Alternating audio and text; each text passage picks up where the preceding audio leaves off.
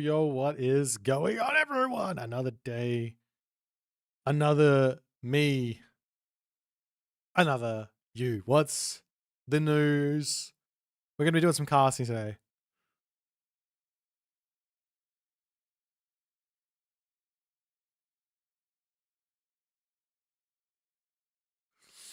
We're going to do some casting today. Hopefully we can get lucky. I got a whole bunch of recorded games here. I already have one that I can't watch, unfortunately, because it goes out of sync. But I did find one that does work. So we're going to start with that one. I'm going to watch a Loki versus Thor game.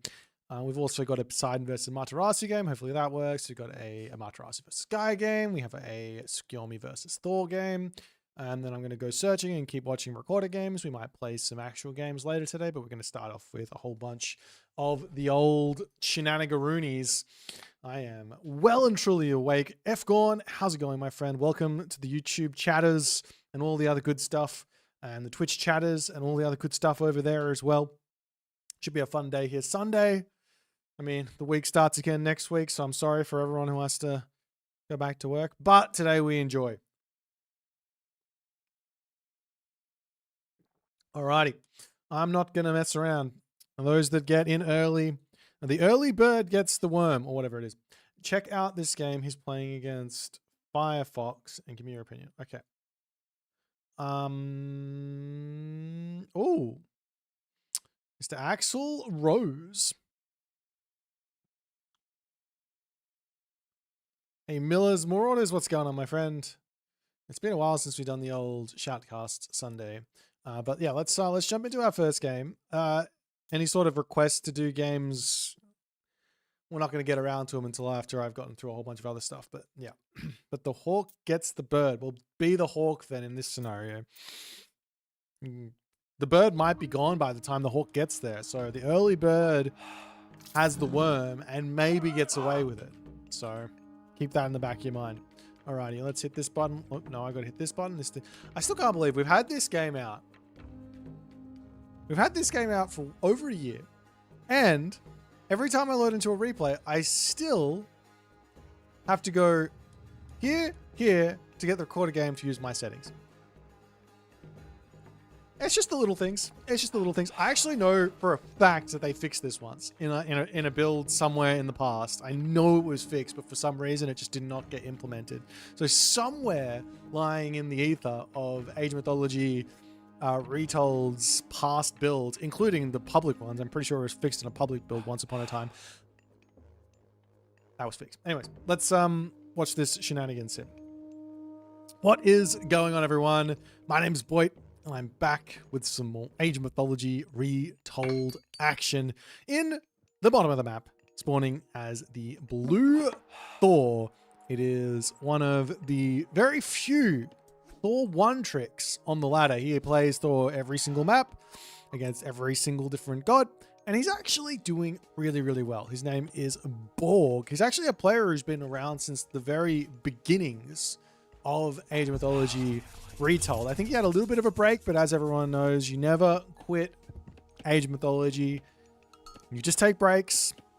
His opponent, however, is no stranger to the spotlight. He's one of my favorite players to watch. It is Keto Severo Jones Bones Malone, and he is in the red color playing as Loki. This is a really, really interesting matchup. Now, I played this matchup not too long ago against on a very different map against Soup, and we had an absolutely amazing game there. It was really, really fun, super back and forth, lots of base destruction and things like that on the map Snake Dance, and it ended in a really, really cool fashion where one of Loki's bonuses really got to shine there. So we'll see if that's going to be the case in this one. And that bonus is Berserks getting converted into... Sorry, villagers getting converted into Berserks for cheaper. It's a really, really, really nice bonus that often sort of gets forgotten about with Loki. And I mean, to some degree, it's only really useful in the late game. So, yes, it gets forgotten about, but it's pretty good if you can get that. So, we'll see. The other really big bonus in this matchup, which is it makes this matchup a little bit more interesting than, say, Thor versus Odin, which is similar but different, is the bonus damage increase for Loki. So, where Thor gets to start off the game with extra villagers, extra armory upgrades, what Loki gets is he basically gets himself copper weapons for free, so long as he's attacking the right units. On top of that, he doesn't get the economy, but he also gets free myth unit spawns. So while the Thor player here is going to have a better economy than the Loki player gets to make up for that with the myth unit spawn. So it's very, very important for the Loki player to take those fights, to take good fights and find yourself in a good position. On top of that,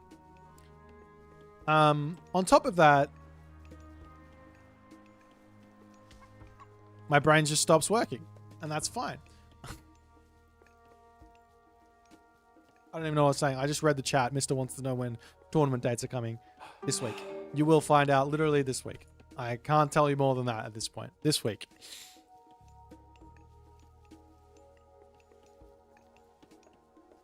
Alrighty. We got Forseti coming through. And I imagine it's also going to be Forseti on the other side. Though Freya is another big, useful... He's going Freya. Freya is another really big, useful god to go in this matchup. One, opening up the map and all the other good stuff. You can use that forest fire to break through this position, get into your opponent's map, lock off the back spot here, and then you can see the forests are really open, so you could then target this forward position and completely cut off wood, which is a pretty rare thing to be able to do, but definitely a way to go. Got some relics on the map. We have the blanket of Empress Zoe. That's the only one I can find because people have been picking up relics, it looks like. Over here we have that Svartalfari's sledge, making the fortresses a little bit cheaper. Also popping in that Huri's hunting bow. This relic is probably the most underrated economic relic at the moment, in my opinion. I think it is probably the best one out there because there's not really any ways to increase your food income at all. So an extra 5% food income on your hunt, that's a really, really big deal. Of course, you can get the ones for your farms, but we don't want to be farming anyways. As you also get that Odin's wand, which is going to help him get himself that Hall of Thanes tech. A couple of longhouses going down, as the classical age has been hit here for Borg as well, and he's going to be dropping himself a great haul. So wants to go into those raiding cavalry really, really early. Part of the reason for this is one thing that Loki is going to want to do is he's going to want to play for throwing axemen. Why throwing axemen? Why are throwing axemen so good for Loki? Well, the big reason is if I see one getting trained, I can actually show you. No, he's going for Berserks to kick the game off. But the reason why throwing axemen is so good for Loki is because they're getting hit with that bonus 10% damage on pretty much everything except for raiding cavalry in the classical age. So it's in a really, really simple unit to use to find your advantage. As this Valkyrie gets caught out, Hersa trying to get the last couple of whacks off, and it looks like the Valkyrie is going to be able to get away from that one with 11 HP remaining. Can build another another Valkyrie, get that one healed up, but she's going to have to sit in base and be a healer for the next several minutes at the very least, because there's a lot of favor needing to get grabbed here. As Borg going to be on the scouting path here, trying to find some village to kill off. We'll be popping in onto the chickens, but there's nothing there for the time being. A couple more berserks coming out. So I am surprised to see this amount of berserks. Like, there is an argument for there's a timing here, so to speak, where you hit your opponent's food situation really early on with berserks. So say for whatever reason they're out on the map at 7 minutes here. You can see the difference in military is non-existent, so this wouldn't even work right now. But you go in, you get those early berserks coming through, and you can maybe push them off hunt. But you can see here Borg's not even finished on the only now finishing on the Rhino, so he's not going to be leaving his base. He could now. There's no reason to not come over here onto these giraffe. He's in a really good spot. He's paid off his armory upgrades. He's good to go. We are seeing up onto the top here. The berserks will shoo away the raiding cavalry for the time being, as every single position on the map currently for Keto is protected. And it kind of looks to me like Keto, he's gearing up for a second town center. Now, this is one of those really, really strange second town center grabs. I wouldn't recommend doing this 9 times out of 10. This is a 8-minute started town center. It's going to finish at about 8:30. Your opponent is already got an army, so he's already going to be able to start applying pressure onto you, which you're not really going to be able to defend. So Keto, the one big advantage of doing what he's doing right now is it's a weird town center. Doesn't feel right. You're not going to be searching for this. So he could get away with this situation where Borg is feeling like, I'm in front on villages because I've got my armory upgrades in. So I know I'm 3-4 villages in front here. So we can just sit back. But obviously that's not the case, because Keto is going to be overtaking Borg on the economy momentarily here. So walls coming up all over the place. We've got that longhouse coming down. You want to sort of protect the vision of the town center, make sure you get as much time as you possibly can here on this one. Dwarves coming out. There is a nice back gold mine, which does give a little bit of a boost to the viability of this town center for Keto. But we'll see if he's going to be able to defend what's coming for him. Lots and lots of raiding cavalry. No upgrades on them just yet. One thing that I've noticed from Borg over the couple of games I've played versus him, and what I've watched of him playing, is he doesn't like getting early line upgrades with Thor. He'd much rather go full bronze first, because if you grab yourself bronze weapons, bronze mail, it's kind of a similar costing to actually getting yourself medium raiders and medium infantry. And it applies the same benefits, almost, maybe even more benefits, as the bonus HP, bonus damage. You get bonus effective HP on the armor and bonus effective, bonus damage on the weapons, right? So it does make a lot of sense here. And you also get the villagers to boot, as more walls coming up, as Keto is desperately trying to prevent this army from getting in here, as this wall will go up, but this one's going to go down. He finishes the wall behind it, and Borg needs to break down another wall. He's just getting a little bit more time here. The one really difficult part about the position now that Keto's in is building buildings to spend all the extra resources he's going to be getting in is really tough. So losing infrastructure here, this hurts really, in a really, really big way. And the dwarves will have to make a move over here. They've got a nice gold mine, out of sight, out of mind, on the top side there. And if Keto can sit underneath this town center and defend, he might be okay. But main base now under siege here, as the temple's going to be going down. We've got a longhouse coming up onto the back.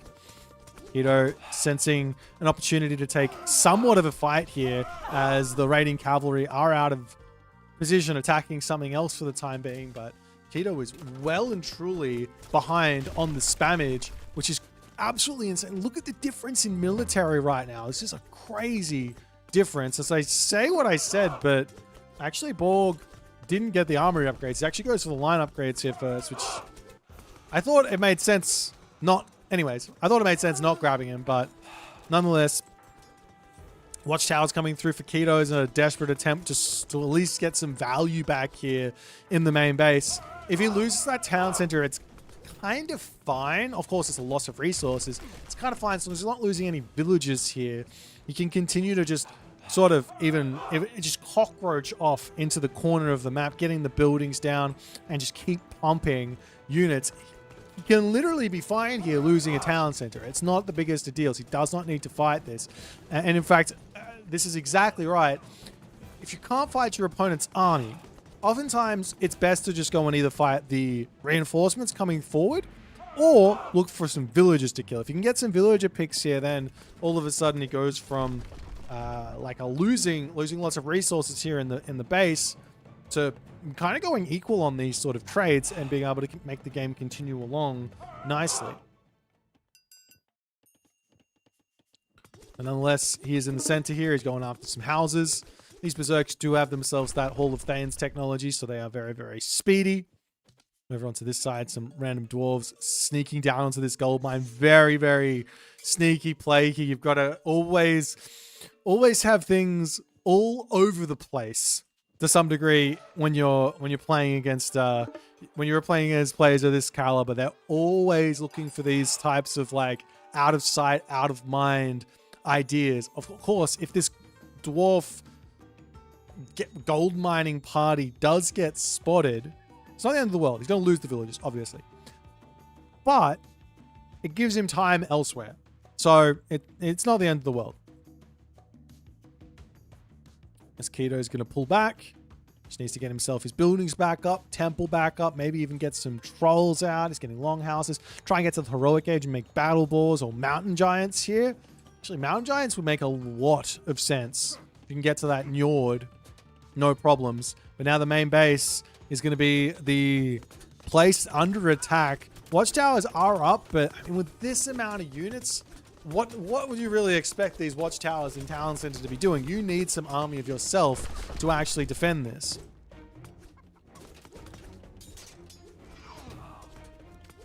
And Keto says, you know what? It's time to convert some more berserks. Let's go. He's converted a big amount. Healing spring coming down into the main base here. As Borg shooting, scooting beautifully with those throwing axemen. You have to almost shoot and scoot forward to make it all work. As onto the back there, though, the Draugr spawning in a beautiful spot to actually get a huge amount of damage done onto those throwing axemen there. As after the dust settles, Keto does manage to erase the army. However, there's a second town center up now for Borg. The game has completely flipped itself on its head. Keto now the one in military resource advantage while being behind on villagers. He needs to make something happen here. Of course, healing up those units is going to be first and foremost paramount. You don't want to be fighting with all of that lost HP, but Keto says, nah, let's get to the middle of the map, maybe grab this town center and go from there. That town center here is perfectly fine. 2 elephants nice and close is exactly what you're going to be wanting.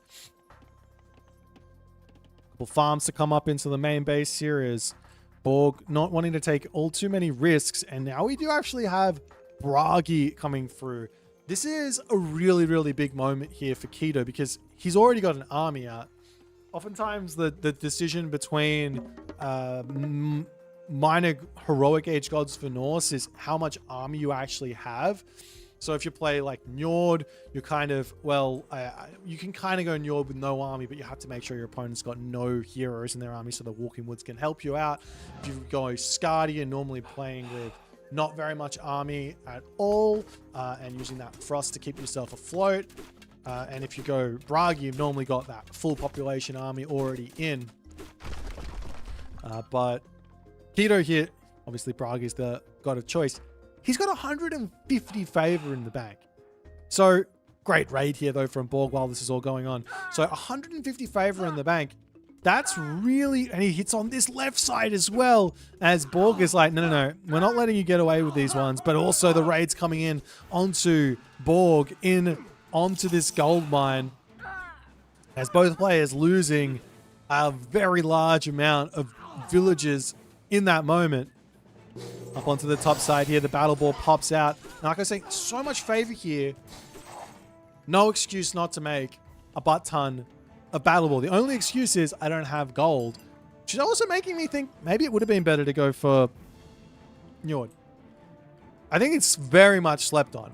The reason why Njord is normally looked away from is because the food cost on the mountain giants is too much. Normally when you hit heroic age, all the food on the map is gone. you have to go into farms, and you can't even afford to spend the favor. But in this situation, there's 2 elephants, there's goats, there's chickens in the main base, there's still giraffe over here. Plenty of food here to spend all that favor on the mountain giants. As opposed to, of course, Keto did just get hit by a raid, but as opposed to gold, which, while you're always going to have it coming through until like very much the late game, the battle boars aren't as good as the mountain giants. I don't care what anyone says. Those Jotuns, they kick. In fact, actually, let me do a little quick comparison on the special ability. This does 20 damage to everything that it hits. That's actually a decent amount of damage. Maybe I'm wrong on all this. But it also, the mountain giant does 100 damage with the kick. So, take that, non-believers. Town center coming up now for Keto as he's ready to set up for the mid game, or whatever you want to call it.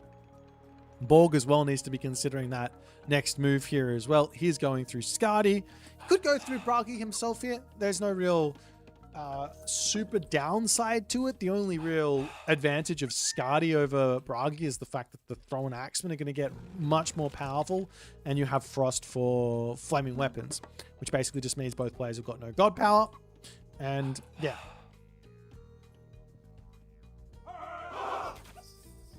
Hand axe, pickaxe on the way as well for Borg. And he is now going up to iron armor. He has really started to get those upgrades through, which is obviously part of the Thor game plan. You want to have them, and it's a 12 villager advantage at the moment. Absolutely gigantic here. As Borg on the way forward here, and Keto has to be really careful because this can be like a bait, right? You walk forward, you get that flaming weapons cast, you click Frost, then you just move forward and kill off the town center or something, kill off some villages while the Frost is going on. Come back, take the fight, and you're good because there's no more flaming weapons. The berserks over here do get sent packing. Does Bones Keto have he does have that Call of Valhalla, so every single berserk that he loses will give him an extra 0.5 favor. It's a pretty nice amount of favor to just add in on top of the favor you gain from fighting with those berserks. There's a couple great hauls coming up into the middle. We will see that hill fort coming through for Borg as well. As this gold mine has been spotted. Can Borg cut the villagers off here from that wall? No, he gets 1 kill and the ox cart falls, but not that big of a deal here for Keto. The only problem really is Keto needs to secure a proper gold mine. He's got one here. That's going to be nice. A couple of battle boars to push in onto this position, take out that hill fort. But Keto's got to be a little bit careful on this one. He does have the stronger... Does he have stronger thrown axemen? Hang on, let me just double check.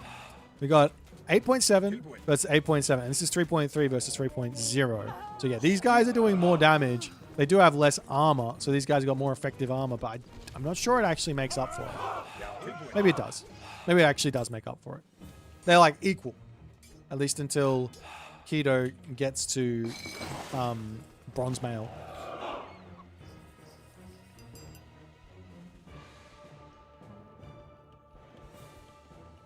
But nonetheless now, Borg looking for this fight in the middle. His raiding cavalry coming around the back here. Oh, nice attempt at a ghost building, but it's not quite going to be enough. Does Keto have the right units here to deal with all of this? This army is just getting chased back, but the raiding cavalry come in. Flaming weapons does get dropped down. Frost immediately onto this one as now the raiding cavalry charge forward to try and take out this backline. It is raiding cavalry. They will be beating those thrown axemen very, very easily. Even with flaming weapons, it's not going to be enough. One battle boar on that position also going to be going down, and Borg is going to be taking an amazing trade here. I'm not sure what Keto was thinking, dropping the flaming weapons, unless he wanted to get Frost, potentially transport ships. He's getting himself out another crack in here. 2 transport ships, and then just bail out with this army over here. Get out onto the other side. Not a terrible idea, but that's not what he's going for. He's got some long houses up onto the top. Frost about to go down, and Keto is going to be in a world of trouble here.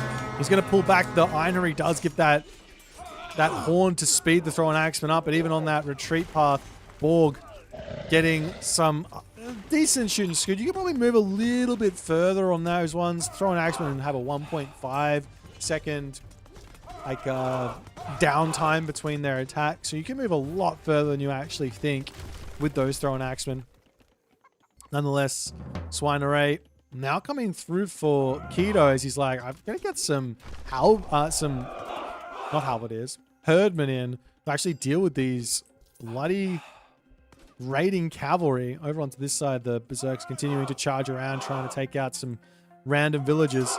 And decide to just sack himself into here. Look at the food and gold for Borg. He's going to be able to get to the Mythic Age very, very shortly, but a town center in the center of the map actually going up here right in front of this fight. This is going to be a tough fight, I think, for Borg to win with all those herdmen.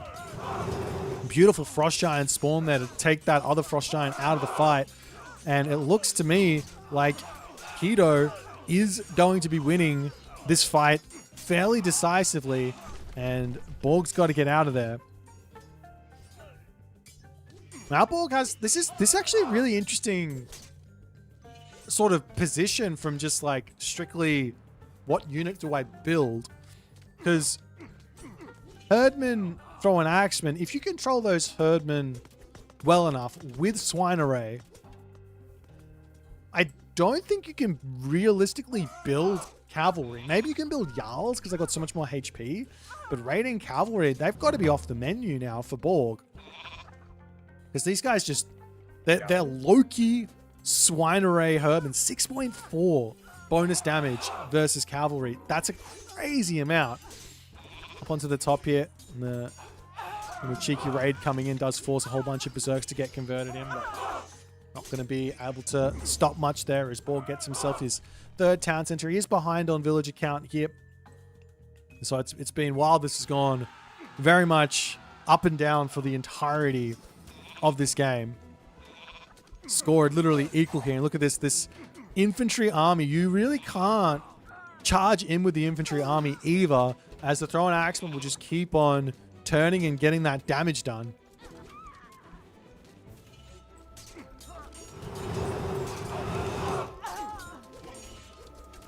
It's the army of Borg coming in. It's 205 pop. Where's all of the army? This just looks like it's a tiny army for Borg, but it's looking like he's managing to break through as that front line of herdmen has disappeared, and now Keto needs to get out of here.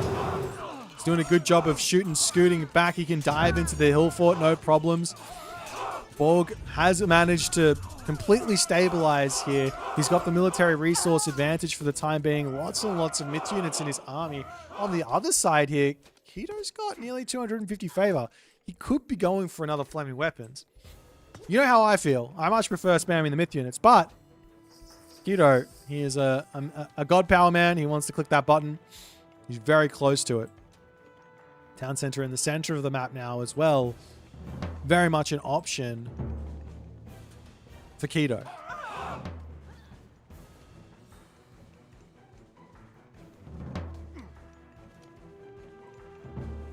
There's still Forest Fire in the back pocket for Borg. It's been a little bit tricky trying to use that one. Maybe Keto's been very aware for the entirety of this game not to go near any forests, but this is always going to be something that's an option for Borg in this game, as the villagers getting pushed back here, trying to take out 2 hill forts in the center of the map right now. Without any siege, is a little bit tricky. Luckily, he does have the Frost Giant at the very least, so that's going to be a big help. And those Valkyrie with the high base damage. Another Frost Giant for Keto does spawn in the middle of this one. It's this hill fort getting left standing there, and Borg charges in, decides even with... Does he have no gold left? He's getting hit over onto this side. It looks like he's got no gold villagers left. He's being raided into the ground. He does have the 1 gold mine in his main base, but does decide that the game is lost in this moment, and he taps out. What a game here from Keto. Like, this town, it looked really, really bad for Keto for a minute here. I mean, if you just take it from the score look alone, you can see in this moment, That's a crazy lead in a mirror. Like, normally I look at the score and I'm like, it doesn't really matter. Score, whatever, it doesn't matter. It's just like anything can happen, right? Other guys just got more technologies than me. If I just get those technologies in, I catch up. You know what I mean? But here, that's a crazy score lead. But on that moment, Borg just completely lost all of his units on that fight. That was in the base of Keto. That was in front of military, but there were the two towers. There was the town center, like leveling the playing field, so to speak. And then obviously the Loki myth unit spawns come in clutch, and that completely flipped the game on its head. And from there on, it was Kito's game to lose, and he didn't drop off at all. There was a little bit of slip-ups, like this flaming weapons didn't go his way at all, and I don't think Borg capitalized quite so well on that specific advantage that he had, allowed Kito to sort of solidify and get himself sorted. Both players lost a crazy amount of villages as well in this game. What was it? Military 26 to 10. Large amount of villages for the 26 minutes here. If you guys enjoyed this one, please consider the follow on the Twitch. If you're on YouTube, hit that subscribe button, and I'll see you guys in the next game.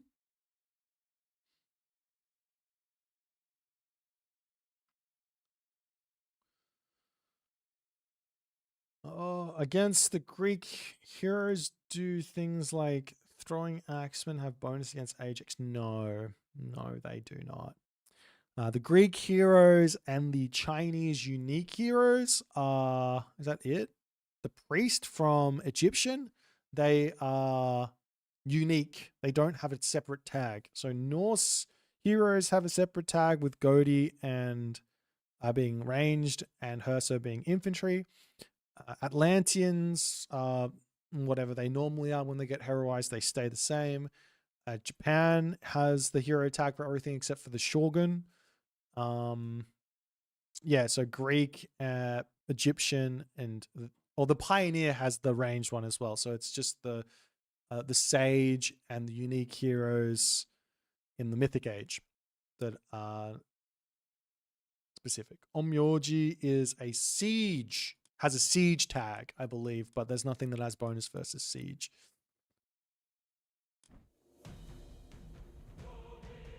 Sages have a tag, do they? I don't think so. Shows what I know.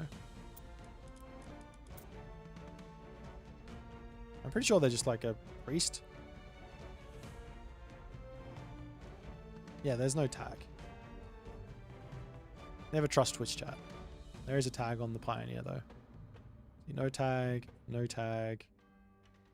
Ranged soldier. Villagers, nah, the villagers don't have a bonus versus siege anymore. Onmyoji. Oh, it's not a siege weapon. I thought it would be tagged with the siege. I thought it was tagged with the siege. It is literally a siege hero. That's the whole idea of this unit. I guess he would get 50% extra damage, which is a crazy amount of extra damage when you think about it, because it's divine damage going up if you get this. So he doesn't get affected by the engineers. Unlucky.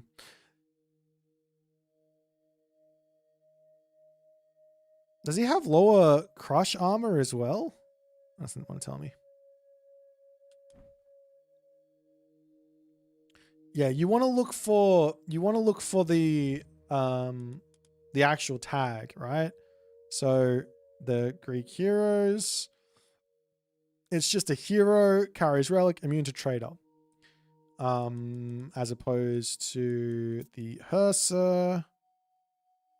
And this, obviously you need advanced tooltips for this as well, the mod by Loki. This one's infantry. You see in the first thing there, infantry hero that upgrades. And this one here is Godi, ranged soldier. And then obviously the priests don't have a tag, they're just hero. I don't think I can show off these guys without going into the game, and I can't be bothered. Nah, you can't. But these will say ranged soldier hero. Oh, I should show this off as well, I guess. I'm not doing that. So this guy here, ranged soldier, hero infantry, and hero cavalry, and obviously the Shogun is not with this god. This guy is just a hero, divine immunity, carries relics, unhealable, immune to spell, so it's not a cavalry unit. So anything that's just a hero, you just need high base damage. That's all you need to think. Miko, double class hero villager. It should be. It's definitely a hero villager, but some obviously they don't care because they didn't do that for the siege thing. But that's the design. It doesn't say it's a villager, but it's a hero villager. Ted, what's going on, my friend? Any games today from me? It may be. We're gonna be doing a whole bunch of casts here if they're gonna let me. I'm gonna pop over onto this screen and we're just going to quickly zoom through this next game. Hopefully it doesn't out of sync. If it doesn't out of sync, we'll watch it session. We're gonna just have a chat while this is going on. F-Gone, how's it going, my friend? Demo! Love seeing you on the YouTube, my friend.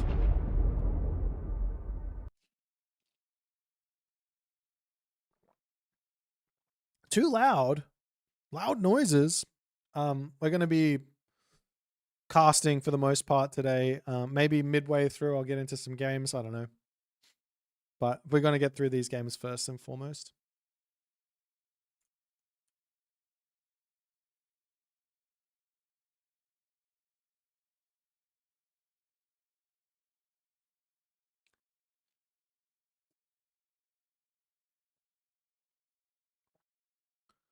Alrighty.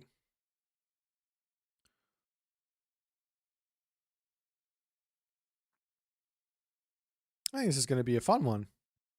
It looks like it's going to be a fun one. Oops. I've got my fingers crossed and my toes crossed that we don't out of sync here.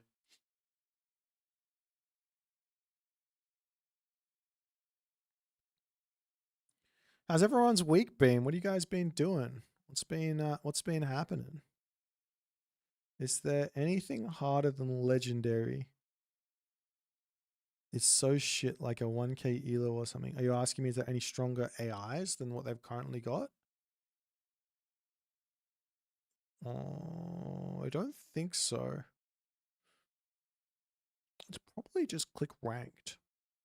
I think that's probably stronger than the AI. We just go search on ranked.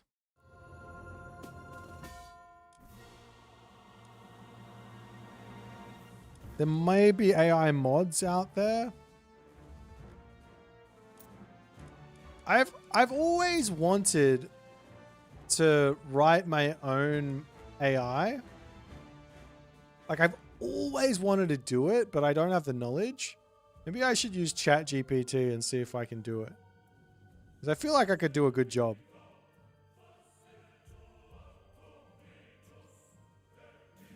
I just built like a keto AI. Fundamentals AI. It just spams walls everywhere and walks up the map. Perfect build orders. Something like that. Alrighty. Let's jump into this game. We can watch this one.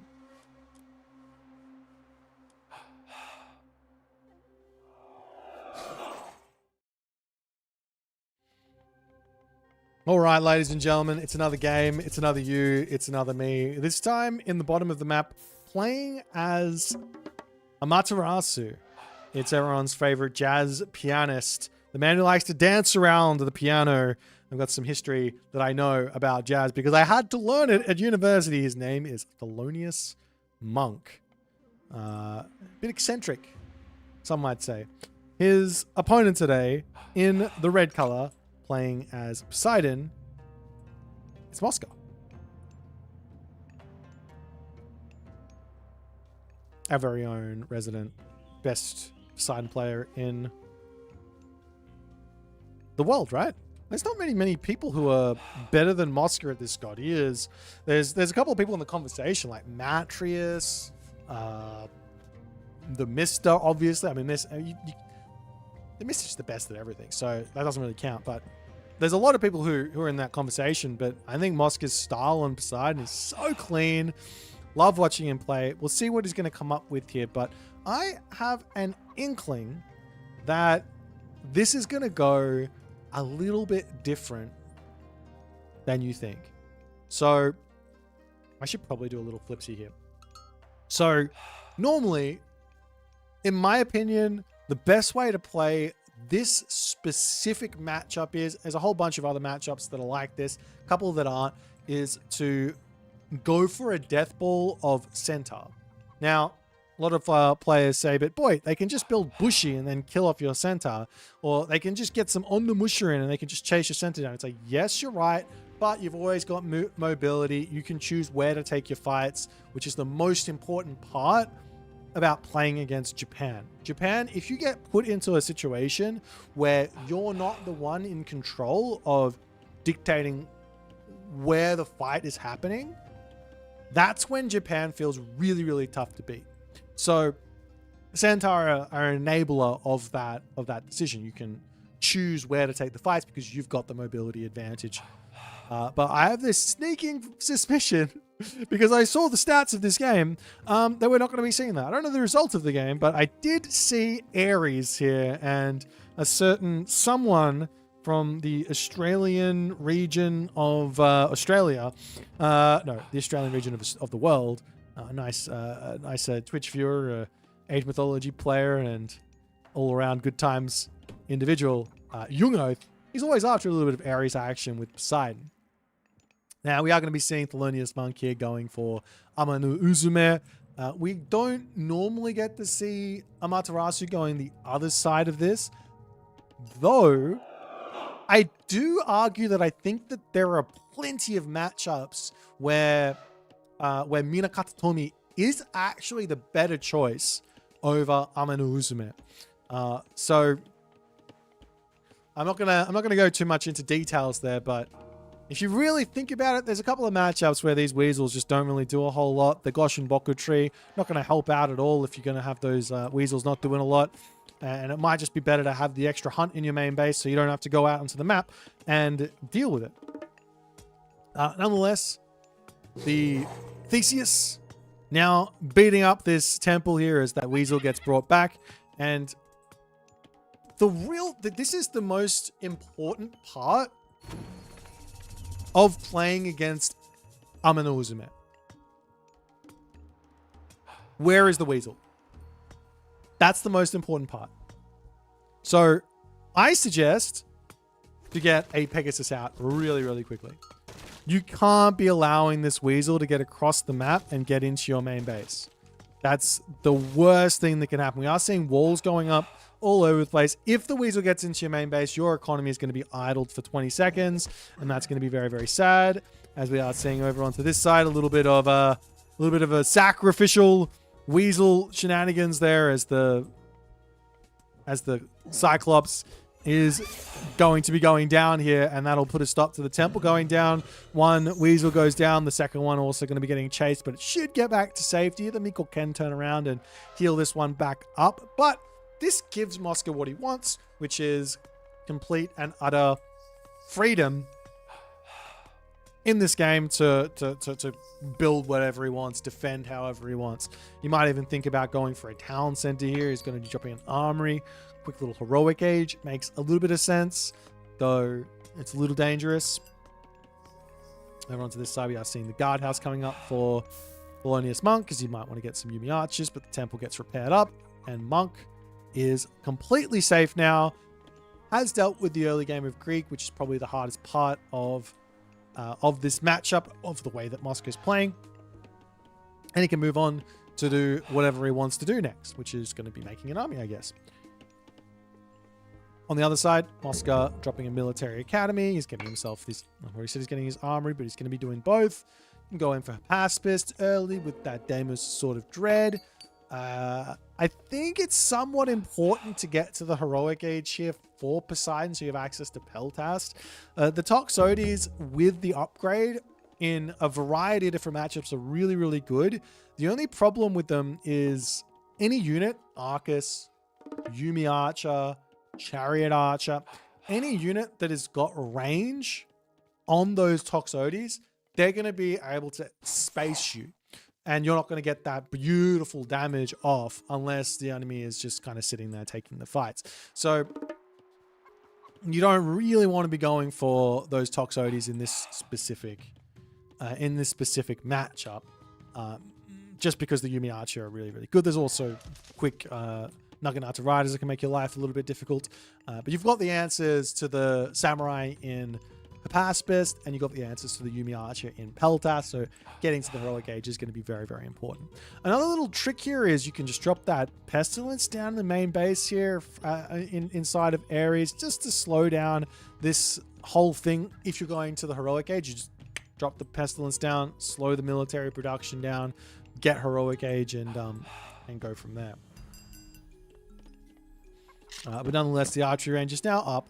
The entirety of this position for Mosca is now defended. There's no weaknesses in this for Thelonious Monk to exploit. He's going to have to come through and actually knock down a building or a wall or a house, and that'll give Mosca ample time to react. As a relic does get stolen away, it is Zhurang. This is a relic here that I think Mosca probably wants, but didn't focus on grabbing them. If we take a quick look at the actual relics that have been picked up, Thelonious Monk has 0, and on the other side, Mosca does have himself Ulla's Bow and Head of Orpheus. Ulla's Bow is a huge relic for pretty much everyone who gets it. I think that my personal opinion on what makes a ranged soldier strong, it's mostly just about the actual range the unit's got. The more range the unit's got, the more you can stay out of the line of fire and actually get DPS off with the units. If you've got like a 20 range unit and it's taking damage, chances are it's just not in the right position. It shouldn't be taking much damage at all. As the Atalanta does manage to sneak in here, that's going to be one Vil pick. And maybe a second Vil pick, though. The Amico can come over and keep this one very much alive. 10 HP.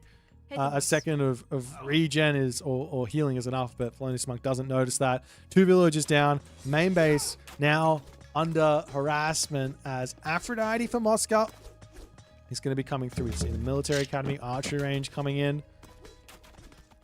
Of course, Mosca at the moment is going to be wanting the Hypaspis. Thanks so much for the 4 months, Andy. Andy, my friend. Hope you're doing well. Appreciate the support, my dude. As Pegasus comes in. And the military academy of Mosca will be falling as it dives into the tower. And these units here hanging out. So the Theseus is going to pull back up into the tower. And Mosca now in the heroic age. Managing to get to the heroic age without actually fighting Japan is a big, big advantage. Because if we take a look at the Bushido, he's still in tier 1, which... well, yeah, it's just huge because it means you can get to heavy before they're even at medium potentially.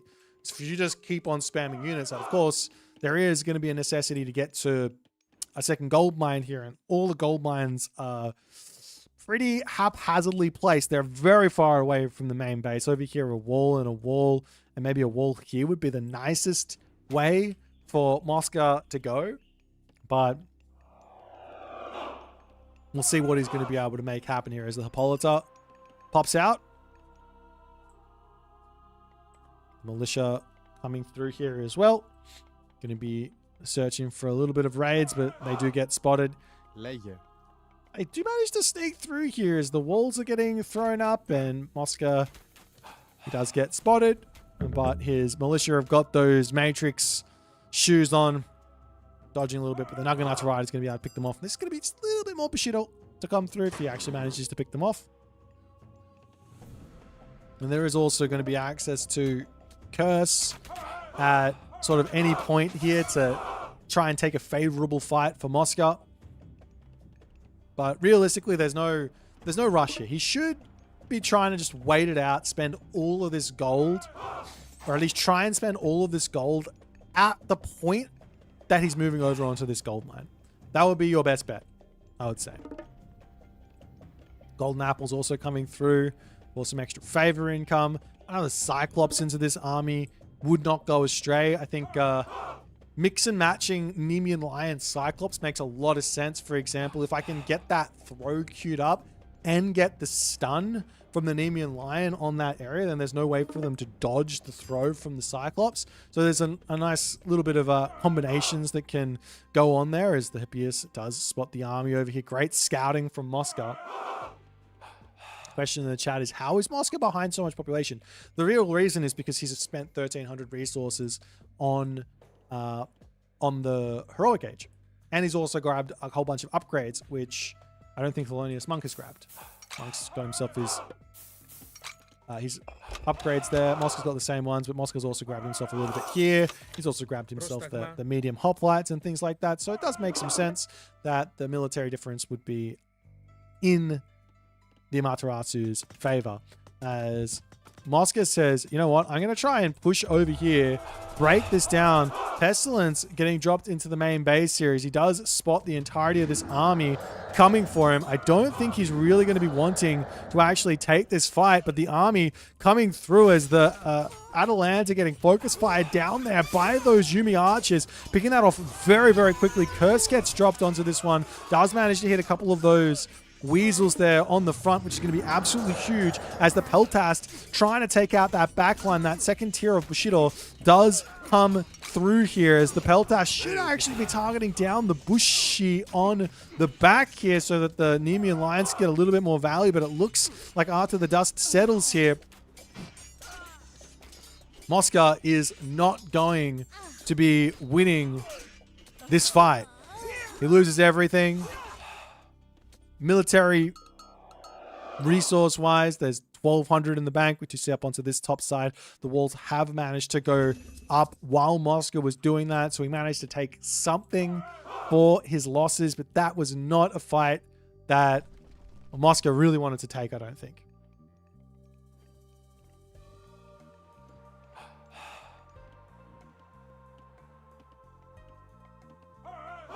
More walls up onto the top side here for Miscellaneous Monk. Just going to be giving himself a little bit more security. Don't want to be getting raided on this position at any point. Now we see Enyo's Bow of Horror as the Toxotes are actually coming through for Moscow. This is interesting because he's got the answer for Yumi Archers inside of Peltas now. That's going to make Thelonious Monk want to build these Yumi Archers just a little bit less, meaning the Toxotes are actually on the table. So this does actually make some sense. If you can get, say, a 50-50 ratio of Toxote Peltast or something, maybe not even, just depending on what his opponent's got Yumi Archer-wise. Like if he's got only 5 Yumi Archers, only 3 or 4 Peltast is going to be more than enough there, right?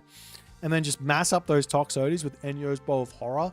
They will hit like a truck against the samurai, against even the Naginata Rider. If you get enough of them, it's going to be nice. Of course, if the Naginata Rider numbers are there, it's not going to be nice for you, but still.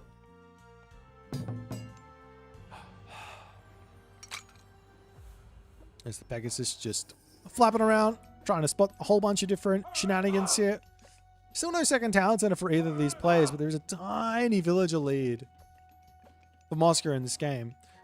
Now the question is, how can he actually push this? How can he make this more effective, so to speak? Economic upgrades. Get to the Mythic Age nice and quick here. I don't think you can really go Mythic Age. I think you need to spam units. Probably, if you throw down 2 fortresses here, there's probably enough gold to get to the Mythic Age, but now we're struggling to get to that 3rd gold mine. So that sort of an idea is on the table. Just throw down a couple of fortresses and then this army is never going to be able to break through.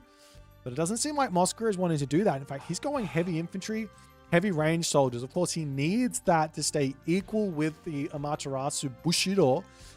But that does mean no fortress over here. As the army comes over, villagers will have to bail from this position. They're going to pull over here as a little cheeky wall comes up. At the very least, there will be heavy infantry in. So Moscow returning back over up to this spot to get back onto the gold mine. The walls will immediately get shot back up as the army has been revealed. A whole bunch of hoplites now with Toxotes. Of course, that's a whole bunch of Naginata Riders, though the samurai are scary here. So a very, very tough time fighting this type of Japanese army because they can mix and match really easily. They get all of the upgrades for free, which is it's a part of their design, right? Well, not necessarily for free, for fighting. They have to fight for it, but they get that in very, very quickly. which means they can mix and match. He's got infantry, he's got archer, he's got cav. Whereas on the flip side, for Greek to do that, they need to buy another set of upgrades, which they just honestly can't afford to do. We are actually seeing Lord of Horses coming through, and there is somewhat of an attempt to get some Hippias in here. But Miscellaneous Monk knocking on the door yet again, as these villagers will have to bail. And this is big idle time cause. Moscow going to move into the middle of the map for the time being, as the Miscellaneous Monk army is looking very scary. And now we're back into this next position where, yet again, I don't actually think Moscow really wants to take a fight here, which is somewhat scary in of itself. Like, he's taking a nice little bit of trades here, not really taking any damage, getting a big amount of damage done in return. He doesn't really want to take a fight, because if he gets in this situation where he's stuck in the heroic age, well, then he has to play heavy versus champion. He really wants to get to that mythic age. I do see Artemis pre-queued here. This is a bit of a confusing one to me, because Forge of Olympus is your massive safety net, or like the thing that equalizes for you is Forge of Olympus, because you basically don't have to pay for your armory upgrades, which means you're able to make up for the fact that you had to buy your line upgrades that your opponent didn't. Of course, it's a technology. It's a different thing than a unique bonus or a unique whatever. Anyways, point is, Hephaestus makes the most sense here, as we do have a fortress coming up now for Moscow in the middle of the map.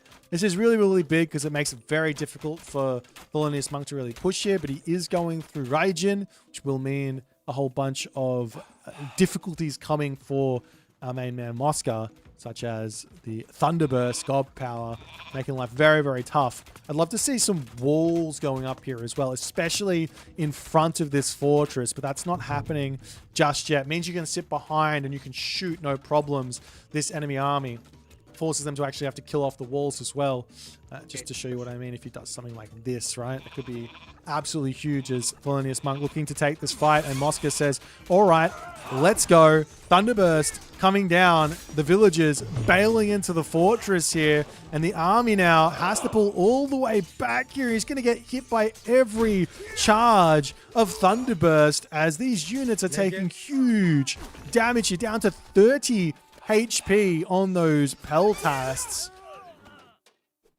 And Moscow has no way of healing. If you had a restoration here, this would be a different story. If you had Temple of Healing, it would be a different story. But this army just can't do anything here.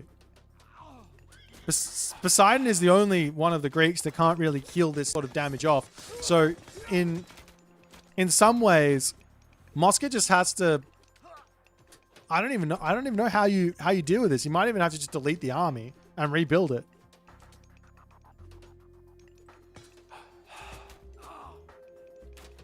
Because if you just take the fight, then you just give all the Bushido over. Now, the Bushido is based on damage, not based on kills, but still. Now, Miscellaneous Monk is up to 2 TCs. Doing a fantastic job here. I think the Miscellaneous Monk has played this game really, really well thus far. He's forced Moscow into some difficult situations. Moscow nearly has the favor for another curse here, as the Raiju going to be coming through. The army does have to turn around, and that's the entirety of that army sort of caught out, and it gets hit by a huge Raiju area of effect hit, and all of the Peltasts are basically dead here. What has he got left? He's got 6 Peltasts, all sitting at 12 HP. See, behind the wall is going to be nice. Back up onto this gold mine here.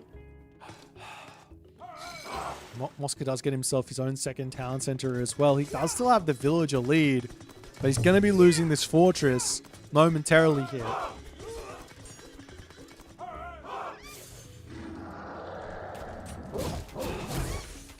It's the Raiju. Doesn't go down. Great little solar shield on this position here, on that Raiju.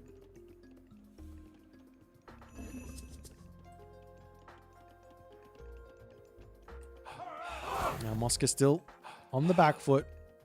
And you could imagine if there was a temple of healing or something like this, army would be so much more scary. But because it's not, it's almost meaning that Moscow has to sit back and do nothing and just take everything.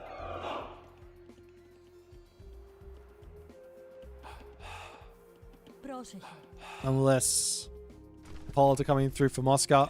Villagers up onto this top side now getting hit. He does not react to this raid very quickly. A couple of villagers to go down. One villager to go down, but the army will be able to pull back as Miscellaneous monk continuing along. We can see that the god of choice has been changed over to Hephaestus here. As these 4 unupgraded Hippias. The Hippias versus the world here. Now, these villagers do have themselves survival equipment, so a little bit challenging for them to actually go down with the no upgrades on the Hippias. As these Raiju on the way. They are a little bit faster than the Hippias, but the Hippias do have that. They can't get Spirited Charge. They don't have Hermes. But they do have that upgrade if they want to be faster than those Raiju. As Hephaestus now started, and Mosca, the biggest problem is going to be the next gold mine. Now, Miscellaneous monk here, if he wants to be really, really brutal, he can send villagers forward right now. Wall, wall, and wall, and wall. And life is going to be really tough for Moscow. On top of that, there's also this Takamikazuchi Mythic Age coming through for Thelonious Monk, which, if you know the god power, impossible to dodge, right? Right? Is it just me? I don't know. Impossible to dodge.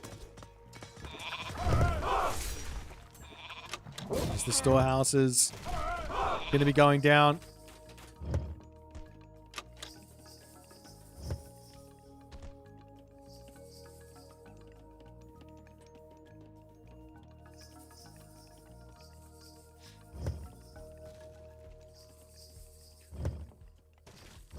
And we've got the Levy range soldiers, Levy infantry.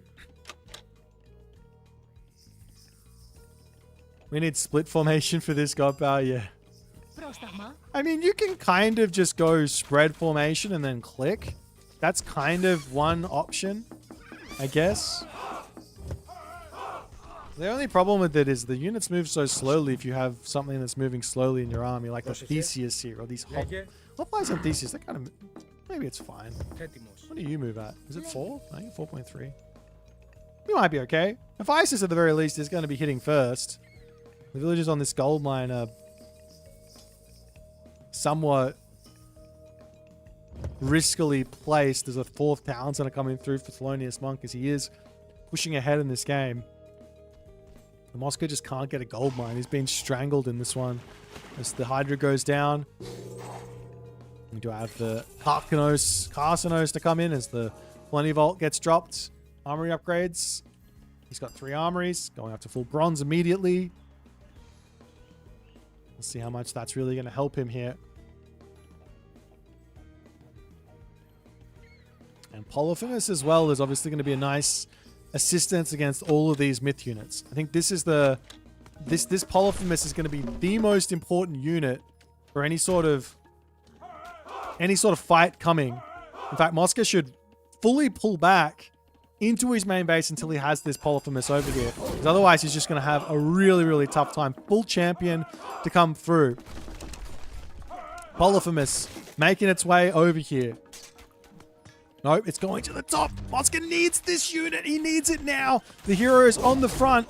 Going to try and prevent these myth units from running rampage on this army. It's also the Asura on this position too. Another incredibly scary unit to be dealing with as the blade comes down and Moscow doesn't even move. Completely caught off guard. He's now got no population left. The Polyphemus sits here stun locked for quite some time after that as well. As Moscow pulls back, he's going to be losing his town center. The villagers up to the top now going to be getting raided, getting taken out, and all the other good stuff. Up here at the very least, this Polyphemus is going to be able to take out the Weasels, take out the Raiju incredibly quickly. There's still 4.5k military resources left for Moscow, but Moscow says it is too far gone here. He's got no gold in the bank. He taps out, and Thelonious Monk does manage to walk away with the dub in this one.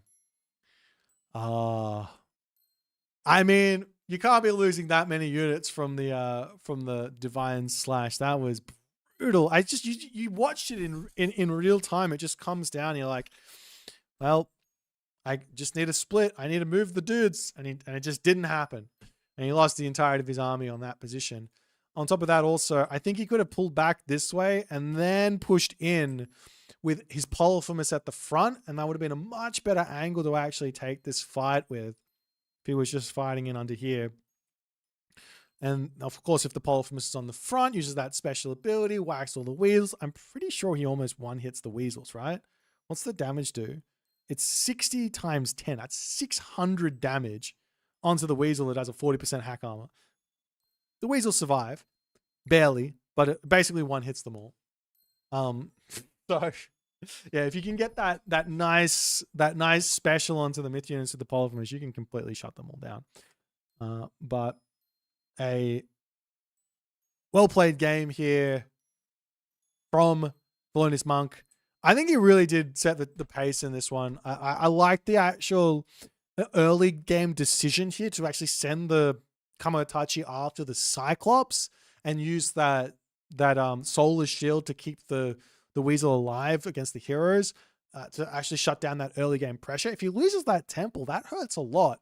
That is well worth sacking a little bit of pressure for the villagers.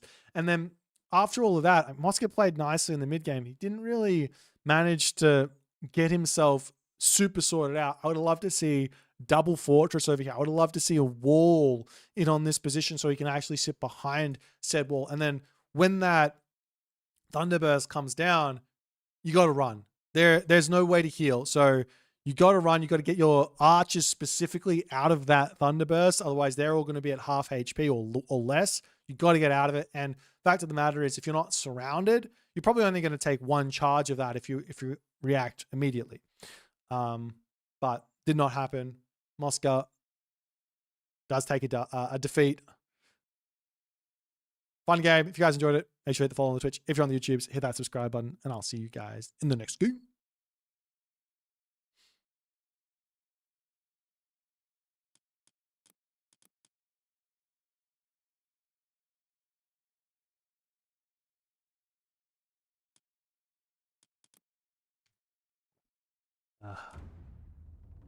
Twitch chat. Twitch chat's favorite pastime is complaining about Japan.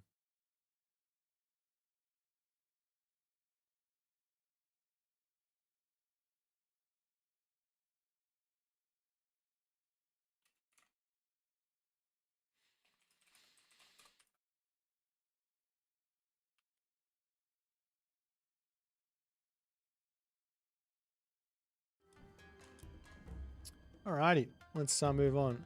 How would I play Greek versus Japan? I play Centaur if I can. I think Centaurs are really good versus Japan.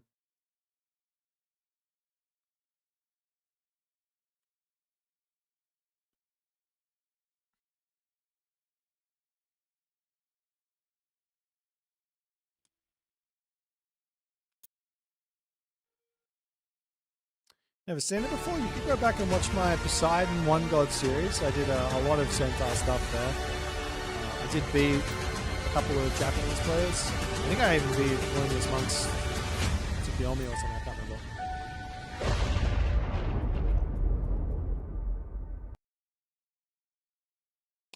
What do you mean by loud can't hear you? I'm not... The intro music. What's the intro music?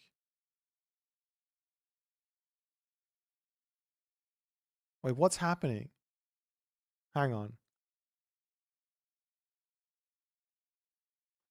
What's the intro music?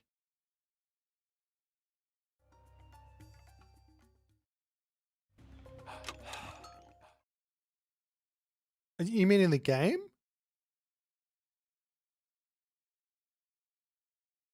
There's music when I change the scene? No, there's not. When I change scenes, it's on...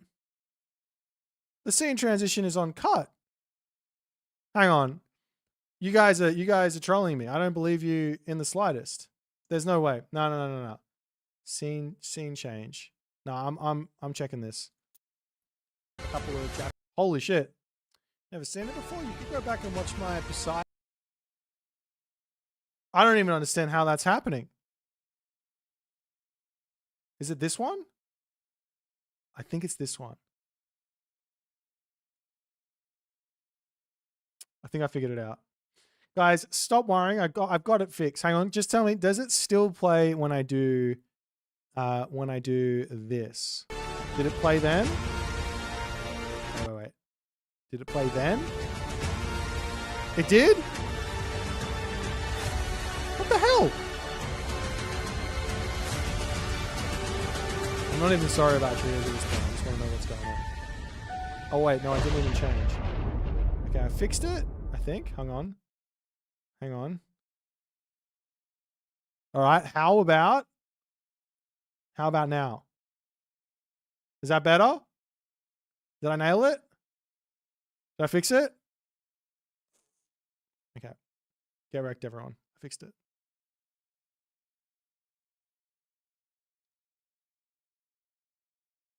Wait, one last little try.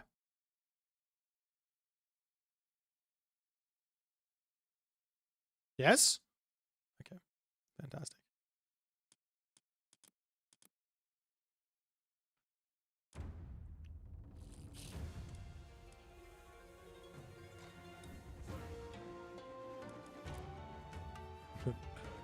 Sorry about that, guys. I've had some tech going on behind the scenes. I don't know what I'm doing. It's part of the experience. Just enjoy it. How's YouTube chat going? I've been neglecting you guys. Stardust, what's happening, my friend? Healing the seems strangely to dispute Japan and Egypt to have it accessible and convenient. It's part of the game. It's part of what's fun about the game. It's something I know. Yeah, exactly. It's part. Yeah. Yeah, I'm new. Don't at me.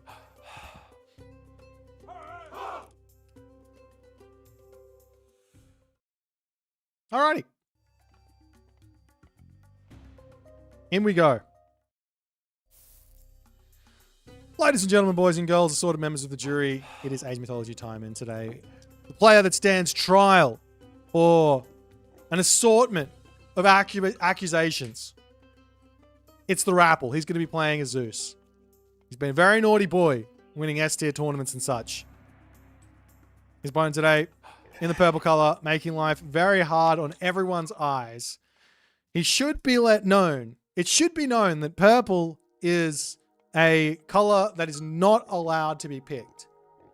It's the same as orange or yellow. You're not allowed to. Actually, yellow's okay. But orange, no, because it's very close to red. Purple, no, because it's very close to blue. It's very mean. His opponent, well, the player in the purple is playing as Uranus, and his name is Zeus. And because it's so illegal, I'm going to turn him to red. Ha! Get outplayed. Get outplayed. Alrighty, let's check out some relics over here. We've got a couple on the bottom of the map. We've got Pygmalion's statue. A little bit of villager HP is always nice. Over here, we've got that Svadilthari's sledge. Fortress buildings becoming cheaper. Up onto the top side here, we have the tail feathers of heaven. A little bit of divine damage there. And finally, we have Eye of Ornu making the Hypaspists Carballista a little bit stronger. Okay, so Zeus versus Uranus.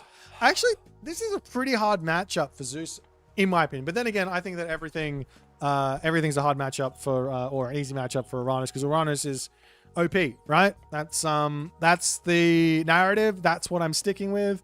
And even if it doesn't happen to be true on this specific occasion, I will continue along this road of we just got to nerf Uranus. Whatever happens, we nerf an Uranus. All right, fantastic. Up onto the top side, temple coming up here for the Zeus. He's actually got a couple of villagers on it here. It looks like he's going for a early oracle hero. He wants himself the tail feathers of heaven. Huge relic for the infantry. One thing that Zeus loves doing is going for a lot of Murmillo. And after he's built a lot of Murmillo, he'll build even more Murmillo, because Murmillos are really, really good. Really, really good.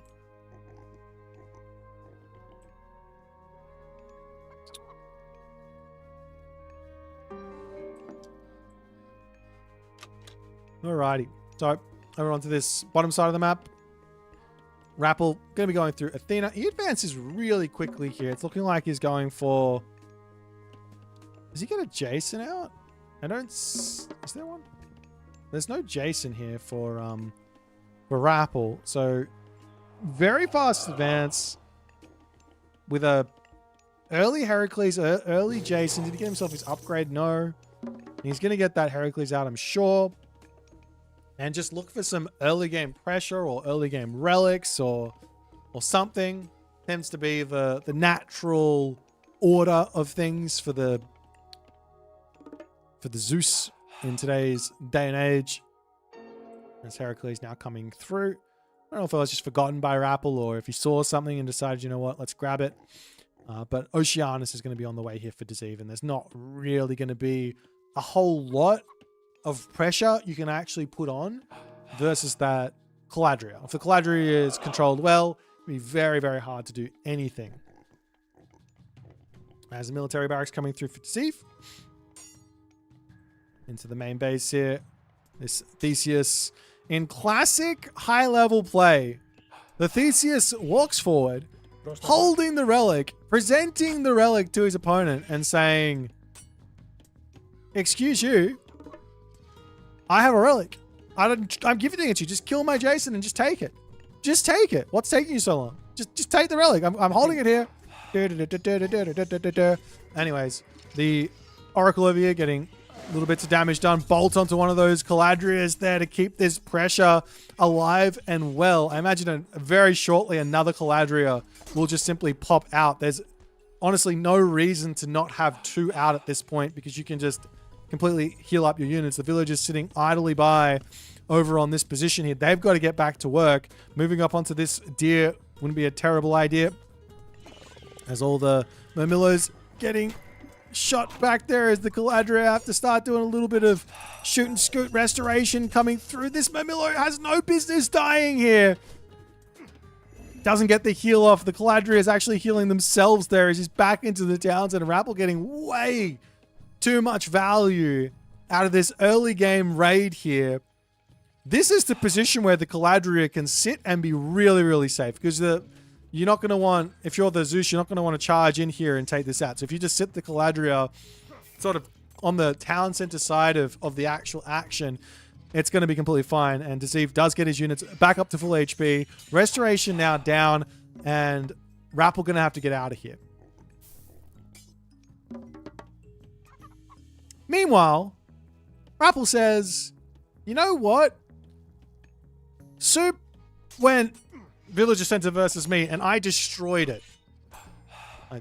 He made a YouTube video. He said, "I destroyed Soup's village." I don't know what. He's showing us now how to do the Village Center tactics. This is with Zeus, though.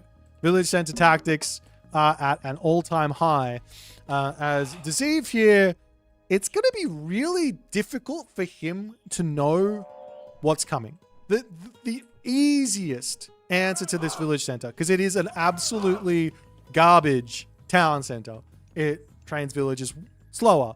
It doesn't secure a gold mine. It doesn't secure any food. Of course, he's got the chickens here, but the chickens are going to be gone in a couple more seconds.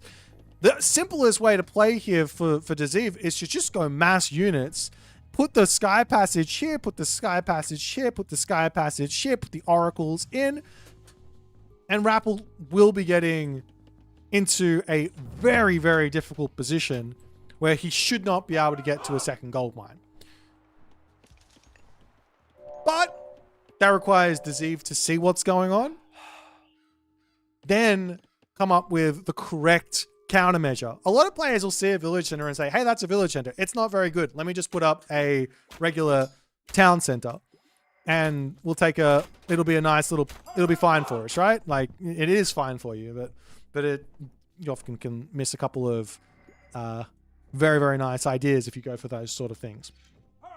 But Deceive has got, at the moment, no idea what's coming for him, and he's going for his hero Murmillo tactic, which is going to be mostly about raiding, which if your opponent is going for a village center, they're actually turtling. So raiding versus someone who's turtling generally doesn't work all too well, though we do see that Rappel is actually out in the middle of the map here, loses 2 villages there, a little bit of Neo music coming in. What's the Matrix soundtrack? I can't remember. It's been too long. It's about to start singing Pirates of the Caribbean. That'll do. Anyways, the Murmillo's here going to get healed back up, and Rappel is well and truly stuck in his main base. Now, he will be thinking about going for Apollo. Apollo does give you access to Manticore, but against Oceanus, you've got infinite, very cheap Murmillo heroes. As Dezeve, does he spot the town center? Has he spotted it? Okay, he has spotted it. He's spotted the village center, so he knows what's coming. And the big question is, will he make the right read here? He does have an armory up, which makes you feel like he's going to be going for the heroic age. But realistically here, full classical age, full hero is going to be incredibly tough to break out of for Rappel here, especially with the Sky Passage tech. And maybe even a whole bunch more Caladria as well wouldn't go astray. But I think that Dezeve might be angling in on the Hyperion side of things. If he goes Hyperion, he's going to make a whole bunch of Satyr. They can be really, really good as well. You got the Chaos. Restoration was used, so there's going to be full value from that.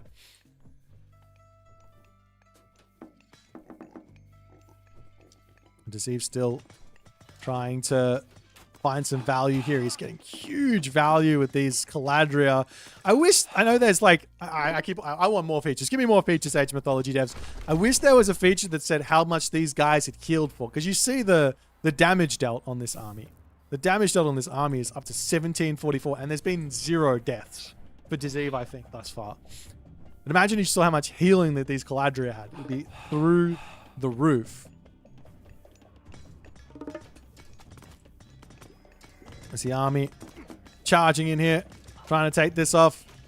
Toxotes still trying to take out those Caladria. Very, very tough to do so when a player is controlling them really well.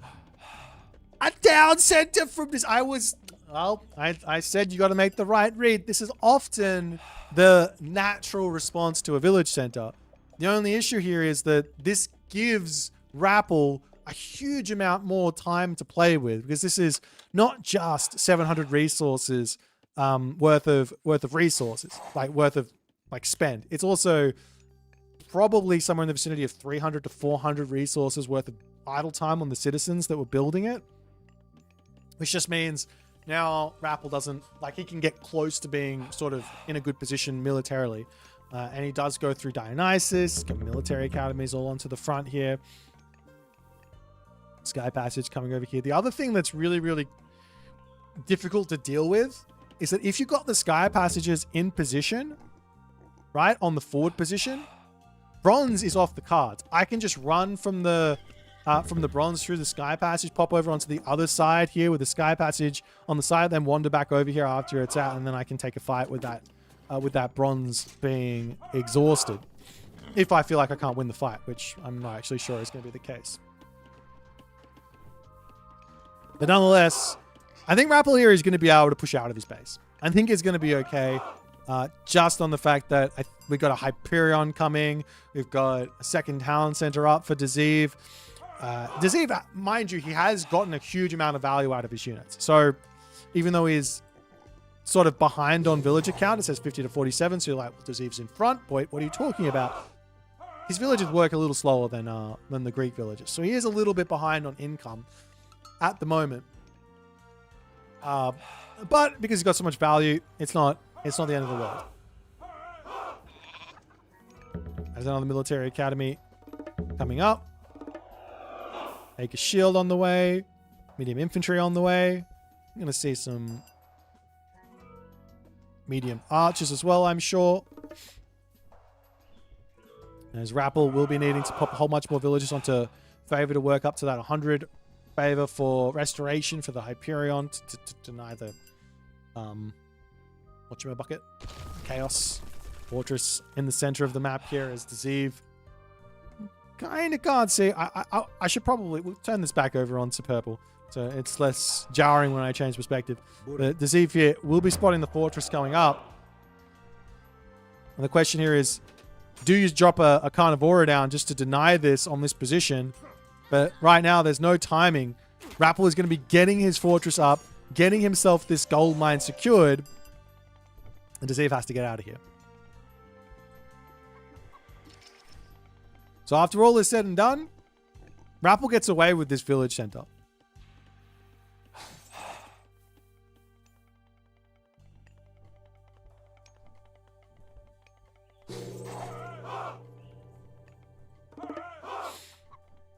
So now the storehouse coming up for Rappel. Zeus poking his head in, going for the full armory. Oh, sorry, full hero army here. Heroic renewal to come through.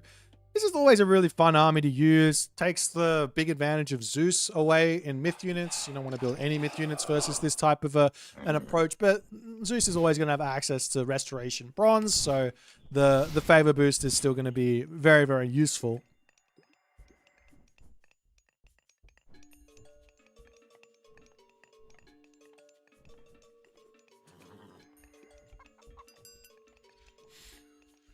Zeus popping forward, back. A couple of shots off onto the Hydra here.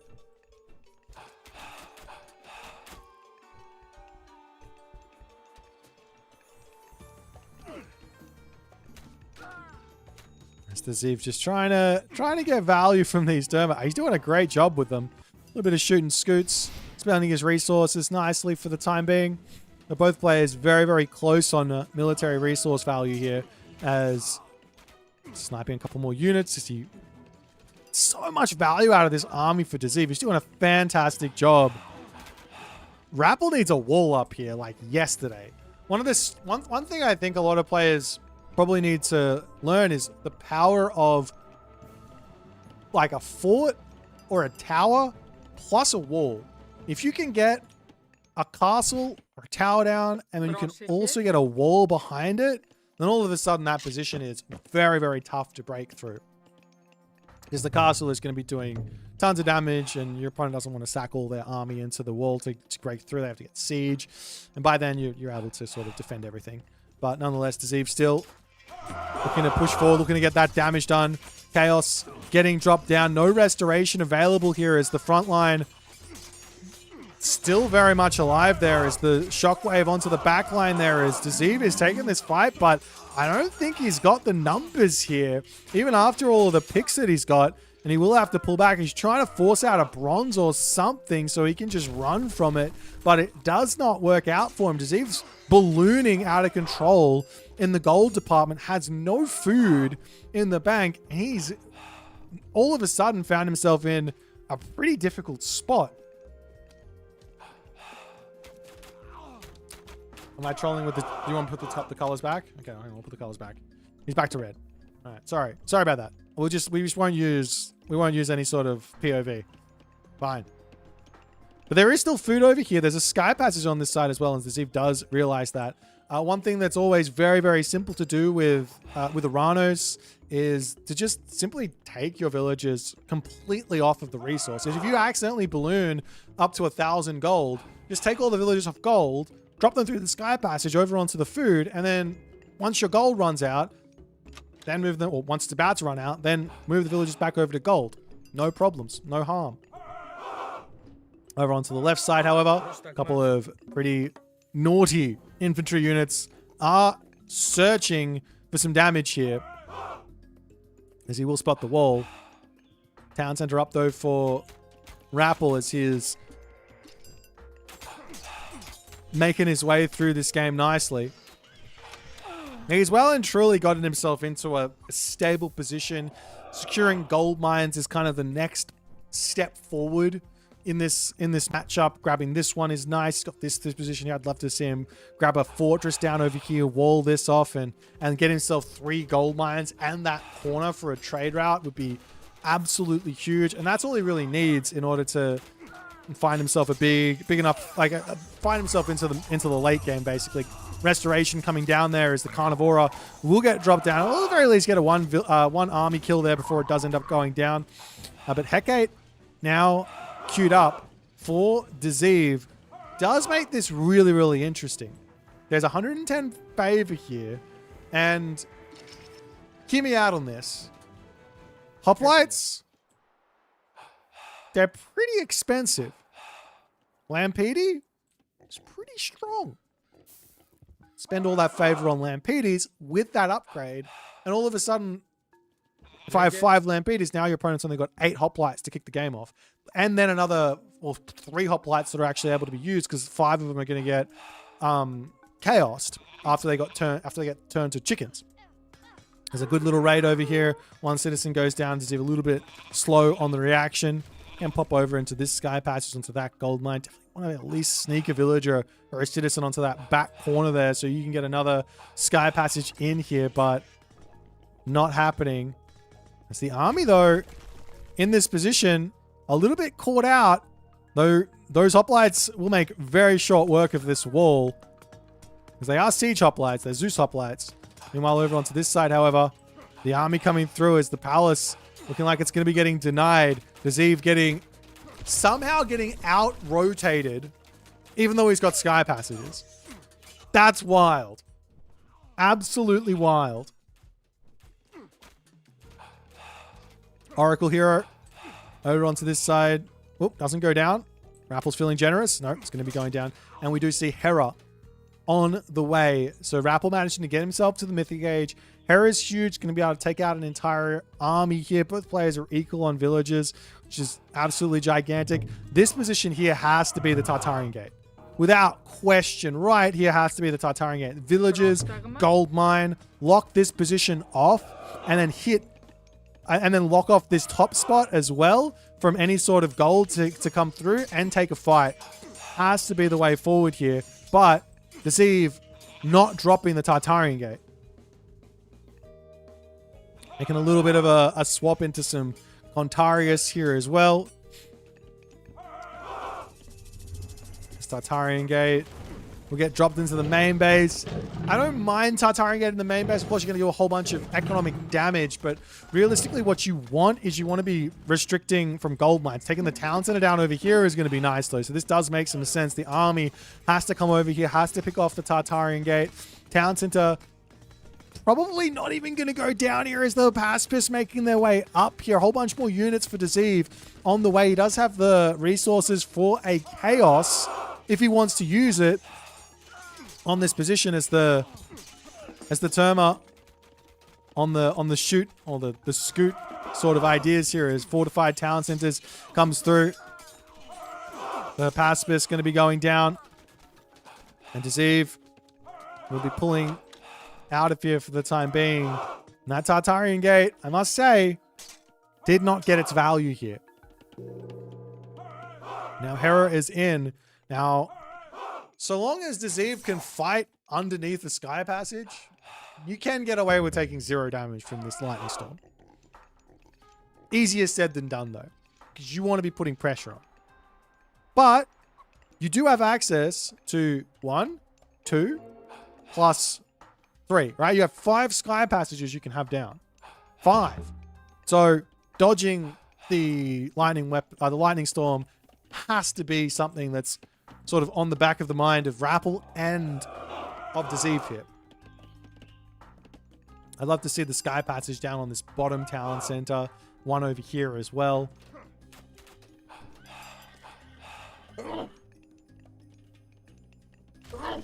Excuse me.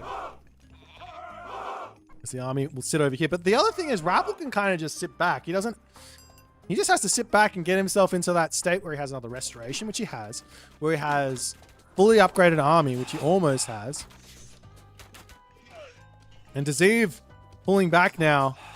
Turning around. He's not in a good spot. Fighting right in here underneath this palace is a must. He's going to dive into the sky passage for the time being. Pop back out. The army going after this one. Deceive needs to jump in here. If he doesn't, then the lightning storm is going to be coming down. There's that lightning storm now. Deceive diving into that palace. And an attempt to get another sky passage up, but this lightning storm is not going to be allowing that, surely. In fact, Rappel is not going to be allowing that as he takes down those citizens very, very quickly. The lightning storm hitting everything. The palace will stay alive after all is said and done as the army is going to be pulling back. But the palace will definitely be falling over onto this side. The Mamillos charging in here too. And we've also got that Argive patronage technology for the free Myrmidon. To be honest, I think it's just more of it's more of a support technology than anything else. I tried my hardest to make this technology a part of my strategy, but I think it's a support tech. Treat it as a support tech. You get it when you get into a nice position, and it's just going to be a nice little help. That's all it is. It's not. That's it. That's it. But Deceive is on 3 town centers. He does still have a gold mine. Bellerophon coming up. You don't want to be fighting the Bellerophon with these citizens. He is incredibly powerful. Dive into this thing and deal with this. The citizens, keep the citizens alive. What are you doing? Oh, God, he takes so much damage there. The Bellerophon just jumps away, no problems. Up onto the top side now. Deceive pulling behind his wooden wall here.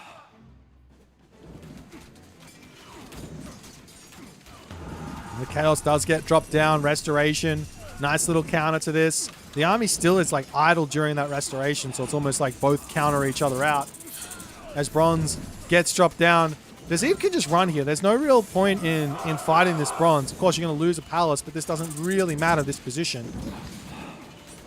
We can put a sky passage over here and be back onto this spot in no time. Fortress is still coming up all over the map as Rappel is taking full map control. And Rappel overstaying a little bit, it looks like, as his army numbers are starting to drop. But, yeah, this position doesn't matter. And Rappel now has got himself 1, 2, 3 gold mines. Potentially also a 4th one here as well if he wants to wander up there and just drop another fortress and wall it in. Not a problem. On the top of that, one thing that's happened here for Deceive during all of this is he was up to 6 or 7 oracles. He's now down to 2. And he has to rebuild those back out. As the Arcus shooting, scooting here. The Peltast on their heels. You do have to keep on pulling back though, because those Peltasts are scary. But he is managing to break through this army ever so slightly. Even though he's got less stuff. As another fortress to come through. And I think Deceive in this game is going to be losing on the gold starve. After all is said and done, Rappel just that little bit too efficient with it.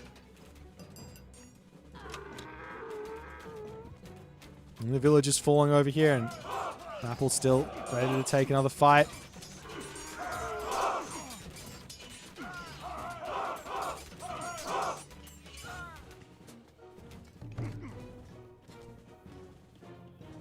One little trick, I don't know if many people know this, but if you shoot and scoot and you pull back after the arrows are in the air from the Peltast, I'm pretty sure you can actually dodge those arrows when they have ballistics. You just have to wait. As long as they're attacking the front of it. Anyways, bolt on this fire siphon here as Deceive is trying his hardest to get through here. Heliopolis are an amazing answer to the Arcus Ball as well, though, because you can stick them in the front and they can tank for days.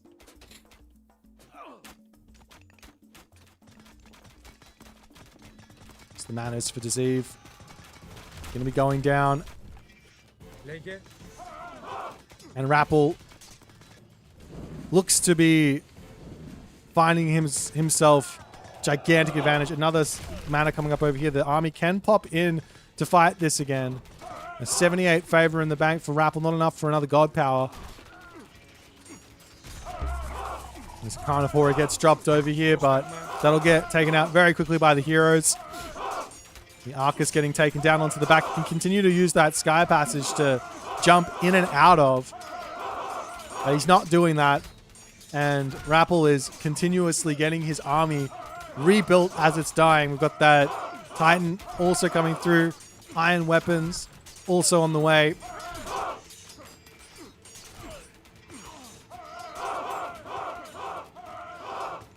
And what else can Deceive do here?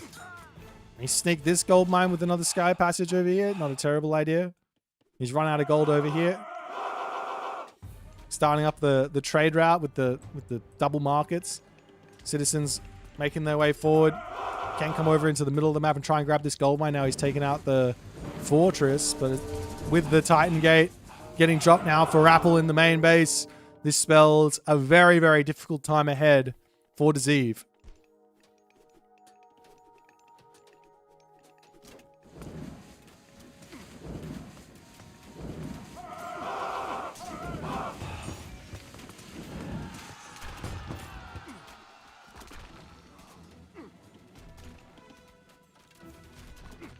Deceive still fighting for it. He still feels like he can try and break his way out of this. And I think there's just too much military here for the Rappel, and there is. As Deceive will decide to tap out there in that spot. And Rappel manages to convert with the village center of the ages. Should not have worked on this map at all. I think Deceive made some questionable decisions in this one, but even so, there was definitely a route for his victory inside of the strategy that he did, specifically playing Tartarian Gate on this side, setting up to lock off the army over here, or the villagers over on this side, breaking this middle while all this is getting dealt with, and then just locking off the gold mines has to be the way that you're focusing on when you go for that Hecate. But yeah, I think this Tartarian Gate in the middle of the map, in the middle of the base, the only time you want to do this is when you are ready with siege, and that's Destroyer or that's Fire Siphon. You drop that into the main base, you make a move forward, you can break down the buildings quickly. Your opponent has to deal with the Tartarian Gate or deal with your siege push. Either way, you're going to get a massive amount of value with that push, and you're good to go. But nonetheless, well played here from Rappel. If you guys enjoyed this one, make sure you hit the follow on the Twitch. If you're on the YouTube, hit that subscribe button. I'll see you guys in the next game.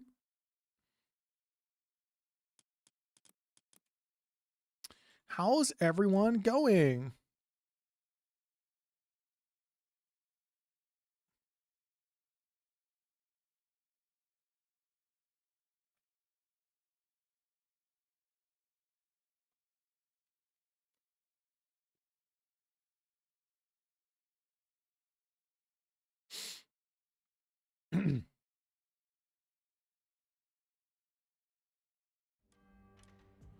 Hey, Young Earth, what's happening? Have you ever seen a pro game in which someone got to the Mythic Age? We just saw that. Your 35th birthday today. Happy birthday to you. We haven't seen a Wonder game at top level in a very long time. I think I got there versus Der Super Saiyajin. Wait, did I? No, that was just Titans. I think I got to the Wonder. I remember Jolly Man playing someone else. Jolly Man versus Survivalist. Way back in the day. Jolly Man versus Survivalist, like very early on. But yeah, it's not really supposed to be a part of the 1v1 experience, to be honest. The only way to get there is in a stalemate, or if one player is just so far in front and then they just can't be bothered to, or well, so far in front and they decide, you know what, I'm just going to throw a Wonder down. All right, what's next?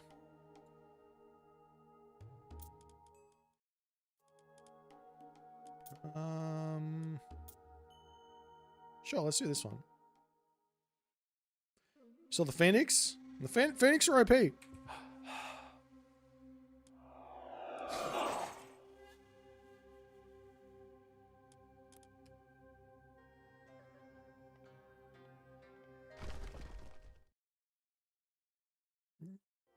Your practice games with Recon are 1 hour. That's because you guys just sit there and twiddle your thumbs for 45 minutes before you decide to attack each other, because you all play just defense.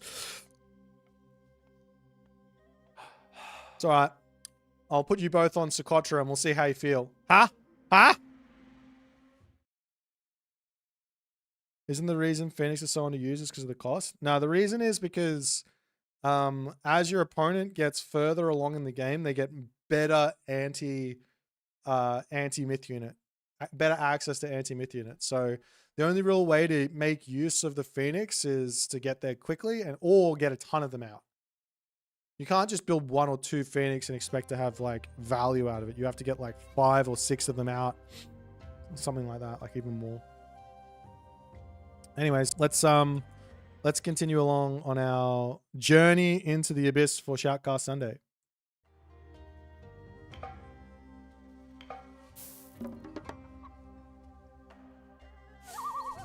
Same with the Nidhogg. No, Nidhogg is just really good in general. All right, I've just got to do this. Alrighty. What is going on, everyone? My name's Boit, and I'm back with some more Japan hating. Actually, I'm just kidding. We love the Japanese, right? And of course, I'm talking about the civilization inside of Asian mythology retold. In the top of the map, it's Bones, the Keto Man, Severo Man, Jones Man.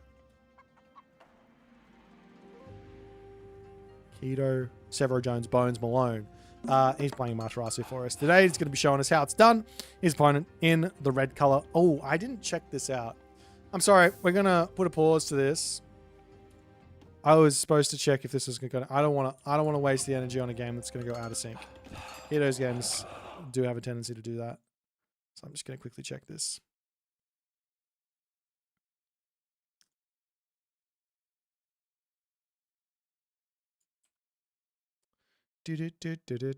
Hey. Lucas? Keto? Severo Jones? Severo Jones? What? Who's Lucas?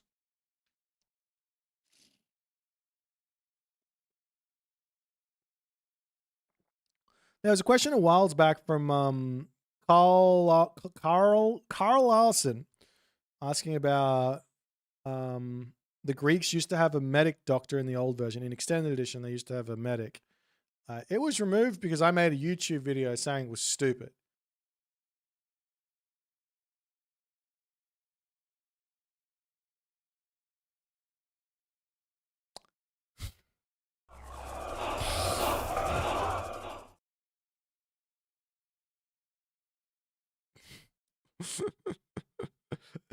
I don't know what else to say. It could have been me. I made a YouTube video about the Tail of the Dragon additions to the original 4 pantheons, and I basically said that it's all dumb. The long story short is, if you want to go back and watch the video essay, you can. I said, Age Mythology is an asymmetrical game and requires every civilization to have specific strengths and specific weaknesses. If you get rid of all of the weaknesses, then problems will come, and it's not fun. It needs to have some weaknesses to have to play around. And one of the weaknesses of Greek is that you can't heal their units very easily. On top of that, you've got a technology called Temple of Healing, of which would become redundant if we actually had a healer. You would never get that technology, it'd be a waste. So they'd have to remake that technology in the very least. So that was my take, and apparently it hit some keynotes. Maybe, I don't know. Well, apparently it did. Anyways, we're going to watch this game. Let me try again. The old Chinese was... Yeah, it was pretty bad. I'm not even going to try and say it was okay. All right, let's try this again, hey?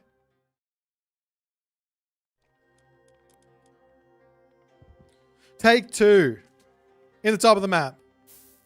Playing as the Japanese pantheon under the guidance of the major goddess herself, Amaterasu, the god of the sun. You can see the sun on her forehead. It is Keto, Severo, Jones, Bone, Malone.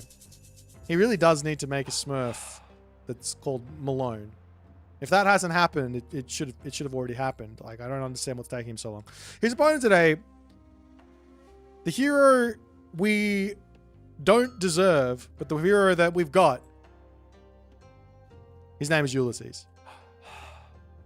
AOT Ulysses, actually. And he's going to be playing Gaia, the goddess of nature, and all things beautiful, as he's starting to beautify the everything that he touches with the Gaia Lush coming out, the Gaia Forests.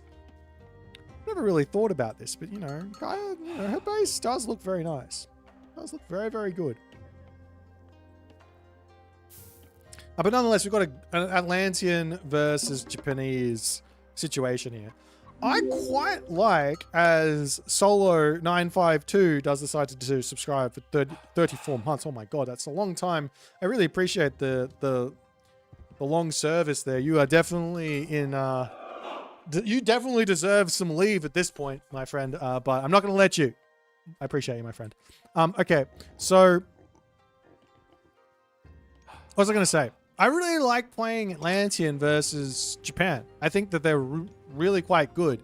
The one thing that I would suggest for anyone who's really struggling with them is to open up with the counter barracks mostly. So you're looking to absolutely counter whatever the Amaterasu player is going to be doing, whatever the Japanese player is going to be doing, whether it's going to be early myth units like the Kitsune, you're going to go for early hero catapulties and some extra speed or whatever. If it's going to be Naginata riders as well, you're going to be obviously the same thing. They're going to go in for some samurai. You're going to get the Karabalister out. They're going to go for, or even open up with Terma early on to deal with the samurai. And you can shoot and scoot for days, even though it's going to take you days to actually kill the samurai. You will be able to win that fight. But then obviously Karabalister a little bit later. Or if they're going to, for whatever reason, open up with those Yumi Archers or Bushi, you can definitely get yourself the Terma in there. The other thing is, the other thing that I have noticed is that Amaterasu, if you want to go the other angle, which is to go through Murmillos and Caladria, it's actually really, really hard to secure a second hunt pack. So this is one of those matchups that I actually really highly rate going Minakata Tomi in. Now, I'm not sure if this is what our main man Keto is going to be going for, but Minakata Tomi basically gives you that. It's a fairly significant amount of turtle bonus. You can... He's going, I'm an always bet. Anyways, I'm gonna tell you the lowdown on this. It allows you to sit in your base, play defense. Your opponent can't really raid you without going into hero units, and then even then you've got the Bushi to snipe down the Caladria, keep them back. You can also defend everything perfectly. It's really nice, but mostly you just get to sit on the hunt for probably an extra, at least a couple of minutes in your main base, which allows you to then move out onto the second hunt, no problems. Or you can even drop the shrine down on that second hunt and drop shrine on the hunt if you're feeling ambitious enough and feel like you can defend against it. On top of that, it allows you to punish any sort of far second town center or random heroic age nonsense that might be getting tried, because you got the one Udor, which give you base destruction. My shout casting is not shouty enough. Look, it's been a tough day. What can I say? Not much. Caladria popping out, upgrades, relics coming in, Nine-Tailed Fox Charm, Bow Artemis, both amazing relics. I like the Nine-Tailed Fox Charm on some civs, but of course in this matchup when you got the Caladria, it doesn't really help that much. Of course, it's going to help the Caladria stay alive a little bit longer, but doesn't really matter. But it's just a nice little bit of extra favor. That Bow of Artemis is going to be huge, though, for any sort of Terma that want to get built here. And we do actually see double counter barracks here from Ulysses. He wants to get himself those catapulties out. He wants to get himself that weightless mace. He also wants to get frontline heroics. It's a lot of upgrade right off the bat here, as we don't even see any stable. So this is the situation where I open mass Terma. So the first thing I think you want to be doing with this Caladria is just send it straight at your opponent, see what they're building. Of course, you want the Caladria in your main base as well to deal with the Kamatachi, but you can build a second one. There's no problems. Just build a couple. See what your opponent's doing. Nonetheless, the Kamatachi over here has spotted an Oracle. I'm going to be taking that one out nice and quick here. As the hero oracle going to come over and say, excuse you, please remove thyselves from these lands. Also, that pacifier is really, really nice as well. It's not going to be enough to actually take out the Amaterasu, but does enough damage there to send him packing. Now over onto this left side, Ulysses is spread out, getting himself a little bit more food. And you can see Keto at the moment, he is on this secondary hunt. And because of the way that Ulysses is playing, he's able to get here, but I feel like he should have had enough units to literally just walk forward and take this fight. The Terma plus a Caladria plus a Carnivora, excuse me, to take out the Samurai. What are you going to do? Like, it's so tough to defend this position. But even so, it's still going to be a possibility here for Ulysses to make this happen.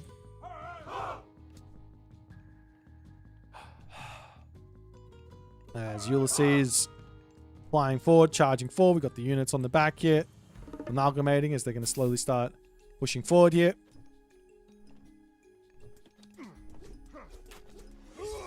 It's the Oracle hero. For some reason, on the front lines, definitely don't want to be losing that one, and Ulysses will have to pull back. So not able to really punish this, which is surprising to me, but not able to punish that. Of course, there's been a whole bunch of other random things that happened in his main base early on. He's got a couple of very nice upgrades, like specifically Frontline Heroics is in, so that's going to be nice. Did I turn this off? Yes, I did. Okay. Oh. Well, you know, it's the blue color. Ulysses is the red color. Fine. I had Friend of Foe colors on. It's fine. Don't worry about it. Terma charging in. Managed to take out one Yumi Archer. But is he going to lose this other Terma?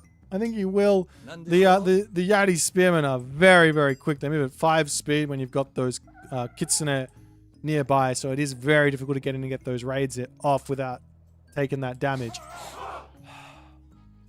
This Corabalister will slowly start to come out. A quick look here. There's a couple more relics still on the map. Tar's Scepter is a massive relic. Hermes' Winged Sandals on the map as well. This is one of the best relics in the game. 5% extra speed, especially when you're playing as Atlantean, where all of your units can be heroes. All of a sudden, you heroize the Terma. It goes up to 5.5 speed or something, right?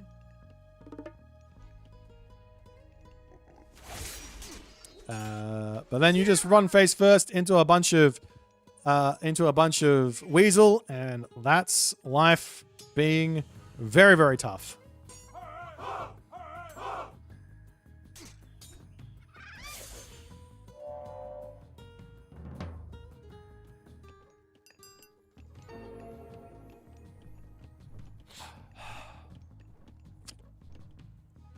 But the big spammage of units has become a very big part of what's going to be happening here. And Kito's got to be a little careful with how he's going to be taking these fights. Because if he can't really charge into these Corabalister. Especially with... There's only 2 Catapulti heroes. I mean, Catapultis are not really going to be the unit he wants to be building too many of. I did suggest to build them, but only if there's a hefty amount of Naginata riders. There's only one. Not going to be that big of a thing, though. The Corabalister here are going to be somewhat scary to deal with.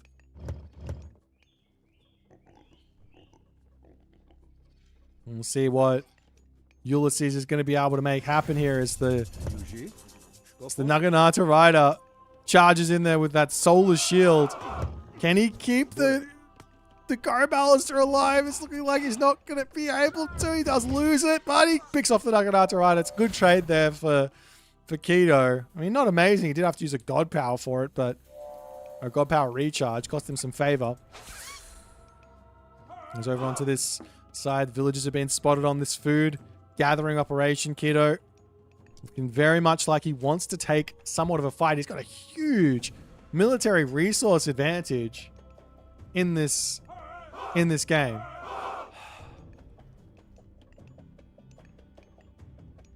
You think it's called Cherry Ballisters? Nah. We've talked about my pronunciation. If it's a new unit, I can try. If it's an old unit, I'm not going to try. This is what I've been calling it for 20 years plus. It's never going to change. That's just how it goes. Up onto this top side.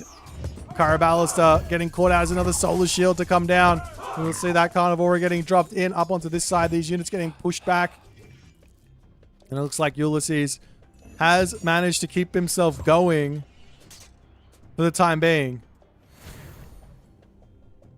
A very, very spicy situation here. Caraballis is coming through. Terma, Murmillos. The army off of last year is not ideal. Does he have himself channels? He does have channels, so at least when he's on top of that, it's going to be a big speed boost. What is he at? 4.4 for the Caraballister when he's there. There's the Naginata Riders going down. Terma doing what they can here. Run to this side. The Kamehameha going to be getting taken down too. Another Kamehameha going down, and it looks to me like Ulysses will be managing to hold here yet again, and Keto has to get out of here. But the one really big thing that Keto is getting out of all of this, and we bring it up all the time with Amaterasu and with Japan in general, is this Bushido. He's at tier 2 right now. It looks like he's got the resources to go heroic age. I think he should just stay classical age and keep pressuring Ulysses here, because it's working for the moment. For whatever reason, Keto's just got more stuff than Ulysses has. Is this just because of upgrades? He hasn't got any extra ones. I'm really confused about it all. I'm going to be seeing the Terma looking for a little bit of a raid here. This is incredibly dangerous. I do not recommend raiding with Terma. Do not raid with Terma. That is that is very, very important. Unless you've got the medium catapulties as well, in which case it's fine. So 5-speed medium catapulties here with 5-speed Terma, sure, go for it. And then your opponent can't just chase them down with the Naginata Riders or the cavalry. You're good to go. But Keto takes his foot off the gas a little bit, and Ulysses off into the middle of the map now. He does really need to send villagers forward and start making those economic guilds. This is important because you want to be having that retreat available to you with the extra speed. Caraballis, you're at 3.8 speed, are a lot weaker than at 4.4 speed. As the Naginata Riders coming in. Another huge fight here to come through. Over onto the right side, all those samurai are going to be getting huge damage onto that left side. The Caraballis is starting to get collapsed in onto, as heavy does come through now for our Amaterasu player, Keto. Is it going to be enough is the big question. There's still more military resources for Ulysses here. The Caladria on the top, if you're trying to keep these units alive, as the Samurai on the top are ending up falling. Terma coming around onto the backside here. Can take out the Bushi and all the other good stuff. And while Keto's got himself up to heavy now, he's lost a very large amount of his army. And he doesn't have... Well, he does have a gold mine, excuse me. There's one gold mine over here, but he's not gathering for it. He's got 0 gold income, with the exception of that 2.5 gold per second that comes from Bushido. So an amazing fight there from Ulysses, but Ulysses needs to be thinking now, ooh, do we go for the full all-in here and go for the gold cut while we're fighting behind upgrades? Or do we try and get heroic age, try and push the game a little bit longer, get to heavy, try not to take another fight until we get to heavy, and then we're in a good spot. We have a little quick look at the armory upgrades. We've got the full copper to come through on the other side here. Keto doesn't have any. So this is one way to extend the classical fight versus Japan, is when they're obviously hurting for resources. They can't get their upgrades and they have to get military units in, but yes, they do have heavy. This kind of full copper versus no upgrades with heavy kind of equalizes everything. Move on to this side. The Naginata Riders will be spotting a couple of citizens here. We'll be able to take those out nicely. Keto wants both of them. He's speed up. Look at him zooming. Look at her zooming, I should say. Looks like she's going to actually get back into the town center, as the citizens underneath this Gaia Forest here are going to be the next target. There is watchtowers through now, but Catapulti's on the way to push these guys back up onto this side as well. We do have that random solar shield there as the army will have to pull back. It does have the speed advantage here at 5 versus 4.8, so we should be able to get away without too many losses. The Amaterasu over here getting pushed back, and we do have Thea. That is in. So Ulysses will have access to heavy momentarily as the walls over here are going to get broken down. These villagers have to bail. And Ulysses, he's got to be thinking he's in a half-decent position here, right? Like, he's in front on the score. He's got to the heroic gauge, dealing with these units here nicely. And Ulysses will pull back into his main base and fight underneath watchtowers. He's going for a down center here as well. It does get spotted by a random commoner. Wherever she is going, and why she's going there, I don't know, but she's getting some spy in for sure. And here is another really cool idea. Of course, there's Bushy, but if you've got Terma out, you can deal with them. But Stymphalian birds versus Japan feel really, really good. Because the only thing that really kills them is the Bushy, and you can snipe them very quickly with a handful of Terma.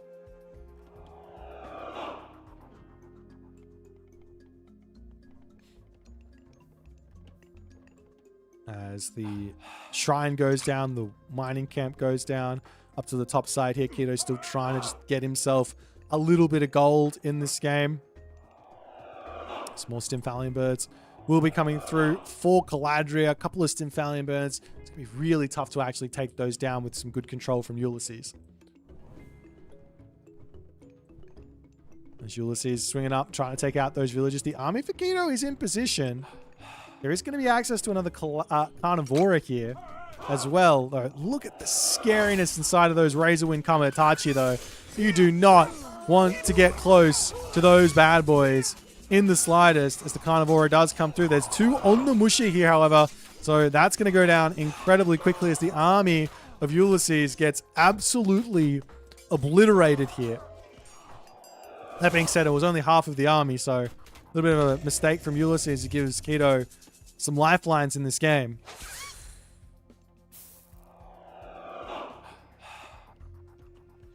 Miko's on the way, Bushi, Samurai, all the other good stuff. It's the army of Keto to move back up to the top side. You can see the power of these Razorwind Kamatachi in this game. Normally, they sort of, people only build like 1 or 2 and they just try and throw them away raiding with that solar shield. But if you do want to go for them, you can really go for them. 7, 8 Kamatachi, even more. That damage they do, 15, that's base. Add on 9 divine for each of those attacks. And then add on the bonus damage that comes from the actual upgrade, which I think is something like 20%, 40%. There you go. So that's a crazy boost onto all that damage. That being said, this is Gaia. And Gaia can make heroes. And that is a nice answer for those Kamatachi. But the Samurai are a great answer for the infantry heroes. As Ulysses will pull back in onto this position. Time to take the fight here as well. The Bushi going straight after that Stymphalian bird. We do have the solar shield getting dropped down, and Ulysses still can't take these fights. He's going to pull back onto the Lush. At the very least, the Stymphalian bird's going to be getting some value. Over onto this side, though, the Razorwind Kamatachi slowly getting taken down. The number's now limited to 4 as the Karabalis are able to take out all those samurai on the front lines. The only thing now to worry about is the Yumi archers and the Bushi on the back. But it's crazy. The threat, he even built the Stymphalian birds, but the threat of the Stymphalian bird has forced out this amount of Bushi. And they're just only good, really, at taking out Stymphalian birds. Of course, they're fine at... Actually, no, they're not even fine. They don't have a bonus versus infantry like the Bushi does. This guy's got an extra 0.25 damage. This guy doesn't. In fact, he does less damage. 9.5 versus 10.8. Why is that? Is there an upgrade? No, they just have less damage. The Bushi is just less damage. So yeah, that's what the Stymphalian bird has done. It's kind of made this army of Keto a little bit less strong. As Ulysses on 2 TC, fairly in front on villager count. Keto's got himself his own second talent center up as well, but it was up a long time after Ulysses' was. Keto wants that heroic age in for Raijin, but it's not going to be coming anytime soon. As the Amaterasu does get spotted here, Solar Shield going to get dropped in to keep that one alive. A little surprised to see him spending that much favor on Solar Shield. At a certain point, diminishing returns, like, it's going to come back in the tree anyways. He's up to the top side now. Contarius getting onto the back line of those Bushi. There are a pretty decent amount of Yati Spearmen there as he has great control from Keto, but his Bushi are now idle on that backside, trying to move forward over to the Stymphalian bird, but not able to get there. And this army that Ulysses has now is looking incredibly strong. Military differential, though, does still seem to be very close, and it's still either player's game moving forward, as Ulysses will have to retreat and rely on that income that he's got. 92 villagers versus 60, so he's got a significant villager advantage here, and we'll see if he's going to be able to make something happen with that. Hero Carabalist is worth it, kinda. Probably not anymore, but there probably was. They're a little bit on the expensive side, but it's a huge amount of value as the Contari is going to be heading back into the main base. Does spot a little shrine here to take out, so why not pick it off? It is 75 wood, may as well. So the Yati Spearmen are called. I don't think they'll kill off any. Leaves the shrine with 1 HP. It's just going to sit here on fire for the rest of its days. There's Keto's wall under attack again. Ulysses to pull back. Is he going up to another talent center? No. Decides to take this fight yet again. His army is kind of just face tanking Keto, as Keto has now managed to find his way to full champion here. And this is after all of these fights. These guys have just been going at it from the start of this game. Armory upgrade check. Keto is now up to full copper. On the other side, Ulysses does have himself bronze weapons, but the rest is copper. So he needs copper mail, bronze mail, bronze shields. But this is now a big advantage for Keto here.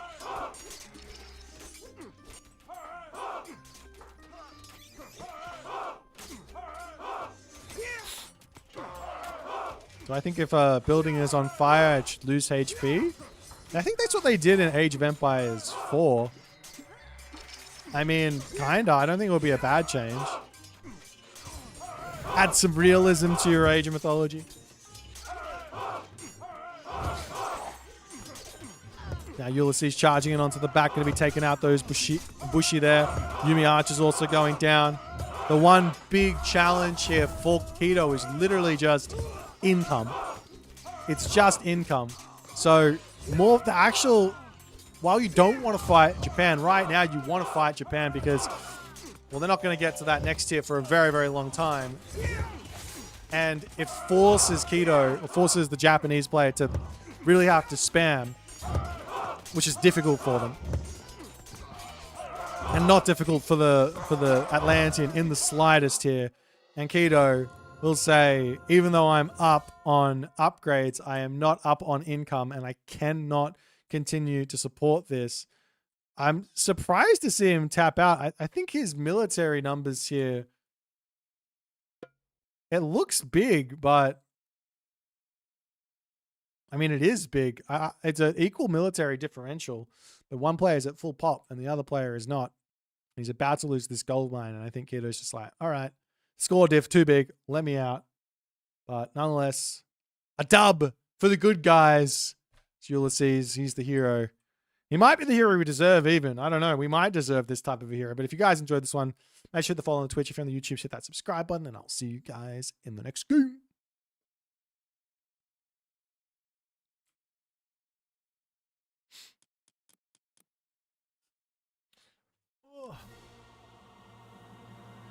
Well, that was fun.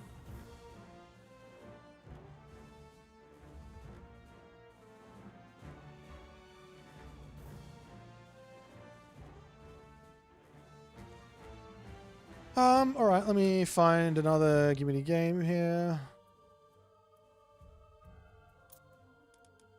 I will do this one. Let me just see if it works. This one was asked at the start of the stream.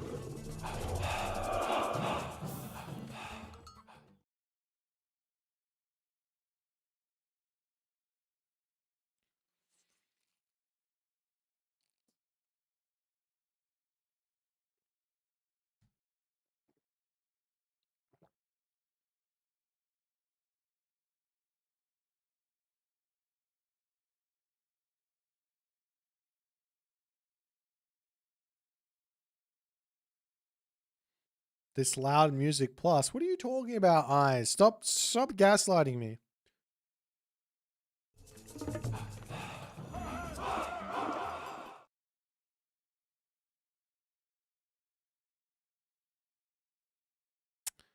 Might grab a little cheeky snacky. I think this is the last cast we're going to do today, and then I might play some games. I'll be right back.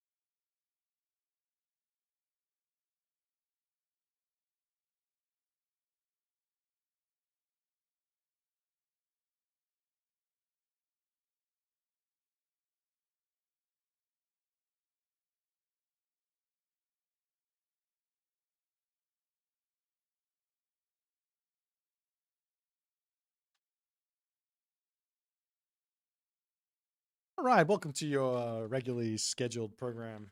This is Eat Ice Cream with Boit. We have got ourselves a Peter's treat here. This is your standard ice cream in Australia. Not really, but this is a very nice one. I'm not going to cast this game, but we will watch it while I eat ice cream. I don't think this game is a crazy one, but I think it's going to be somewhat informative. But I want to have some ice cream, and then we're going to play some games. I think I might try and I keep on saying this, but I'm still not good at it. I need to get better at talking while I play. So, right here, guys. This is if you have a little look-see, you have the chocolate biscuit on the top and the actual biscuit on the bottom.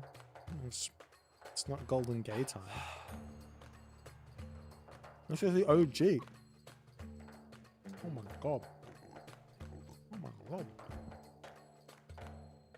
Or was I supposed to start from this side?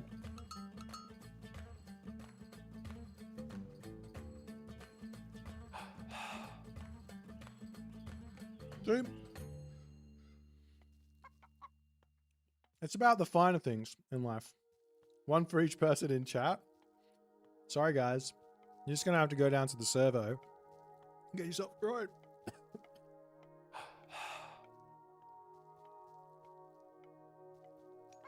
Oh my god. This is so good.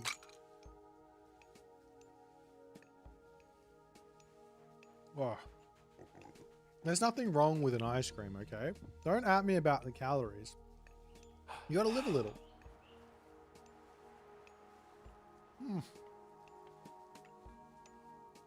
You know, did you see I played some Poseidon Ares for you?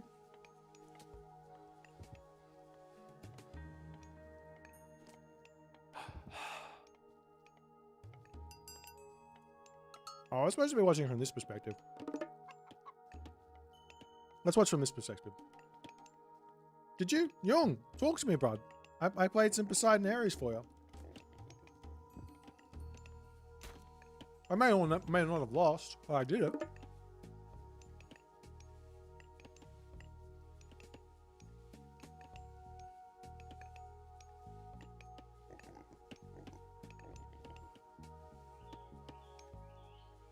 Was it ranked? It might have been. I don't think so. I don't think so. I went Ares versus Keto. Let me have a look.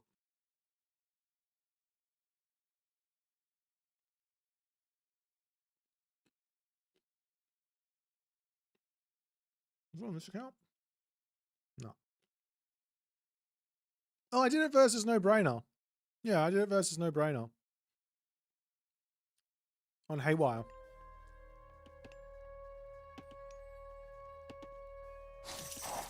It was 3 days ago. 1 a.m. first time. You work it out.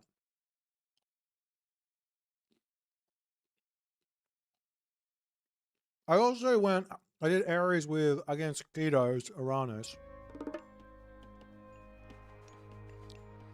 But to be fair, I don't think Keto knows what he's doing with Uranus.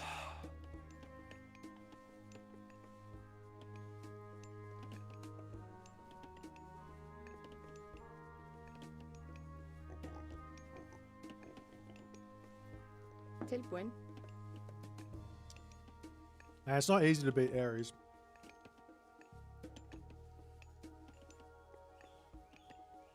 I did lose to Junga Oath after all with Atlantean versus Ares. Okay. So Axel Rose here is playing Odin versus Firefox's Set. This is a really, really tough matchup for Odin. But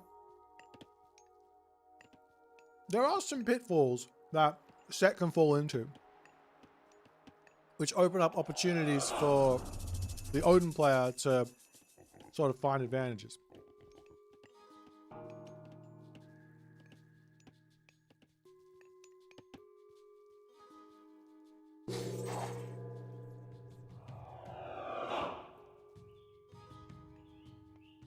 I might speed this up. You're going Town Center? That's crazy. Town Center on this map? That's crazy.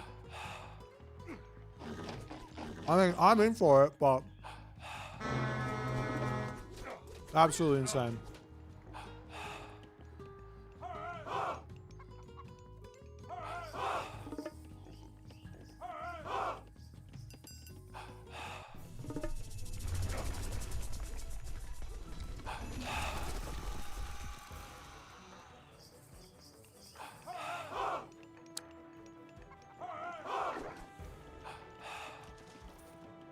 Whoa. Is this a 2DC fast heroic on this map? Not quite, but it's looking like it. It is absolutely insane, Firefox. If this works, there is no hope in hell for an Odin player.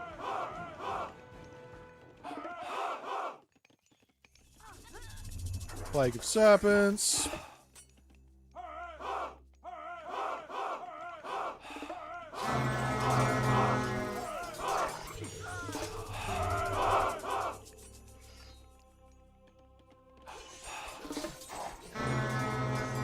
All of the minions die. Double hit Migdol. Okay, I like it. That's smart.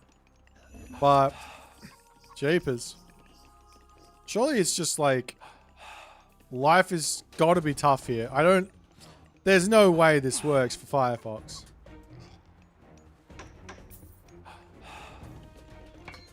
I don't want to believe it.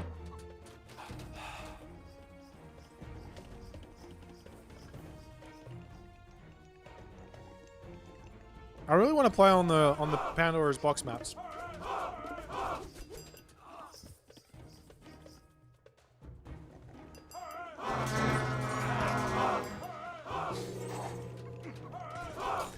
Okay, Frost, Undermine, kills everything. Great. Great execution. He didn't need to go Frost, he could have gone the other way. But this works too.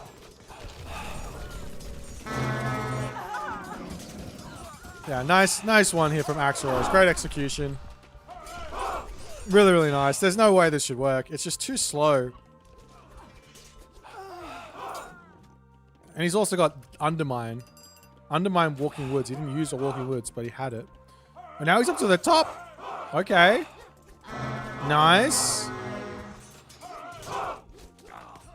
Zero military in a dream.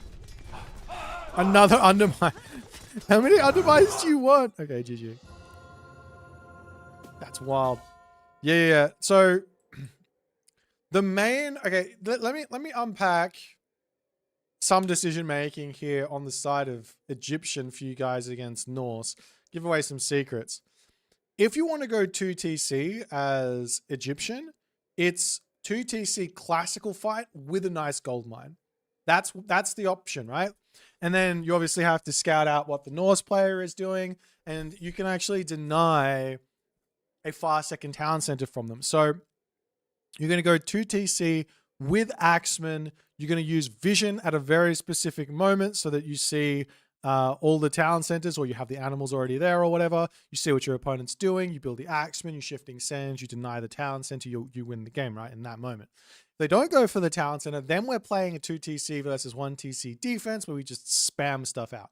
Where things get dicey is where you miss that town center denial. If they get a second town center up, which is very tough versus set, then life gets tough. But on a map like this, there is no town center to be grabbed because there's no good gold mine. So you want to be going for a death ball army in the classical age, and you just want to be locking your opponent off of that second gold mine. And that's the main issue with Odin against set, which means I have to play as the Odin player. I actually have to play a really clever defensive wall game in order to survive here, and that puts me behind, which allows the set player to then hit mythic age or heroic age timings on me.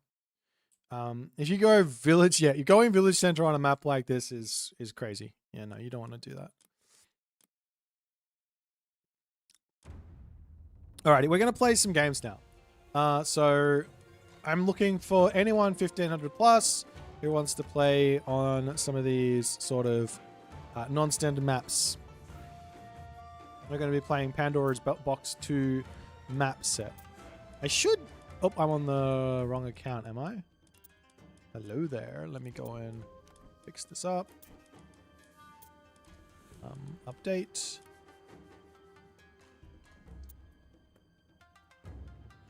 I want to get a random map file in on this as well.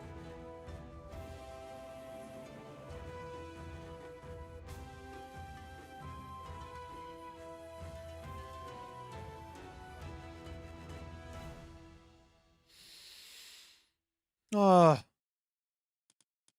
Okay, what am I doing? Bam. I gotta quit. I gotta restart.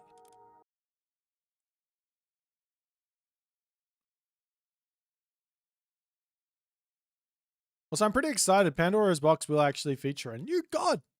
It's gonna be really cool. So I believe we will be seeing all of that good stuff.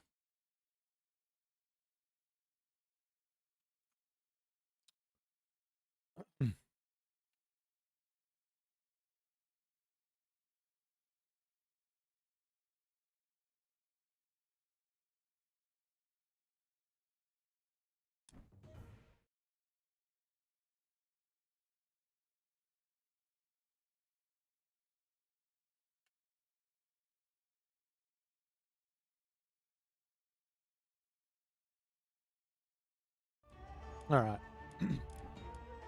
Host. Let us play some video games.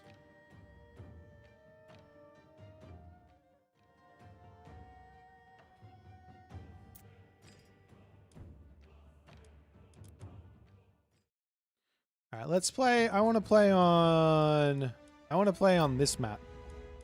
Give me some Frozen Wastes shenanigans here.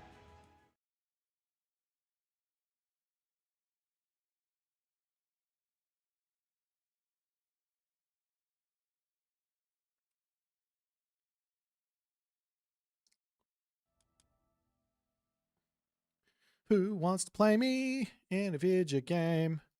I'm going to try and talk a little bit more while we play. I think that's important. Apologies, no more shoutcasting for today. Maybe there will be, I don't know, but...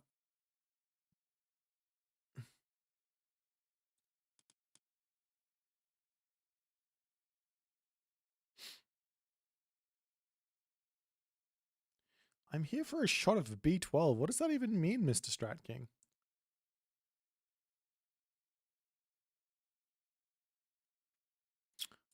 Will I get a player to play against? Is anyone out there? Is there anybody out there?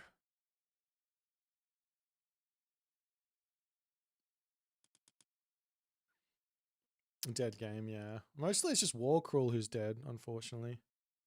AOM fundamental style talking whilst playing would be cool. Yeah, we could try that. Go on. How about anyone joins and we can do more fundamentals stuff. I haven't done a fundamentals thing in forever. Do I still have the text thing? Who is Daredevil? Yeah, all right. Oh, yeah. All right, I'll do a fundamental style thing for you guys here against Daredevil. So full fundamentals and nothing but, and then hopefully we can find some other sort of players on a map like Frozen Waste. It's going to be kind of tough because reasons, but it is what it is.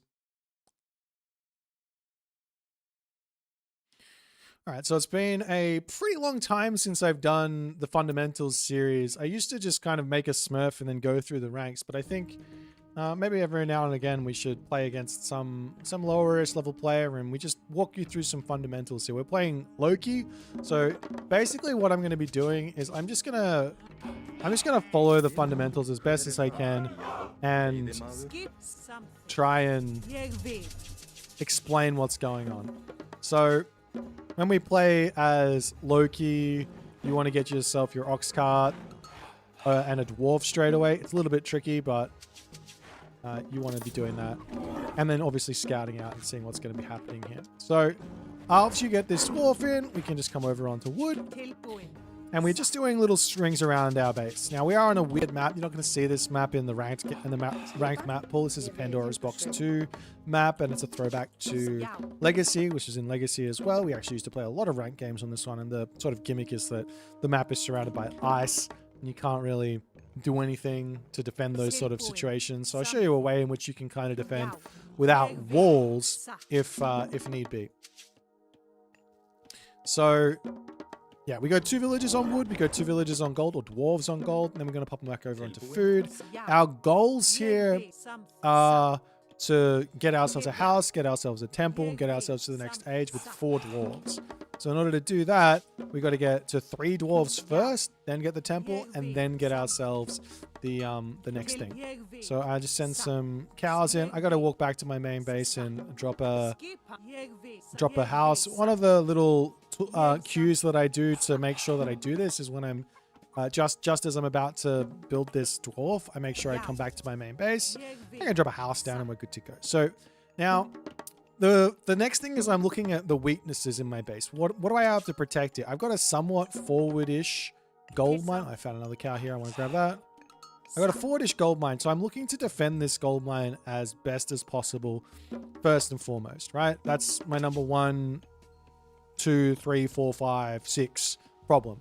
The next thing is I'm noticing my food situation. I might have to move over here for second food, but I do have these chickens here, so that's going to be kind of nice. And I've also got a forest here, so I can position all of my villages close to each other, which is what I want. I want all my villages to be nice and close, so I have limited defensive problems. So if I can be all over on this spot early on, that's going to be really good. I've also noticed I've got a lot of cows. I can consider getting husbandry at this point because it's going to mean my chickens are going to be nice and I'm going to just be able to play a nice defensive game. Now, one thing you might notice is I haven't actually scouted at all, which is really, really bad. This is part of the fundamentals. We want to be knowing what our opponent's doing. Now, I know my opponent is Gaia, and let's come over to this one.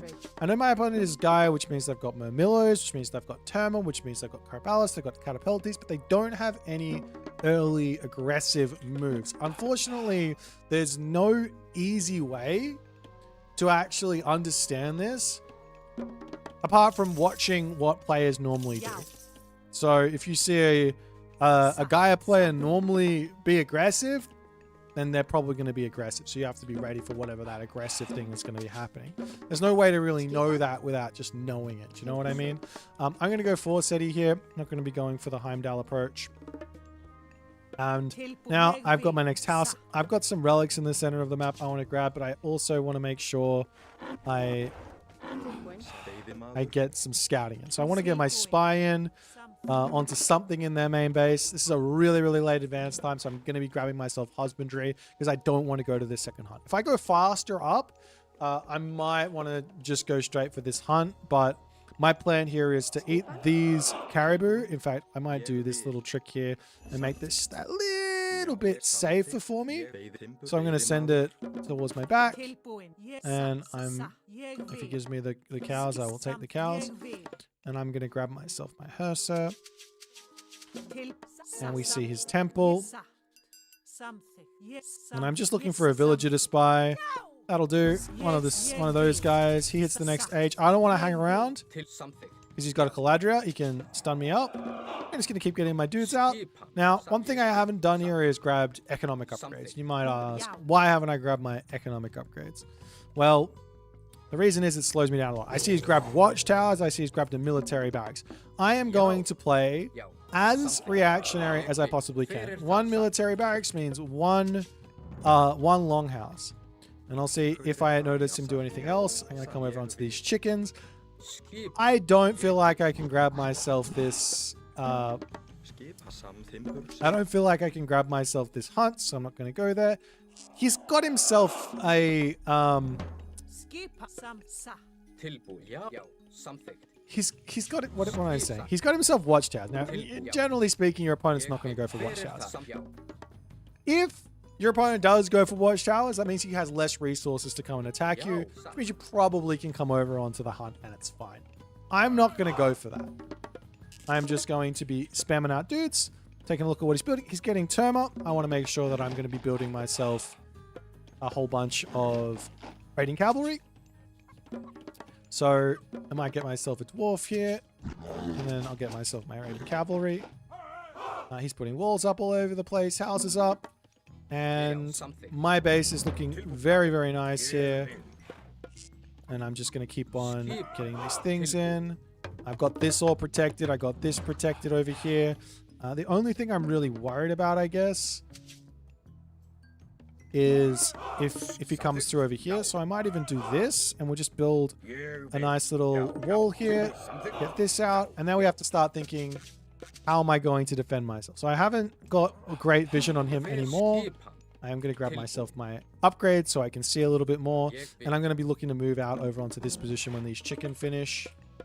Comes in. Okay. I'm going to come over and defend. He does something silly over here, so I will just wander over there and deal with this. Kill off his Terma. I'm not going to chase too far. I see a Deuterino over there, so I'm going to get that dealt with. This ox cart goes back to its position. And we are off to the races here. I'll grab myself my upgrade. And we have to move over here now. This villager also has a mind of its own. That's fine. I'm going to send guys up here. Okay. So now I have to start thinking, how am I going to defend this position? I will wall this off as well. I don't want him to come around the back. So how do I defend this position? Of course, I can just defend it by sitting here. But I could also think about putting a wall down. A wall on the front would be nice, but that's opening up over here. So maybe I don't go for the wall. Maybe I just go for an extra building. And we're going to start looking to make this a little bit tricky to actually enter in. He's making his way over here. I can easily come and attack that now. I'm not going to, but I could. I could move over there and get myself an extra dude. I'm going to wander in here, and I just want to see what he's doing. So this is a nice... Okay, he's got a Caraballas through. He's got a couple of dudes here. Okay, I'm going to build myself another one of these. Now I can see everything. He doesn't have any units. This is... I'm not going to attack him, but I should. I see he's got nothing. I'm building dudes. I should go and attack him. Now, instead of doing that, what I'm going to do is I'm just going to grab myself upgrades. Because, well, I should be attacking him, but I know I'm completely safe because I see what he's done. So I'm going to just do that. I'm going to grab this relic as well. Relics are free. Should always grab them if you can. And I will build my wall. Always build your wall at 21 gold if you can help it, because that allows you the option to build a gate. There's a random dwarf there, so I'll just move that over onto the next thing. I'll put... What I could go for now is actually a town center. Like, the options for him with the amount of units that he has out is either going to be a heroic age or like a town center, but I haven't seen him build the town center, so I have to imagine it's a heroic age. I see this guy over here, so I'm gonna kill that, and I'm gonna go for my own heroic age here. Unfortunately, we're out of food here.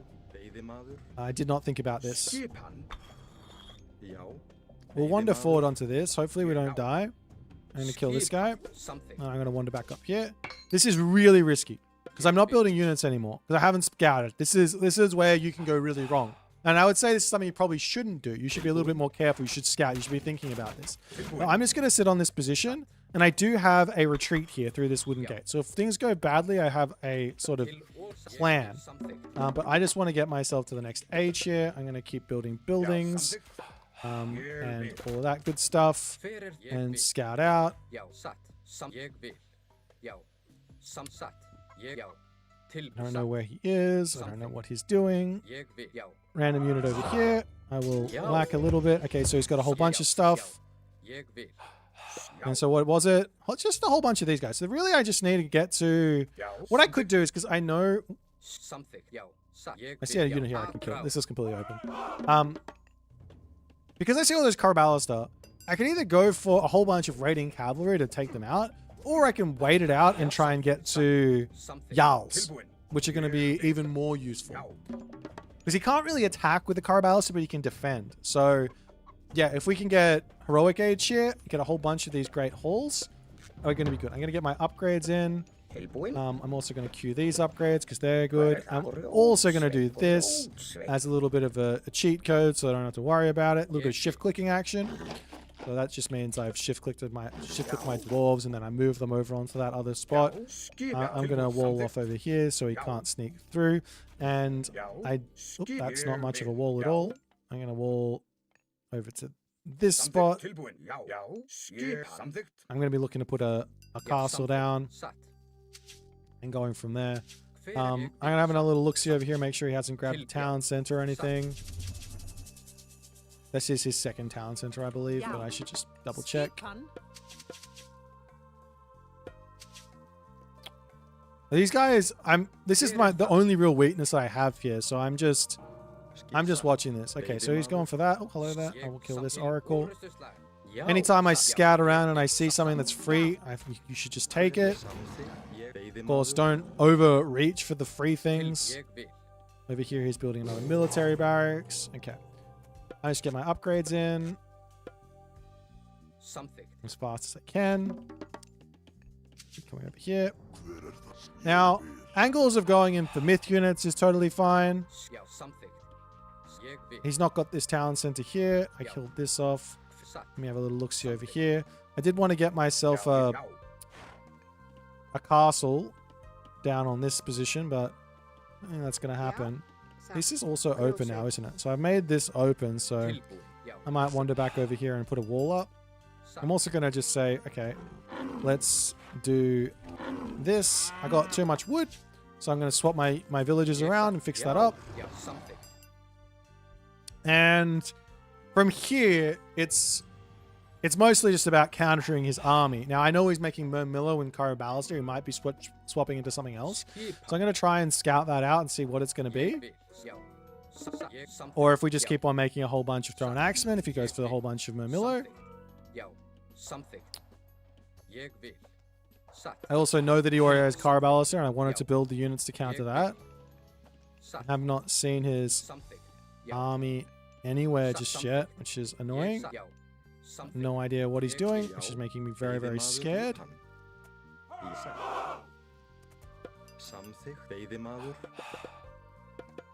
Okay, so there it is.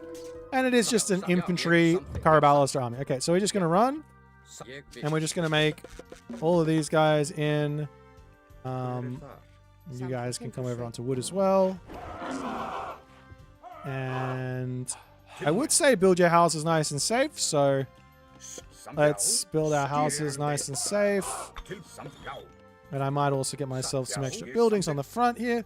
These are sort of haphazardly placed. This is a really bad thing on the back as well. Like, these are super open. There's no defenses on that gold mine, but also if he wants to attack here, I should be able to be in position to run over here. I got a lot of vision on the map. He has to go all the way around and hit me on this, but realistically, you should be just put everything over here and it's much more safe. Okay, so I will run over here. And because this position is so safe-ish, I might try and wall this off as well. Let's get that all down.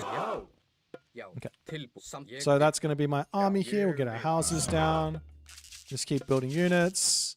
I just hit my barracks, hit shift, and the unit I want, and I just spam it out. I'm not really thinking about anything. I'm getting my upgrades in, which is going to be great.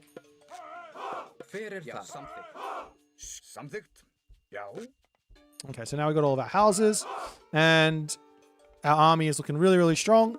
The one thing that I do have an option here for, and I'm going to go for it, is after the fight, I'm going to be able to have a lot of food for mountain giants, and a lot of favor. So I'm going to set up for it. I'm going to wander forward. We're going to go for a fight. This is unique to Norse.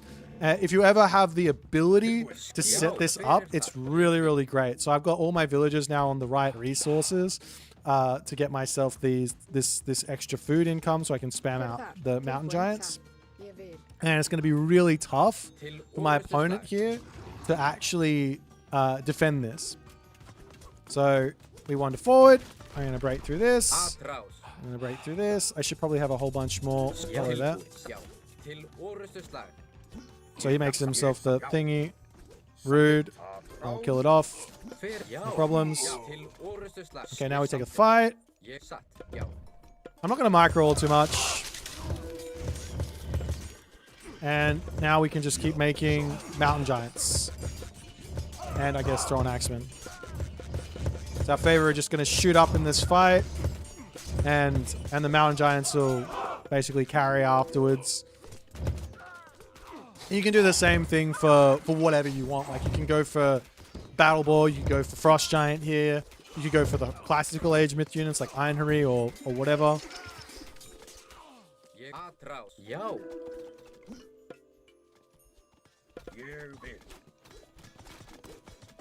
Okay, and we're going to kill off this guy. Kick all the other guys. Of course, another option right now is just drop a town center. I'm going to take the one on the front when I can. I don't need any more food. Because we've got enough for everything. We just need population for more of our Deuterinos. Okay, let's run over here. These guys can go here. You guys can do this. The other guys can go and make themselves useful somewhere. Got so many mountain giants in queue right now. I just need population for them. And of course we can take the other town center. And we're good to go.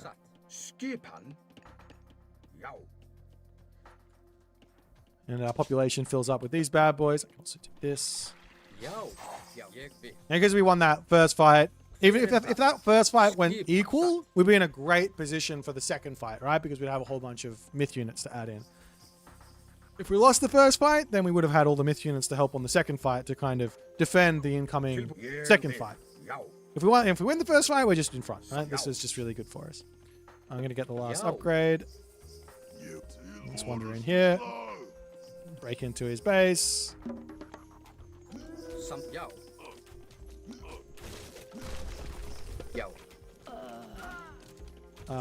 If you feel so inclined to do some focus firing, you can, but I'm just going to attack move.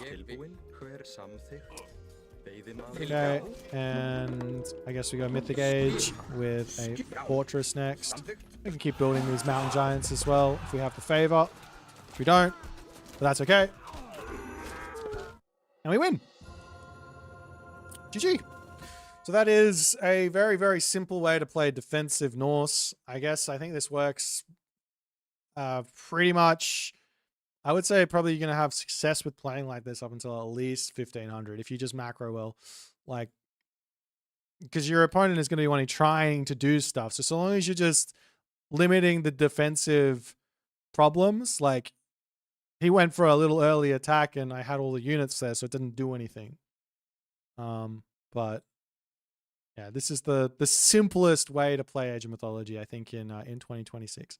Of course, there's like a lot of risks you can take. Like you saw at a certain point, I put villagers over onto this gold mine. This is an obvious risk. The reason it's a risk is because if he can sneak an army over here and he can attack my gold mine, I lose those villagers. It's not good. I don't want to lose villagers. Losing villagers means less income, makes life very tough.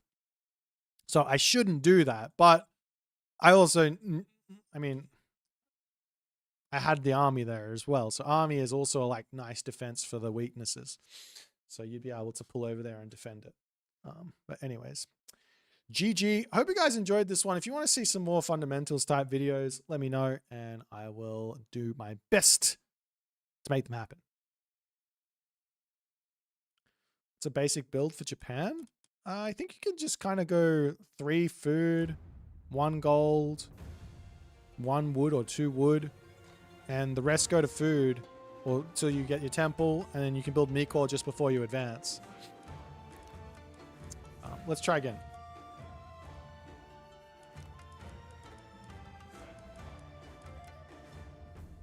Exclam fundamentals. I do have the actual fundamentals series on my YouTube channel. If you are interested in that, that's there's a playlist. Let's do Dry Arabia next. Would somebody like to play me? I have difficulty to place wall and check for holes. Okay, so the simplest way to check for holes is after you place the wall, right-click past it. After you started to build it, right-click past it. If your unit can walk through the gap, there's a gap there, right? Then fill in the gap and then try again. Yeah, that's the simplest way.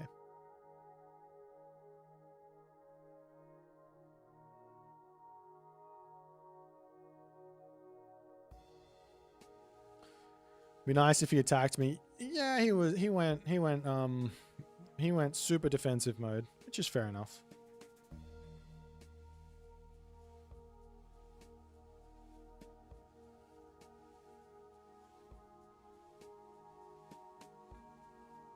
They explain attack, move, formations, and armies if you micro in that way.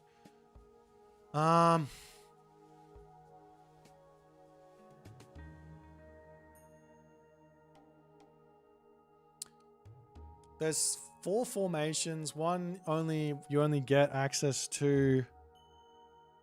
One you only get access to from a technology, and it doesn't really do anything. It's just kind of cool. You get it from this tech here. This one. You get it from this tech here. Gives you a formation unlock. Doesn't do anything. It's not really useful. It just looks cool. Line formation is your standard one. It puts your vulnerable units at the back of your army and your stronger units at the front of your army. So it's the one you want to be using most of the time. Box formation is it basically puts your vulnerable units in the middle of the box and everything else around the outside. It's the one you want to be using when your opponent's got a whole bunch of ranged units. Yeah. That's kind of it. Hey Dragon Breath, that was a fun game. Thanks for playing. Is Demeter the 4th Greek god? Yes, it will be the 4th Greek god.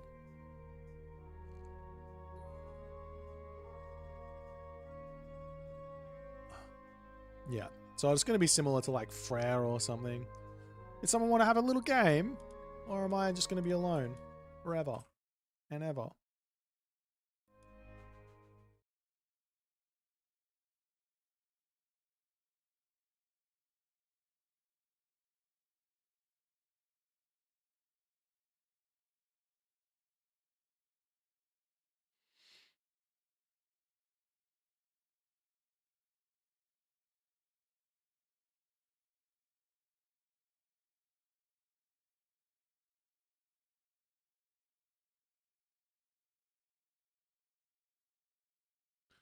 Still don't understand why they had to ruin three main god roster. To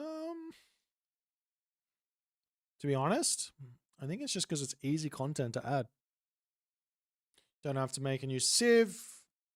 You don't have to make new units. You only have to make new myth units and maybe an extra building or hero or something. Sorry, Ayushman. I am not playing an unranked player. I wonder what will be Demeter's signature fortress unit, since we have an infantry, cav, archer type unit, maybe a villager type since she's eco-orientated. Doesn't really make sense to give a villager in the mythic age, does it? Yuku? Okay, we'll play Yuku.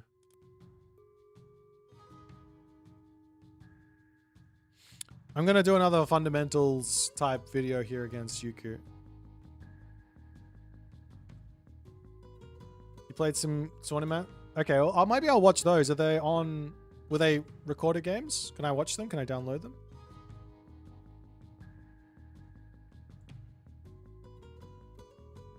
Alright, we're playing a guy called Yuku here. He's only ranked 1000. He's played only 14 games, so I don't really know what his level is, but he is 50% win rate, basically.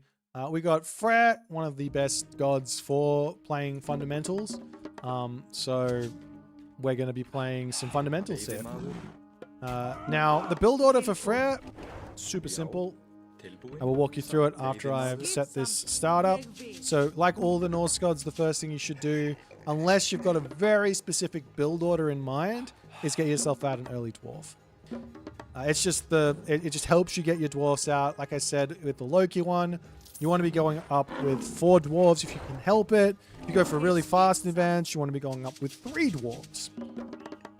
We are on a map called Dry Arabia. Again, you won't see this in your ranked games, but it's a really good map. And I've already noticed something which is absolutely bonkers for Freyr. And I'm going to be taking full advantage of it, which is this town center. So let me walk you through the build first. So you're going to grab pickaxe straight away out of your ox cart, drop an ox cart, get yourself 10 wood, build yourself an ox cart, get yourself your dwarves, and we're just going to go, after you've got 2 villagers on wood, the rest go on to food, and whenever you can afford a dwarf, you build a dwarf up until the 3rd dwarf. I know that makes no sense. It's confusing, but that's what it is. And then once you get the 3rd dwarf in, that's our signature or our key to go for hand axe. So we are looking for both of those. I'm just doing a big sort of loop around my base before I tell you exactly what I've seen here.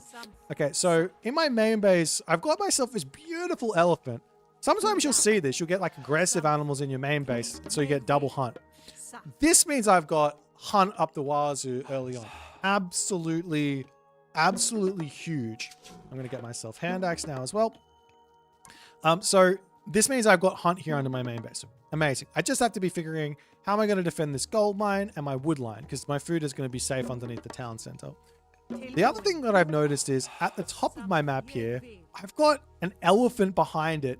And I've got a gold mine. So if I can grab this town center, put a fortress down, and grab this, that's going to be absolutely gigantic. Now, I am versus Uranus, which changes things a little bit.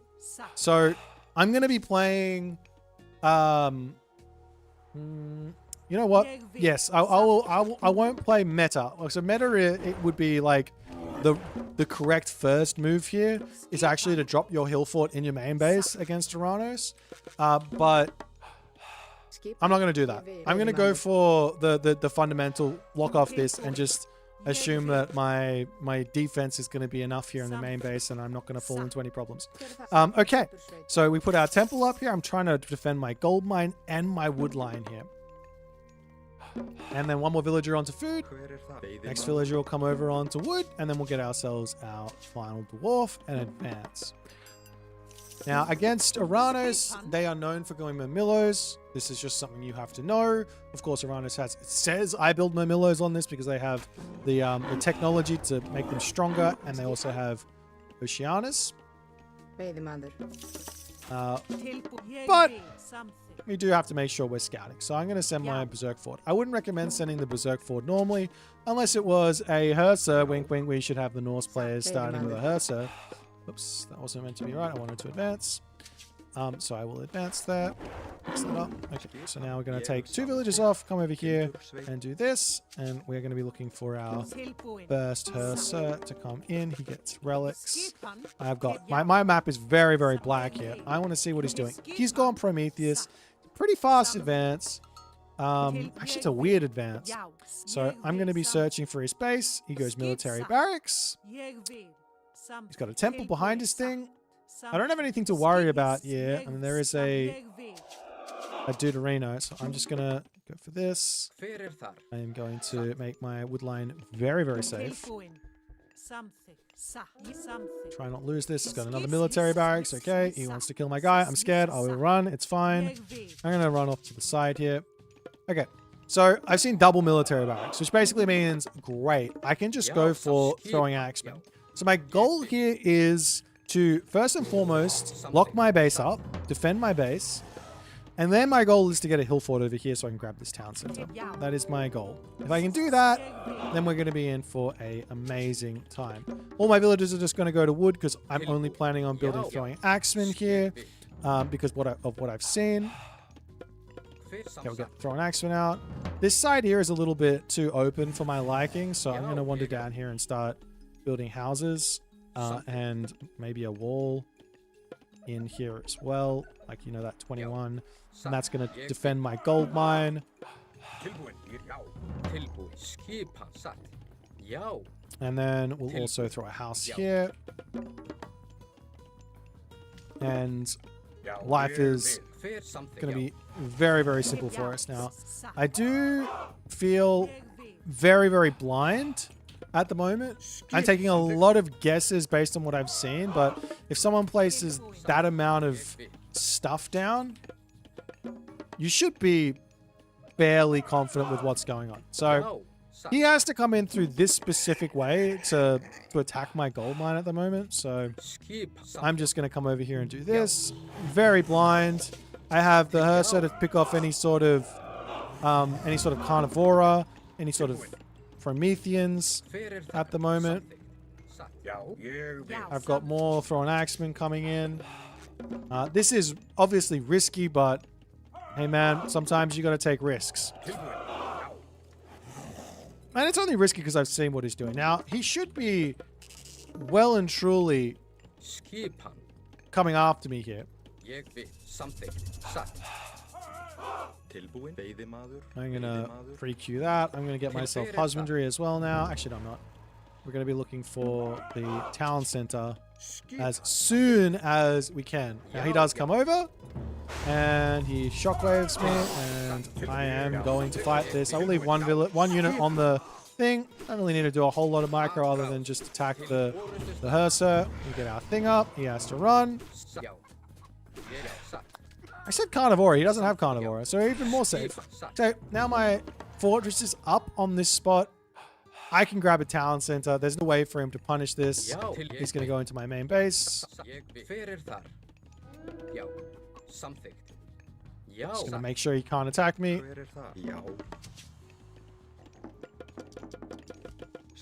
And there's nothing for him to do with his army.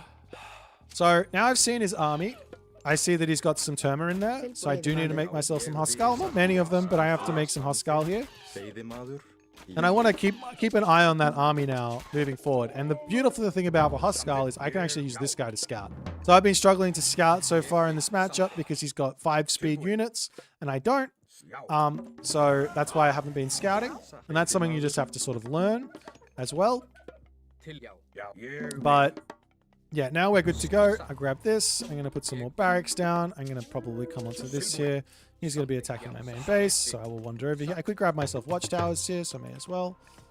I've just got 4 of these guys, so I've got a couple more of those guys, so I'll get some more Uranus in. I'll just wander in here. Because he wants to kill my tower so bad, I'm going to defend it. And I also need the houses anyways. I also want to get that scouting in. And particularly against Uranus, this is a god that's got a lot of... Oh, hello there. This is a god that's got a lot of advantages by being the aggressor. He wants to be the aggressor here. And why? Is because he can send oracles very, very happily around the map. So that's going to be something that I'm going to be looking to exploit here. We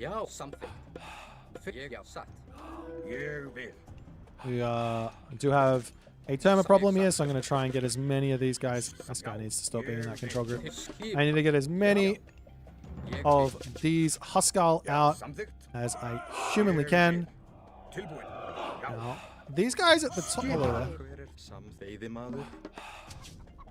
I think I need more villagers on wood, to be honest. Let's do that. I'll get an armory in. You guys come onto this. So this is an opening for him to attack me. So I do need to be thinking, how do I defend this? Oh, I found an oracle up here, so I will kill that. Take what's free.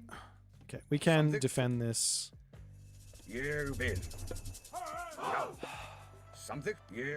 So I will defend it.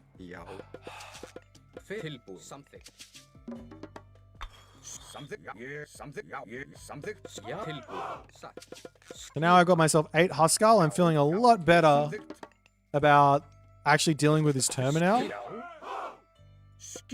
Oh, there's a villager here. Look, this is raidable. I'm not going to raid it. I'm not going to raid it. Well, he's going to come for me, so I have to run. That's even better. See, this is why I'm not going to raid it. Because I don't know where his army is. And if I run in, try and kill units, I lose my Huskal. He gets away with a lot of nice things, and I don't. So I do get a good view of his army, though. So I know I have to actually make some specific units. I'm going to come over here. You guys over here. Yeah, we can come onto this. Now, I have an option here of either going into Draugr and spending my resources this way, which I'm going to choose to do, or go for more kill forts, which is another great idea. Now, I don't know if he's gone town center or not here, so I do need to scout on the other side. I did scout this, but I didn't scout on the other side, so I just need to double check. I got those units coming in, trying to spend my favor. It probably wouldn't be a bad idea for me to have a... Hello there. It wouldn't be a bad idea for me to do what? I'll get one of these down so I can actually make myself a whole bunch of Herser if need be. One little weakness that I've got here is going to be a whole bunch of Prometheans coming. Because I've only got 6 Herser, which isn't really a lot. And he is not on this position. I'm going to walk forward. I'm going to put a house down here. I'm going to check this spot again just to make sure. If he's on one town center, you want to sit on your 2TC. Sorry, yeah, on your 2TC for as long as you possibly can. Now, he's going for that town center, which does change things a lot. He's got next age, which does mean he's got access to Contarius, so I've got to be somewhat careful there. But because he's going town center here, this allows me to maybe consider not building units anymore and going next stage. So I'm just going to get myself a whole bunch of buildings down. I could even go for another town center to keep the game state where it's at, but you know what? Let's do that. I'm going to come over here, spread myself thin. This is probably a mistake, but because he's dropped the town center, I'm allowed to go up to the next one. Jeez. Is there another elephant over here, or am I tripping? There he is. Okay. So we're just gonna... One thing I'm worried about here is Contarius. So I've got myself ready. I've got the macro here ready to either go Heroic Age or spam out Herdman. But I need to confirm what's coming. And I do see them coming. So I'm going to make a bunch of those Herdman immediately here as a response. He's got a bunch of dudes. I do have an answer for the Stymphalian birds with my Draugr. These guys can just go maybe onto this. Okay, so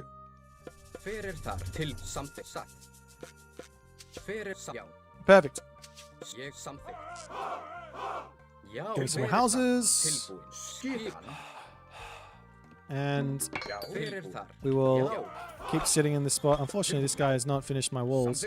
So this position at the top is very much open. I don't know where he is. I'd love to know. Já, hver það? Timbursveit. Timbursveit, tilbúin. Já, ég vil. Samþykkt. Timbursveit. It's probably worthwhile to just fix this problem up as well. Yeah, that's his army there. All right, let's go next stage now. You guys do this. You'll notice I leave my army a lot of the times with the Draugr facing, or the myth units or the ranged units facing in. This means that if my opponent runs face first into me with infantry, they're going to get a face full of damage. It's just little tricks of the trade. Okay, so now we've got a huge amount of wood income, or wood in our bank. A really nice way to just spend that as Norse is just take the opportunity. If the game state is like this, where it's just we're playing defense, we just slap the buildings down. Okay, so he's attacking me now. He took a good little opportunity to actually attack me, so we run back and get more upgrades here. I'm going to keep on spamming these buildings down. Where's that other house that's not finished? There's one somewhere on the map. There. Of course, that's right. Skipan, ég vil timbursveit. Let's get sorted out here.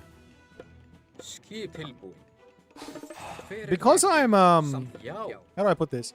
Because I'm 2 TC or 1 TC in front of him, and I've been 1 TC in front of him for the entirety of the game, I really don't want to fight unless I'm forced to fight. I just want to be getting techs in. Every tech that I get is super useful for, or super advantageous. I don't have to do anything. I just sort of sit here. Okay. One idea here is trying to grab this gold mine. Unnecessary, but I'm going to go for it. I'm going to grab this tech from this position as well. Okay. All right, now. Wait, how much does the... There we go. I'm going to put the castle down over here. Try and secure this little spot if I can.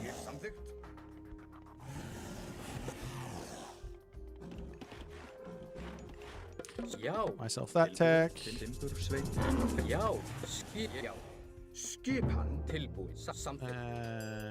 Back. I don't mind fighting underneath my castle here. Okay, let me pull back again. Let me see what else I got. I got barracks. Let's just try and get all of these buildings down with all of this extra wood that I got in the bank.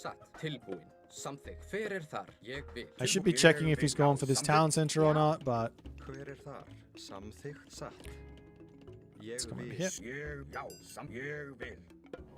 I can get this tech, I can get this tech, I can get this tech, I can get this tech. Okay, now I got my upgrades, I can get this tech, I can get these techs. I should get an extra armory in.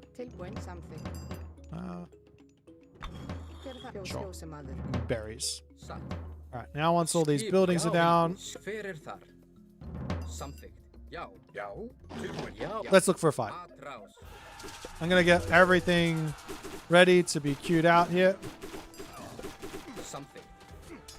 Now, if I do this on him, he's not going to be able to take this fight.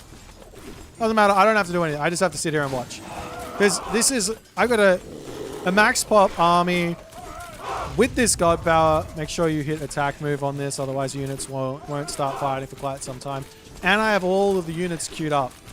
I can also pump out these rock giants. His army dies. And we can kill him. Victory! So, very, very simple. This is probably the best way to play Freyr. You'll note that at the start of this game, I said it's best to drop the hill fort in your main base against Uranus. And the main reason for that is it's really actually quite hard against a really high level Uranus player to get your hill fort up out of your base. And you need the Huskal to kill off those Terma. Building raiding cavalry isn't really an option to kill off those Karabalista. So yeah, you want to build the hill fort in your main base, and you want to be using mostly Draugr as your defensive move on the second gold mine, not a second Asgardian hill fort. That's like the meta kind of Freyr versus Uranus plan. There are some tricks for Uranus to beat that, but those tricks are for me. But that's the fundamental way, guys. I did get a really nice map here for this as well. I don't know if this is every single one of these maps where you get this second town center with the back elephants and gold mine and stuff like that. But this is a very, very nice map for Freyr. Anyways, GG. More hill forts is better. You'd think so, but the problem is if you want to go over here, you're going to lose over here. I played versus I have very good experience in this matchup at the very highest level. I beat Kavoth's Freyr with Atlantean, with Uranus on a map that should be impossible to win with Uranus.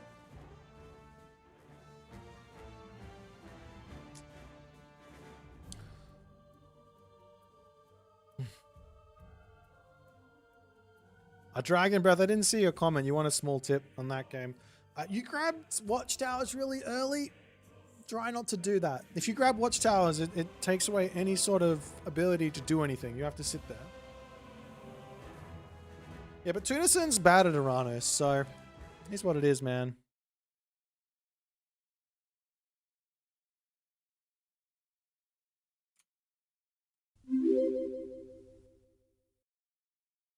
All right, let's watch some of these games. Hey, Benny, thanks for the 8 months, my friend. You legend.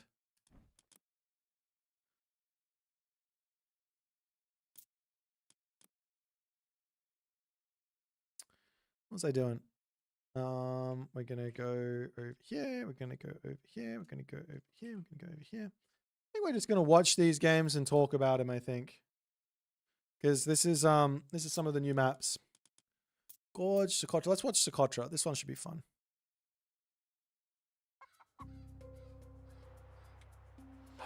Okay, so Zeus against Thor on Socotra. So this is one of the new maps for Pandora's Box.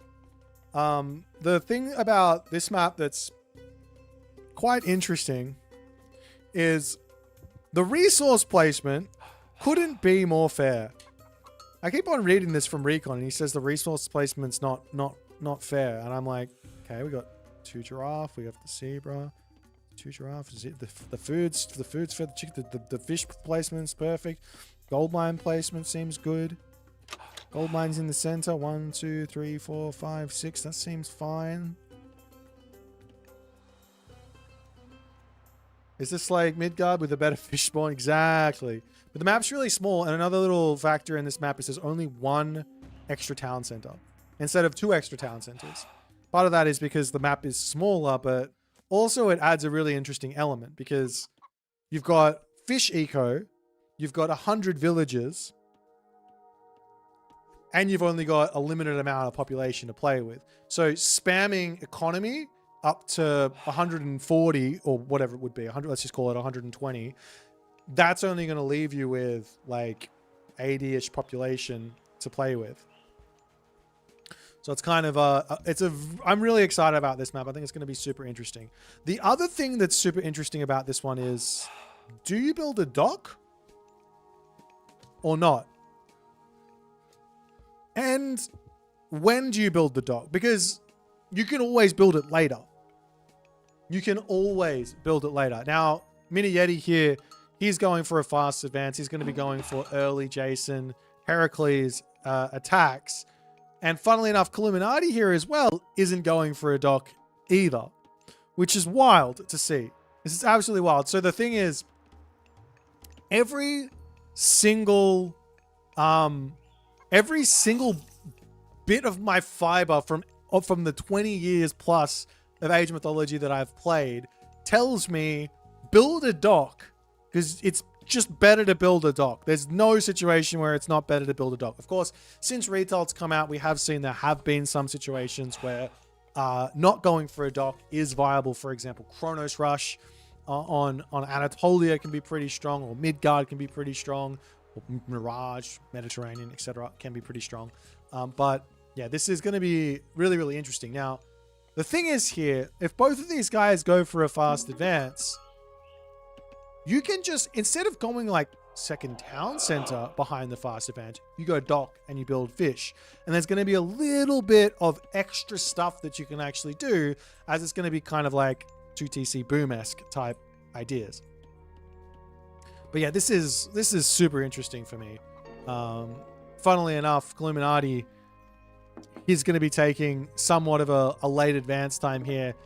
Anyways, there are Norse builds, or there are builds in general. Of course, these guys are playing random gods, so I don't expect them to have their build orders down. But there are Norse builds that can get you 4 fish and like a 3-minute 45 advance time or something like that. They're out there. These build orders exist. As the Jason charging in here, the Minotaur coming in, little cheeky walls up as well. These will get denied by the Minotaur. And the Jason also in and ready to start causing some problems here. Wait, is it going to be denied? Walls build quick. That wall is going to get up. That wall is, without a doubt in my mind, going to get up. There's the Herser. Going to pop out. Wall up.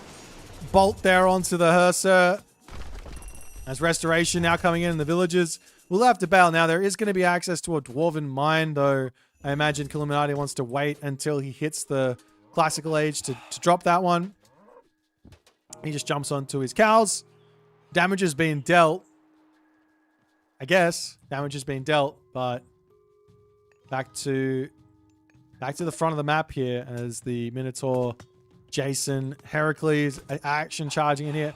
I'm surprised to see an archery range here. This right now, the obvious play to me from Mini Yeti's situation, from Mini Yeti's side, is drop a dock and build your fish. Because you know, seeing the Dwarven Armory, actually you might not know. Has he seen the edge? You know there's no dock there, or at least there hasn't been a dock there. So you can just take a gigantic advantage here by foot off the pedal and get fishing ships in. I think the idea here is the Toxotes to hit the gold mine.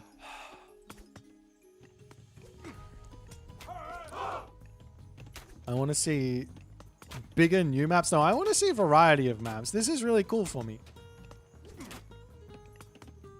Like, Gorge is fun, and those types of maps are fun as well, because there's not any of... we haven't played on them, right? Socotra is fun because we haven't played on them. These maps will get boring if we play on them all the time, right? You just want to keep on getting these new kind of maps added into tournament pools and have some fun with them. Illuminati looks to have actually held over here to some degree. He hasn't built a longhouse or anything at the moment. He's really struggling to get things going here. We will get some new Aztec maps. Yeah, they normally add a couple of maps in. One little trick here on the troll. Oh, I got random fur colors on. One little trick here on the troll is to turn off the special so that you can just quickly target down the Toxotes on the back.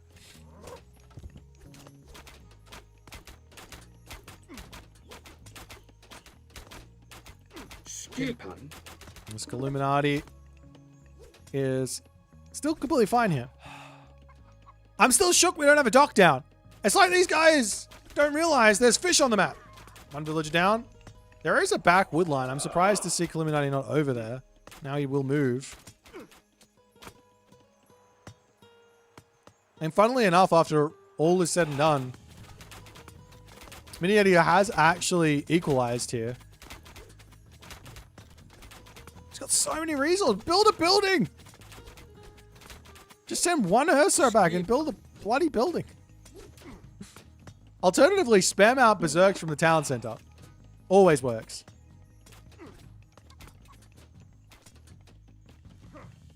Second archery range. How often do you get to see Toxotes built like this?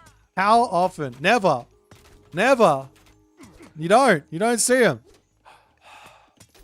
I'm excited. Okay, we finally get to see some buildings, double great halls for potentially... I have to imagine it's for raiding cavalry.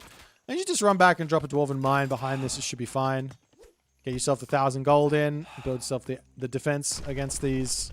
Or the units against those Toxotes. And good to go. Doesn't Cave Troll shut down the Tox? Kinda. Not if the Toxote player is playing well with them, I guess. Ah, we do! We see a dock! It's up! Let's go! The 8-minute dock.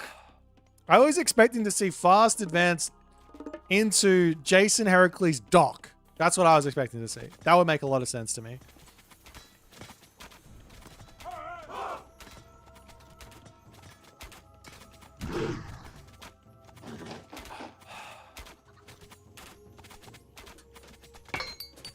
Okay, but now double raiding cavalry on the way. The Hersa coming through and try and keep the armory alive. I'm not sure it's that important there.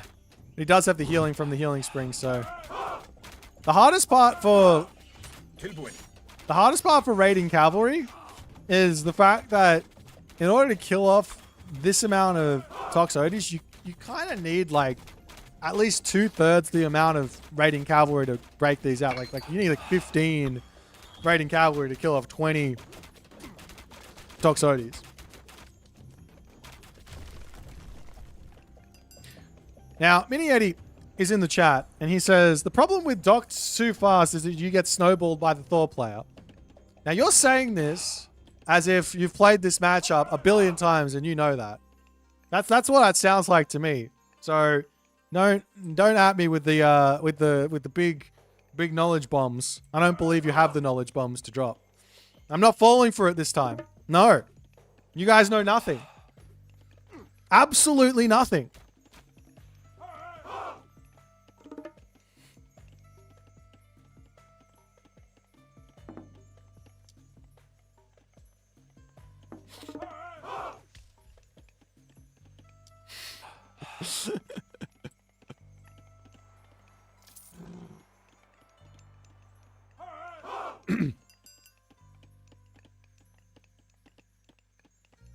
Yeah, AoE 2 has a very different dynamic with fishing ships, so I wouldn't say you learn much from AoE 2.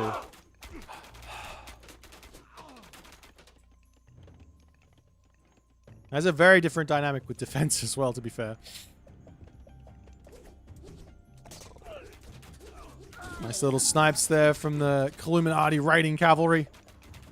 Einer Jib, thanks for the 14 raiding party. Appreciate you, my friend.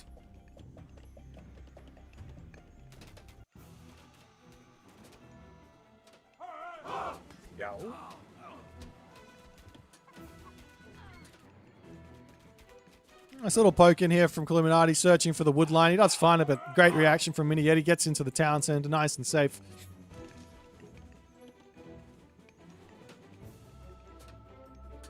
Oh, man, Illuminati staying underneath this town center for quite some time. Does manage to get onto the villagers, though, as they're going to turn around and start shanking. Toxotes on the back here. They will make short work of those raiding cavalry. He gets one vill pick there, but loses a handful of cav. There's still a bunch of food over onto this side as well to be eaten, so Illuminati still got some time here. But the Mini Yeti fishing ship Empire is well and truly on the way. Get another dock, get yourself even more, get the upgrade in. Like, if you look at the actual fish here, there's 8. With the upgrade, that's basically like you've got +8 villages. A little bit less than +8 villages, but it's basically like you've got +8 villages. Not that it really matters for Mini Yeti, because all he wants to be building here is wood and gold-based units. That's it.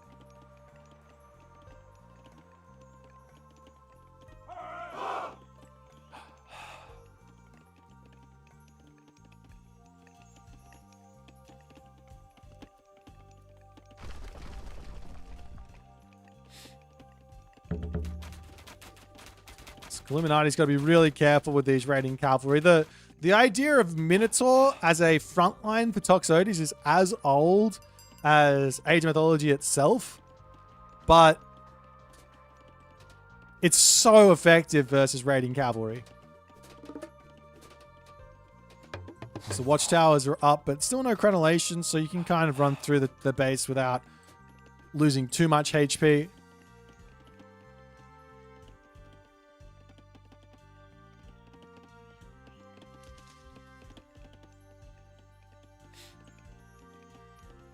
But it's sort of wild to me how this game has started and we've still gotten into this kind of, I wouldn't call it a stalemate, but Illuminati will have to move over here. Walls. A really nice way to play at the moment would be to get some towers up over here nice and early behind the forest.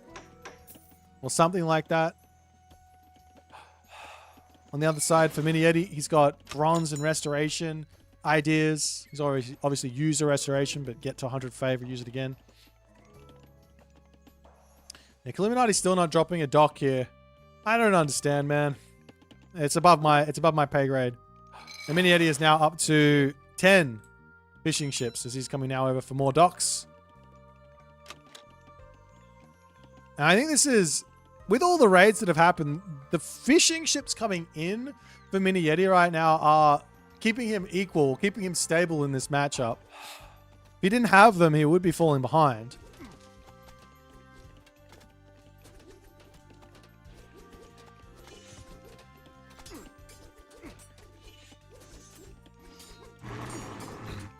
One cave troll goes down. The rest of these raiding cavalry doing their best to try and protect them. They're going to get smacked. Does he lose another one? Oh, good control from Illuminati. Pulls the trolls back, and the rest of those heroes are going to go down. The Dionysus now. I should have flipped these guys, shouldn't I? Dionysus now on the way for Minietti, and Illuminati is well and truly stuck in this classical age. He is on his second gold mine. He's got food over here. He's got the gold mine here. Armory situation, he does have that armory up. He is going up to bronze upgrades. Iron shields coming through here as well.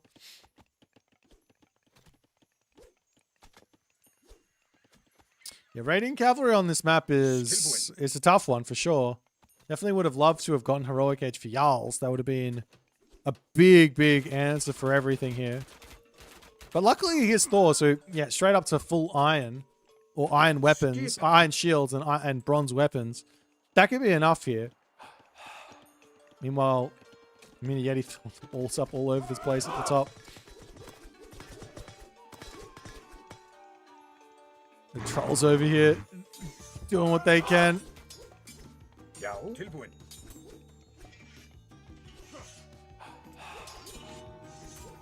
So raiding cavalry come through and they will be able to take out at least Jason. Fortress in the main base here for Minietti. Getting to the Mythic Age quick. And this position can be really strong. The problem for Illuminati is because he's stuck in the Classical Age, at least for a little bit longer, he's got no pushing power. I mean, he can break through over on this side, but yeah, funnily enough, maybe it would have been better for him to go Freya here, so he can at least open up these positions. Wrecking this military academy and getting onto this spot's going to be nice. The Toxotes coming through, trying to take out some Hersa Garrison micro from Illuminati, as he will be able to sneak in here as a little cheeky wall on the back to attempt to come through, but it looks like there's an opening in there with the Minotaur over, and this is a very tight position for those raiding cavalry to get in here. It's just not going to happen. Now, I'm not going to lie. I thought that this map would be over on average at about 12 minutes. A 12-minute average map. That's my guess. We're at 16 minutes here, and it's still going.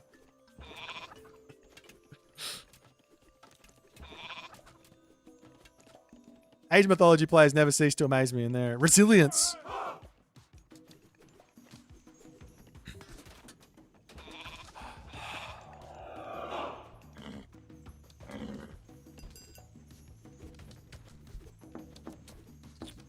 There's a couple of Hersa that come over. They will deal with that Hydra. Skadi is pre-cube. Illuminati's so far away from it.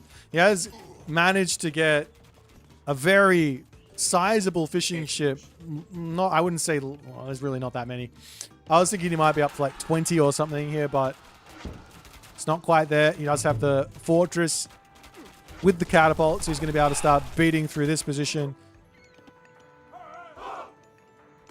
Illuminati going to try and break through up to the top as the Minotaur mass coming through. Raid cavalry, somebody just say, okay, see you later, no problem. That's alright in here though, so you can use those to try and break through the walls. But the town center will, without doubt, be falling.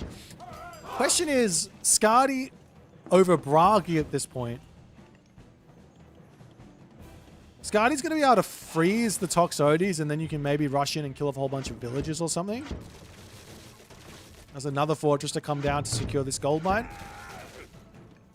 Town center coming up over onto this side with the Herser. Effectively, Illuminati wants... You really want to have heavy raiders, if you can here, for these sorts of fights. We'll get onto the back line there, taking out those Petropoli. Not really taking all too many losses here. He does have that iron shield still, right? No dragon scale shields, but iron shields is going to be huge versus all the Toxotes.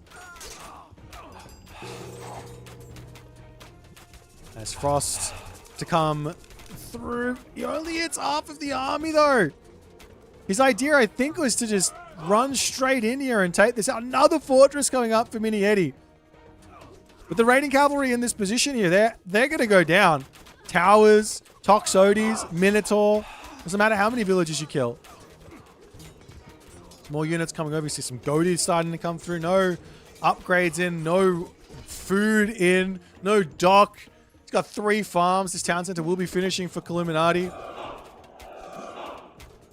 Hera is pre-queued, but there's a long ways until Hera at the moment. But Illuminati does say GG after. I think he threw away a lot of units on that push. It's not quite enough. Very, very tough to make those raiding cavalry work on a map this tiny. Ideas of building a dock and a transport ship, not crossing the mine tier. Like, okay, I can't get past this, but maybe I can just go zonk in and I'm on the gold mine.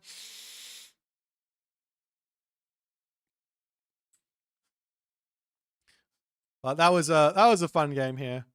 I still think you can just if you want to go for the fast advance, I think you can go dock here. Like you could go dock. What would the advance time be? It used to be on 15-second villages, you could do a 4-minute advance with 4 fishing ships. So I have to imagine you could still do a 4-minute advance with 4 fishing ships here. Of course, that's a little bit slow for what Minietti wants to do. What were the up times? 325, yeah. So this might be one of those ones where it's like, it's a rush build, or it's like a quick advance with fish, and a defend the rush that your opponent's doing. Or it might be both players boom off, and both players say, well, we're just going to go for a whole bunch of fish and scout out what our opponent's doing. You actually have to adapt to what your opponent's doing, which I think is the most exciting thing. I think if you come into these games with like a plan, it's preconceived plan, you're gonna get beaten a lot. You have to be very adaptive. I think that's the important part. Let's watch another one. That was a fun game.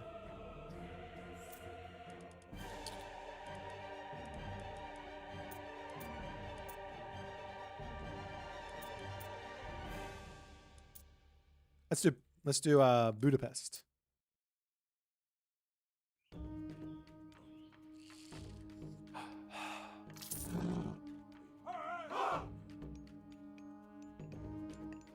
I'm going to go a bit faster here. So this is Kronos. I imagine Illuminati here is going to go for Kronos Rush. It's kind of the only sort of advantage that... Kronos has got a couple of advantages here, to be honest. But, yeah, Illuminati... Or Minietti coming over here, checks the water. One advantage that Kronos has got is he can put the docks down on the bottom. Time shift here, time shift here, time shift here. Perfectly reasonable. I love that Minietti has reacted to this really nicely. This is a tough... haven't thought this is a tough matchup, but maybe this one is also a tough matchup. We'll see how well Miscellaneous can defend this. Basically, you have to get a temple and get your Herser out. That's the first, like, difficulty, so to speak. So temple comes down. It's a little bit on the late side, and the Oracle spots it, and it spots it exactly when it's finishing. So Illuminati here can literally time this for the 12 seconds or whatever it is for the Herser and deconstruct. So you're looking to deconstruct it kind of now, right? But we'll see if he gets it out. And he does. That's kind of a big deal. As Prometheus hits, Prometheans come through, deconstruction does come down, and the Herser will be able to wail away. The temple going to come back up over onto this side. Good garrison micro there for Miscellaneous. Definitely don't want to be losing any units here. As the temple does get spotted there. Mad issues here as the Herser needs that temple up for the Valkyrie so you can heal it. And he's getting close. Another option here is to actually just build another Berserk out of the town center. There's no problems with that. Doesn't make you lose too much. Getting that temple up, getting the Valkyrie in, healing the Herser. Very, very important here.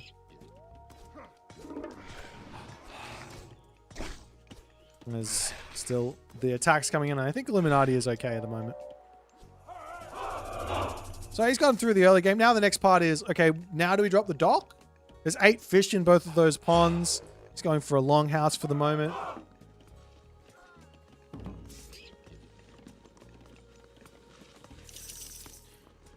Yeah, the 230 Chronos Rush is like not possible. Like you can get a 250 with the sacrifice of a villager. But that's kind of it.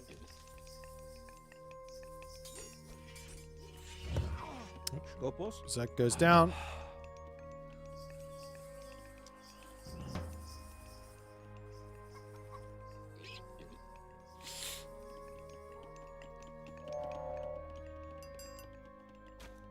You get 230 with sacrifice of 2 citizens?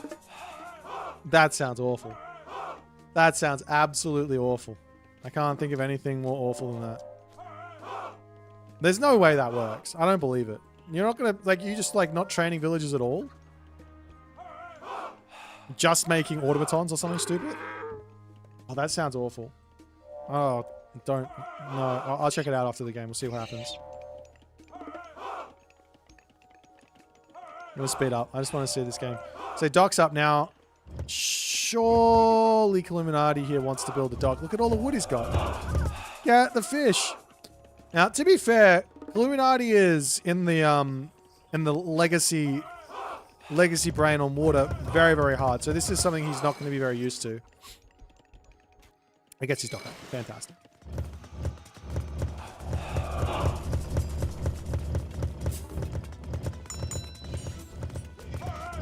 I think that's so cool. If this is actually the way these maps are played, where you don't go for a dock early on, I think that's going to be so cool because it's so different. It's this map, so you know how to ban it. It's called Budapest. There's 3 water maps and 8 land maps, and you get to ban, depending on the best of 5 or best of, you get to ban X amount of maps in the tournament.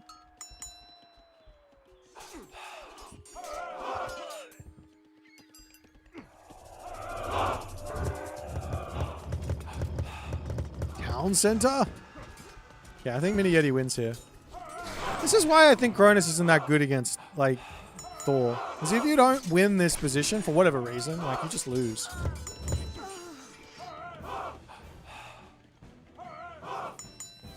But maybe Illuminati could have executed that better, and it's just impossible to lose. You just always win at, like, 10 minutes.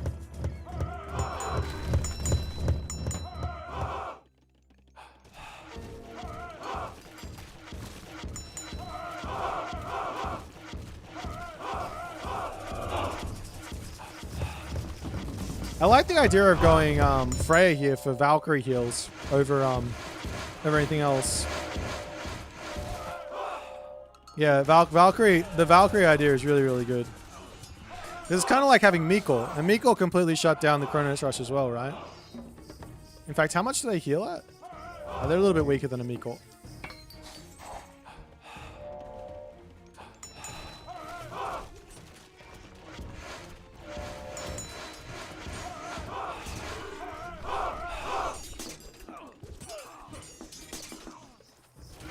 Man, this is so cool. I'm excited. I hope you guys are excited because this is going to be really, really fun. Seeing what people cook up on these maps. There's generally a meta that gets sorted, but you don't get to see the meta until like top 4, basically. And everyone else's wild ideas coming through, getting refuted or whatever, or turning out to be meta.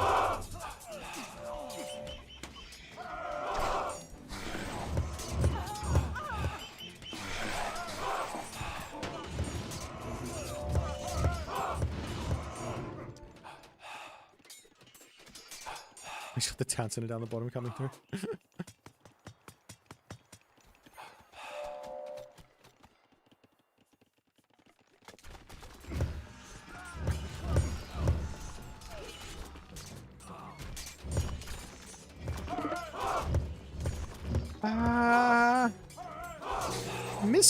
What Mr. does...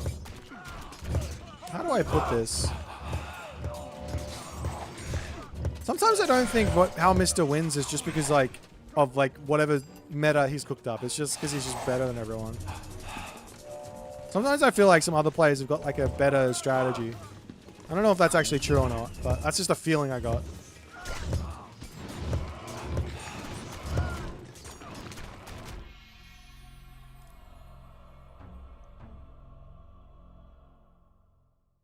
Like some of the times I look at what Mister's doing, I'm like, hang on, what the hell? This doesn't even make sense. And he just wins because he's from the Mister.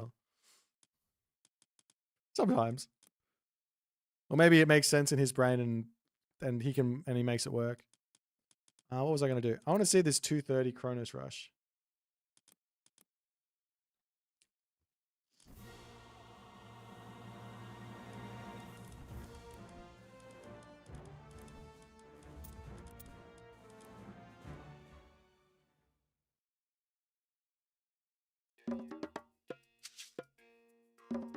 Herr Josh Fest. Osto. Skopo. Yuji Mo Fest. Osto Fest. How many citizens do you reckon? Skopo. Yuji Osmak.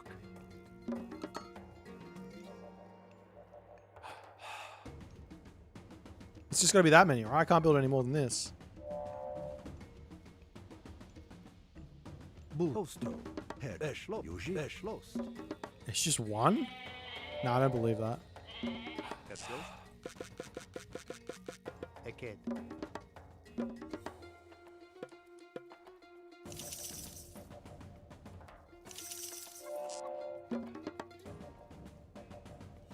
This temple doesn't even finish at 230. What the hell? Okay, I'll try one less villager. That sounds absolutely crazy. Bush Fest. Skopo Mak Fest. Herr Yuji Fest. Bure Mak. Osto. Sko Mak. Eschlos. Yuji. Eschlo Mak.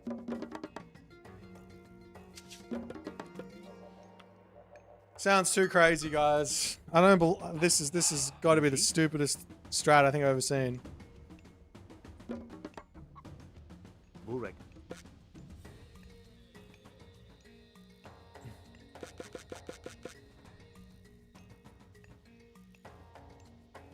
Eked.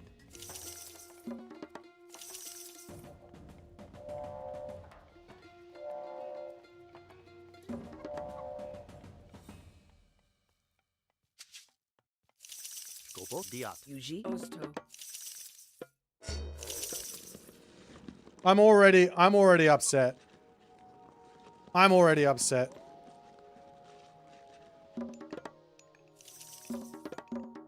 Do I need 2? I think I can get away with 1 on food here. Then I can actually get a villager out. Dude, I'm so upset. Do I have auto cue on?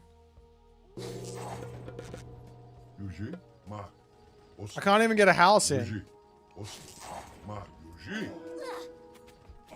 Yos ma. Bure e poro fras. Yuji, Yuji. Os ma. Yuji. Yuji. Erjo mak mos intum. Yuji. Erjos. Bureg.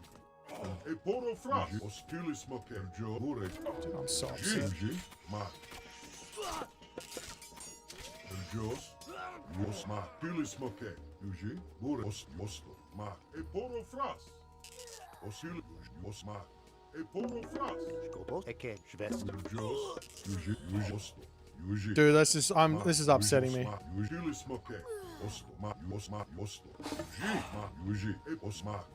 Ma os ma yos ma yuji smoke. Ore os yuji. Erjos ma os yuji ma osto. Yuji ma osma yuji ma. Ore osto. Yuji erjos yuji ma yuji erjos ma os yuji. Osto ma yuji smoke. Ore Nah. yuji e os. Nah. Osto yuji smoke. Yuji. This is too upsetting.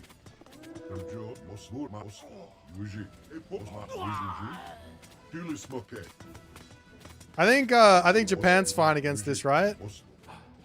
Japan will be fine. You just make me call. Everyone else is fucked.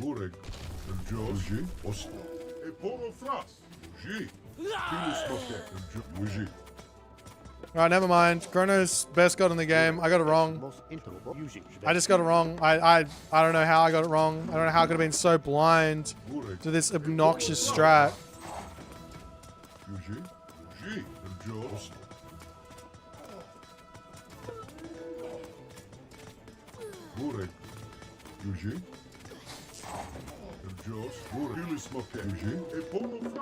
Erjos eke shvest.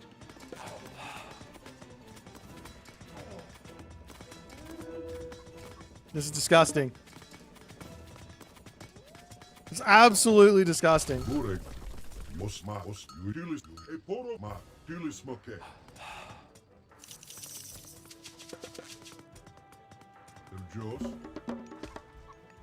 eke shvest.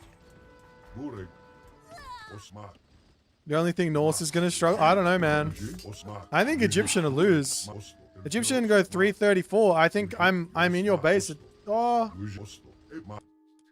No, I want to kill you.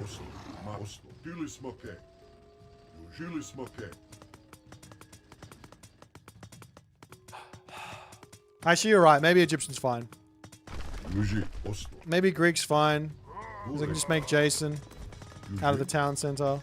Go 330, advance when they're attacking you. Maybe China would struggle, actually.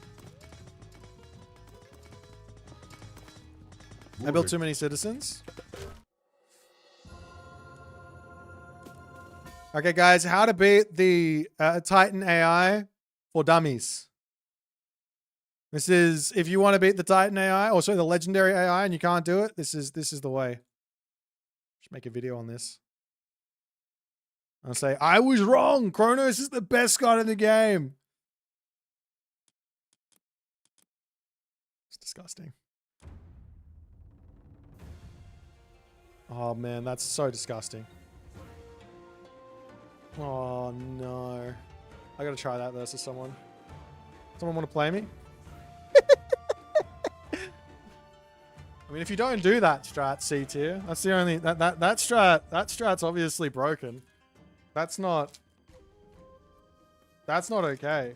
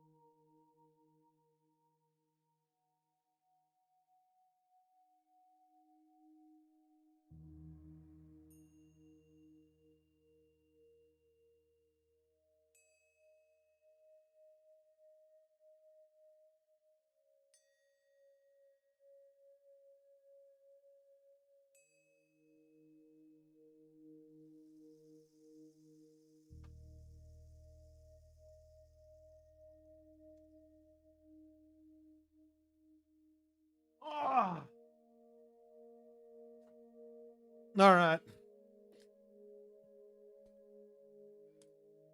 All right. Let's play a video game. Who wants some? Come get some.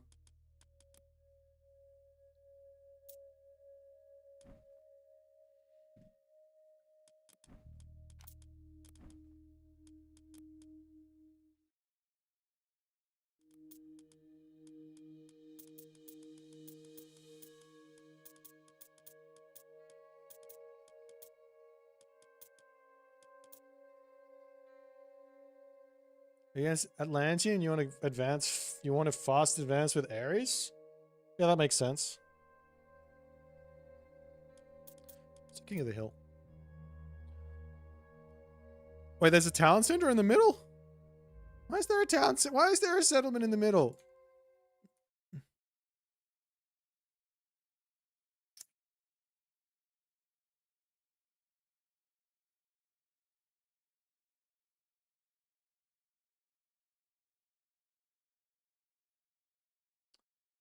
Who's Jules? Sorry, Jules.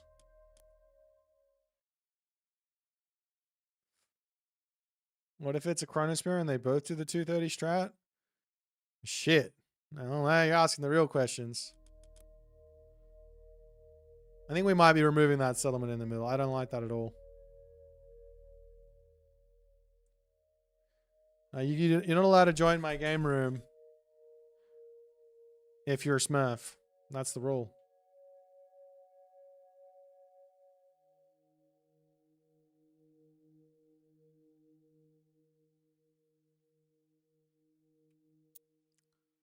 Set versus Susan.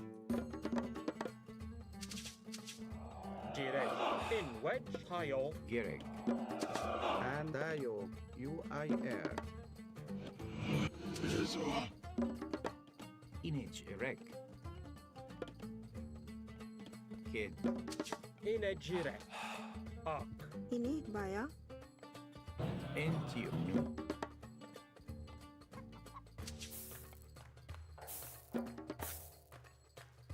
And in wedge. Erifir.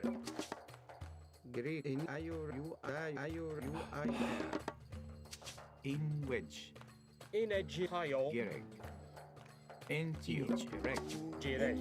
Entio. Rig. The super specific build order. Dude, it's a thing of beauty. In wedge. Gerek. In which. Great.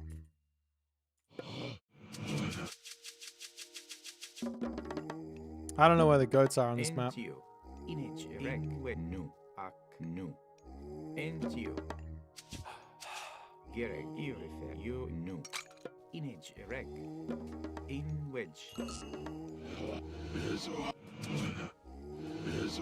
Or should I say cows? Entio. Kai. No. Gerek. I nu. Inage erect. In arc. Ini to. No. In wedge. Entio. In wedge. Inage erect. Nu. In a arc. Gerek. In nu. In ak nu. In nu.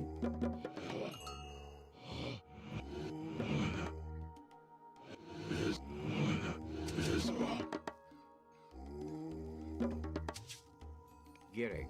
Irifer. Nu. In you nu. Okay. Entio nu.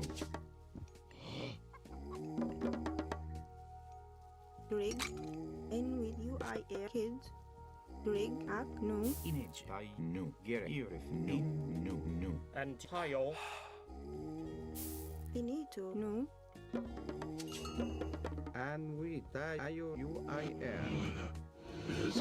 In which. Direct. Erifir. Gerek. Entio. Rig. Kids. Baya. Inage. Erect. Ini to. In with Yuri baya. Ini to. Baya. Gerek. Ak nu. Oops. Rig. UIR. Click the wrong button. In a arc. In wedge. Irifer. Bea. Entio. I kid. Kid. Kid, kid, kid, kid.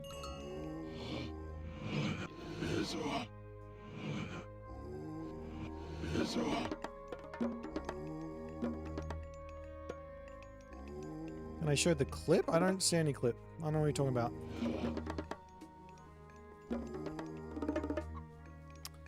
Ah, drat. That's not good. This one is better.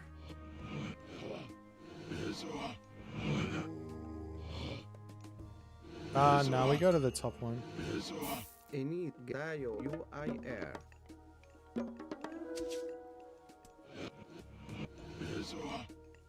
In Baya. Gereg. Ini you refer. Inage In erect. wedge You bait. and arc. Erifir. In a jirek. Hayo. Ayo refer.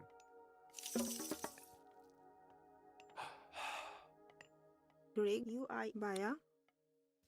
And which you ayo refer. You ayo. I should have another villager.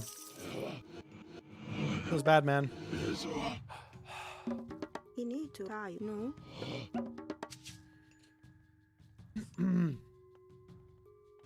In wedge. In I no. UIR. Any ayo refer. Dayo. Inage. That's wild.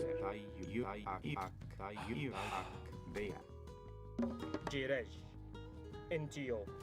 Gereg. Kid, kid. Intio.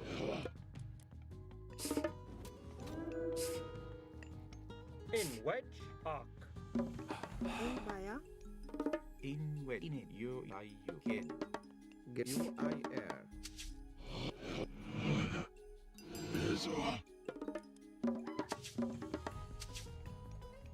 Gereg. Kid. Arc.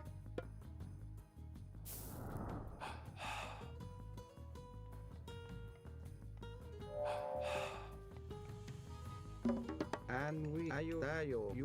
Ayo refer.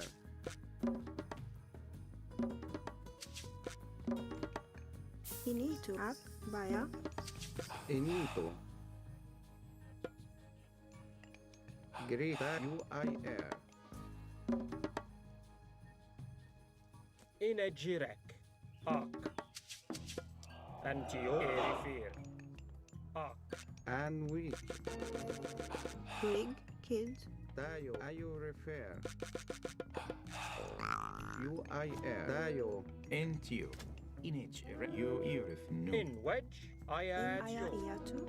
Ayo refer. UIR. Dainito. In wedge. Gereg. Bea. Ini Kids. Jirej. Talk. Arc. Hayo. Great. Greg you refer. Kids. And ayo refer. Intio. Bea. Inage. Erect. Kid. In wedge. You. UIR. Enito. Dayo. Ayo UIR. And great. Ayo refer.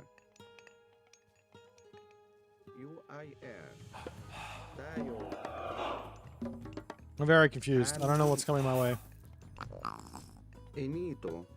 Ayo refer. Great. Dayo. UIR. In UIR Kids.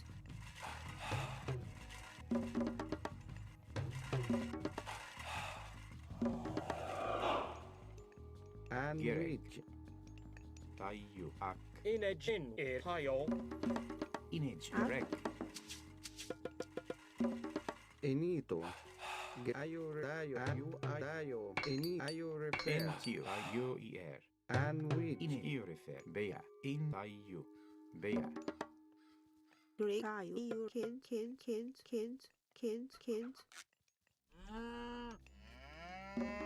Finito. Great UIR. Dayo UIR. Ayo refer.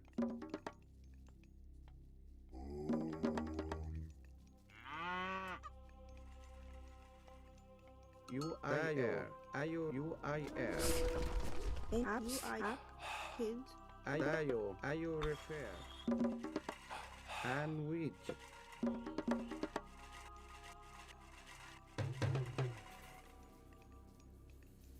Gereg. Ak. Kid. Rig ini to you refer kids. Ayo refer. Tayo. Jirej. Ak. UIR. Ayo refer. Tayo. UIR. UER. You refer.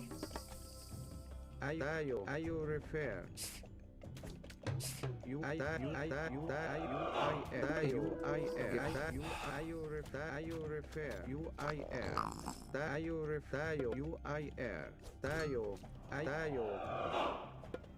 And which? Okay, what the fuck? I don't know what I'm playing against. Into. Up kids. Ini you kids. And UIR. Greek. Ayo tayo. And UIR. In tayo. And which? Ayo refer. UIR. Tayo. UIR. Ayo refer. Ayo refer. Tayo. Ayo refer. In ayo refer. Tayo. Tayo. Ayo tayo. In ayo refer. Ayo refer. And Tayo.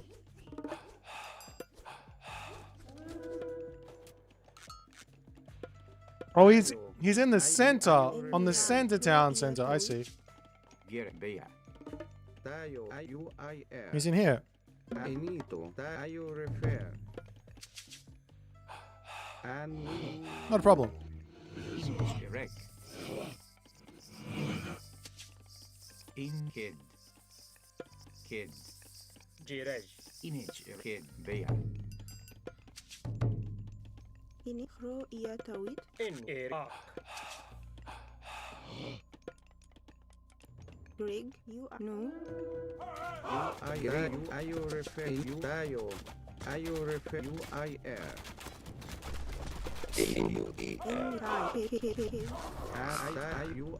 Ayo refer. Ayo refer. UIR. Ayo refer. UIR. Ine Jirej. Kids. Ayo refer. In UIR. Wedge. Tayo. Ayo UIR. Rig you refer. You refer. Tayo. Ayo refer. Tayo. Into you. Ini. Ayo refer. Into you. Into you. In wedge. UIR. Tayo.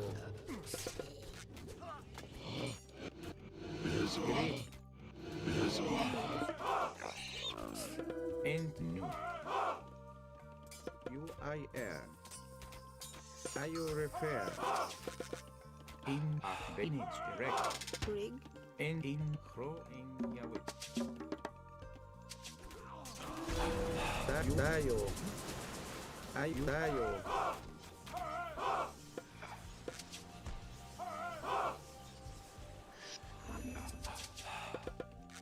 Ayo refer. And which? Tayo. UER. EU refer. Ayo refer. Into you. EU refer. Tayo. And crow in Yahweh. Ayo refer. and we kids. And which?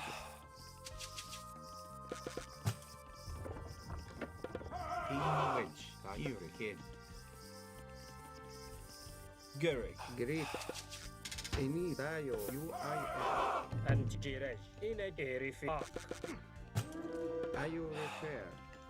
And Erifi. Tayo. And which? Tayo.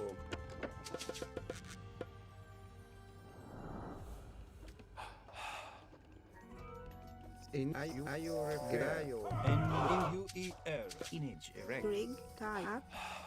Nanaya in shred. We need to rig in with And which? UIR. Into you. Ayo Girl. refer. UIR. Into you. Tayo. Ayo refer. And wedge. Tayo UIR. In wak erifir. Are you refer? Tayo. Are you refer? EU into you. Tayo. Tayo. EU into you. Into you. Into you refer. Into you. Into you. IR. Into you. Into you. EUER. EU refer. In EUER. Tayo UIR.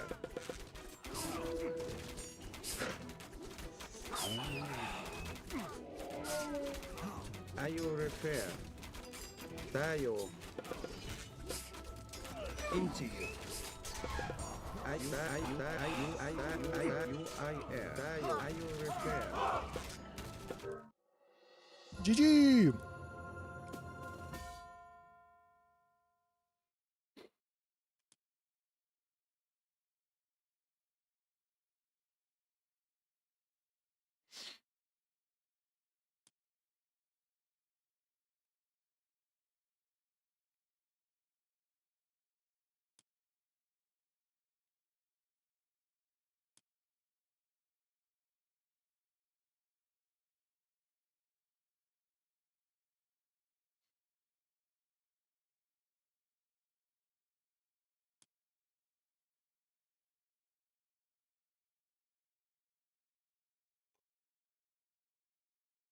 Well, that was fun.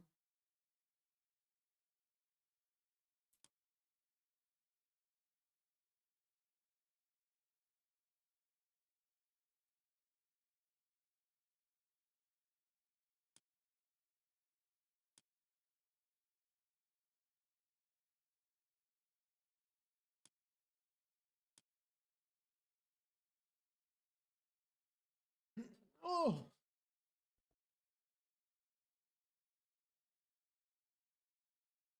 Yeah, I think this map has got a like a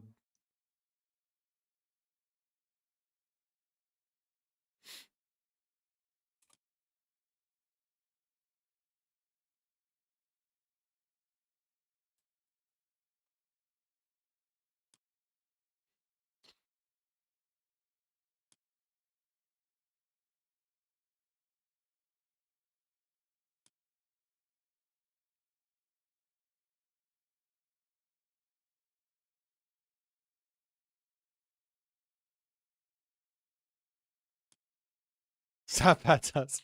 That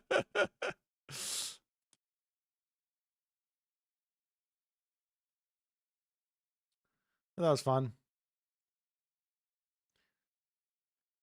Yeah, the thing I was worried about was I thought he was 1 TC, and I thought it was going to go mass 1 Udor and just walk into my base. So I was just sitting here pumping priests. But if I'd spotted the town center, I would have just gone fast heroic. So I would have had like 3 or 4 priests out to defend the small amount of pitter patter coming my way. I would have hit heroic age at like 8 minutes instead of 9:30 or whatever. I would have been much quicker. And this would have been even more brutal to deal with.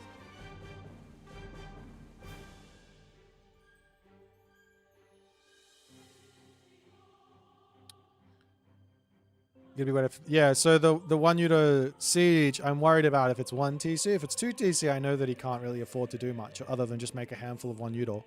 So I just go, all right, well, I'll just make some priests, and what are you gonna do? Get myself watchtowers if I need to, and what are you gonna do? Yumi archers a week? I don't know. Arcus aren't weak. Toxodia I can appreciate as a weak unit. Yumi Archer, they're alright.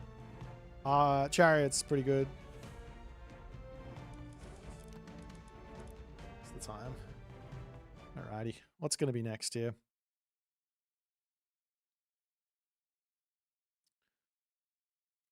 What's our next plan for today? What do you guys want to see? You guys want to see a team game? What are you feeling like? I'll say this again.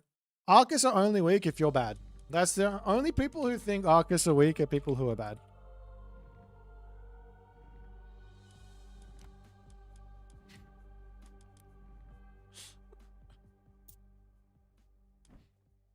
Toxotes are only good if you're playing against bad people. People who are bad. Throwback to Frozen Wastes team game? Your Gorge team game?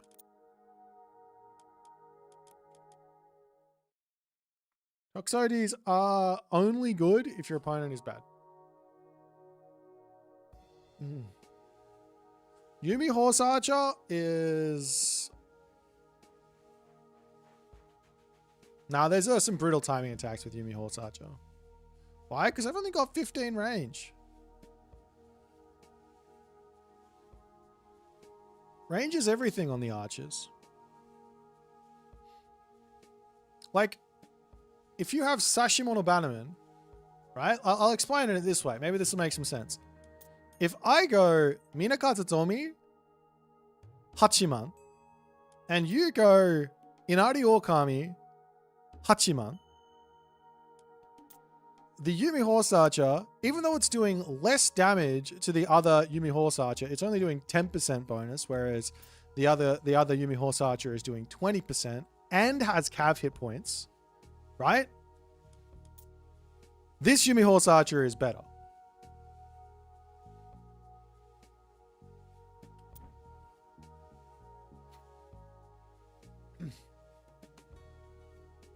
Because it has one more range.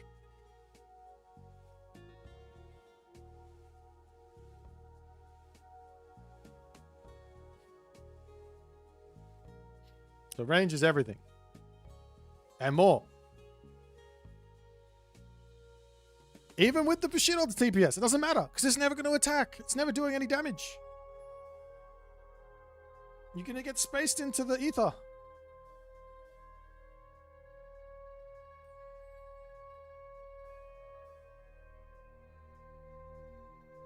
Young Oath, get in here.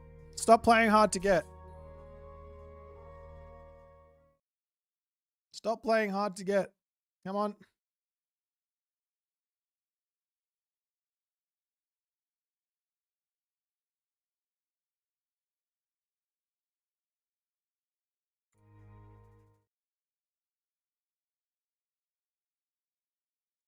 Is the 230 actually good? Seems pretty good.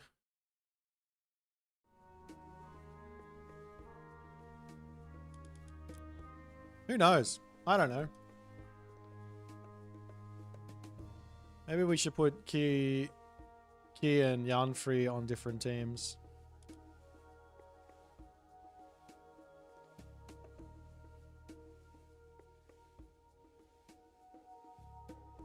How much you lose a lot, but you advance at 230.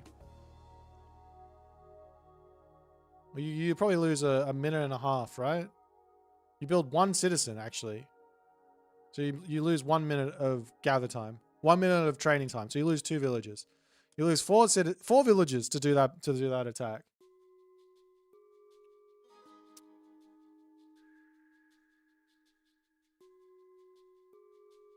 Four. That's nothing. Considering you're in their base idling their economy for a minute plus. And you're going to kill villagers guaranteed because they're... What are they going to do against 2 automatons walking at them? Just garrison them? I don't think so. They're going to lose them. What happens?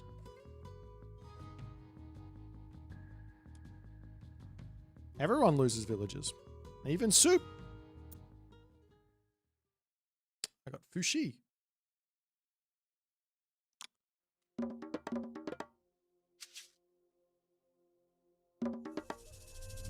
Shama. 建主公。 是的，遵命。是的，好的，请遵命出发。准备好，建筑猎人。是的，猎人。请下命令。准备好了，遵 Totally 命。 forgot to put a house down. I will put it down. 建筑工，猎人。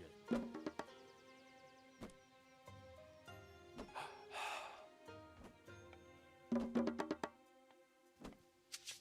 请下命令。是的，准备好了，出发。什么？是的，好的。准备好了，猎人。什么？猎人。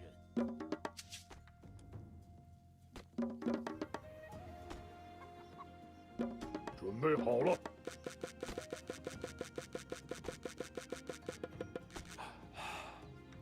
请下命令，遵命。出发，遵命，出发，遵命。To believe anything in this game that's free should be manually trained, excluding Hades ballistics. No, I agree with you. I think including the ballistics, I think everything should have to be trained, even if it's free. I agree. I'm with you. I'm with you on that one. That's my take on the whole Bushido thing. 出发。是的，请下命令。 But 遵命。 me just one man. 遵命。是的。什么？好的。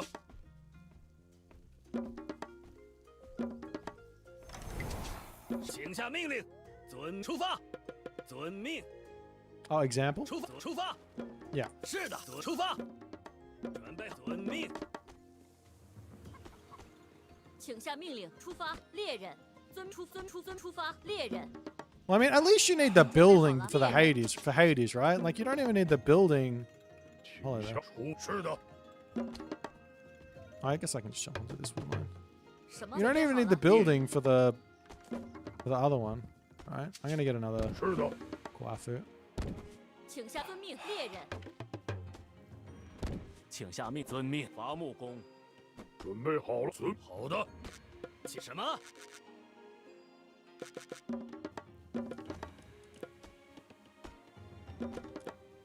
是的，出发。遵命，出发。遵命，出发。遵命。 One jade hair, please. 是的，出发，遵命，伐木工。 I'm gonna grab this town center. It's too good to pass up. You have a back gold mine. 是的。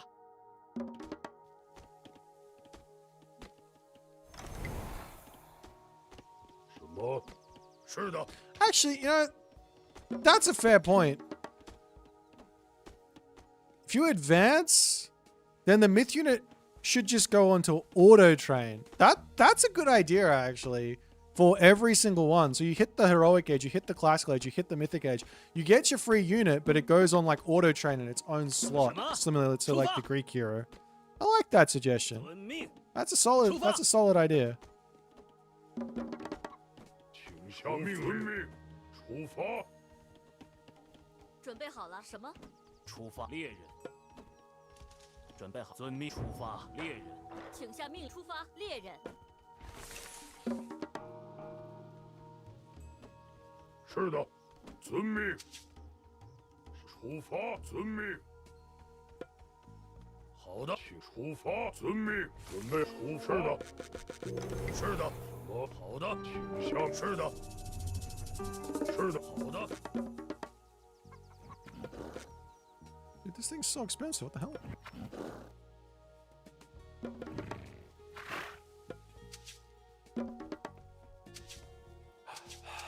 “是的，猎人。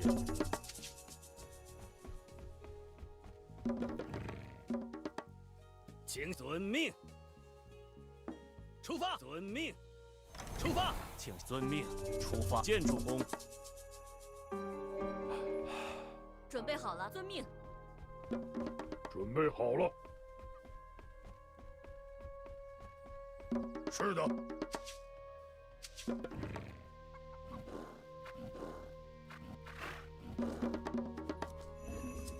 是的。什么？遵命。好的。什么？ 建筑工。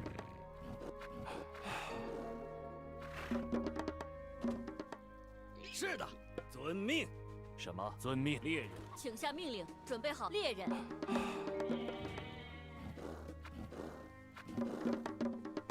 是的，出发，遵命。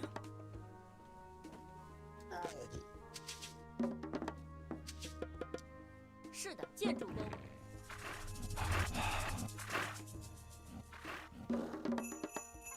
准出发。遵命。准备好。是的。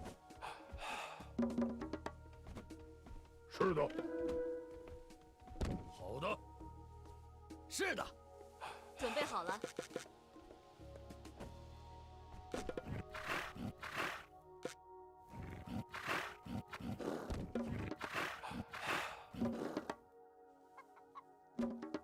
出发。是的。出发。遵命。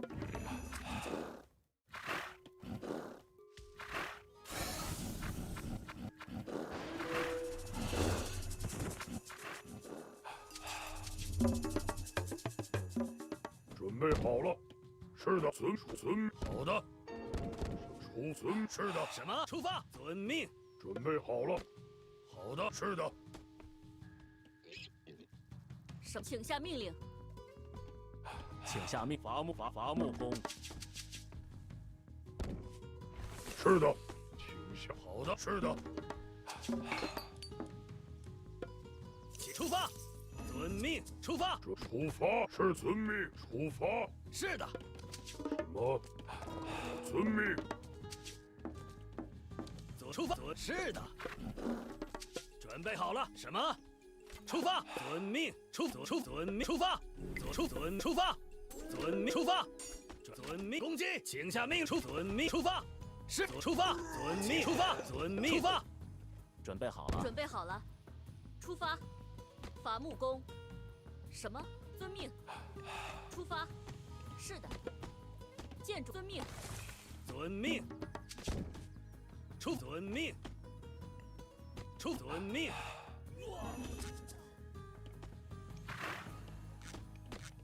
准备好了。遵命。遵命。What am I going to be going for here? Apart from just a fast heroic into nothing but cavalry. 遵命。 I feel like that's the only real option, right?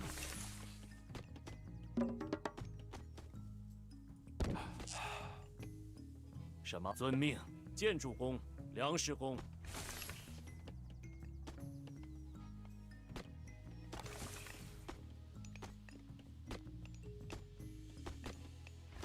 Once that gets to 500, I might make it wood. So I can place down 2 ballets. Grab this, grab that.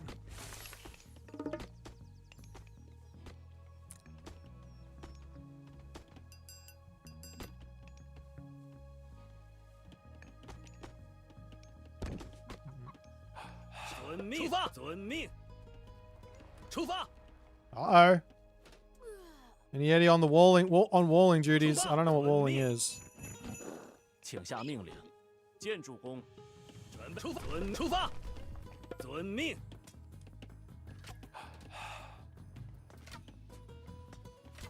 请下命令，出发，遵命，出发，遵命。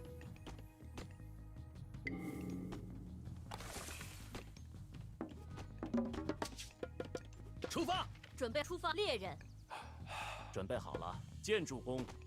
是的，出发，猎人。是的，请下命令。请下命令。是的。好的，准备是好的。遵出发，准备出发，遵命。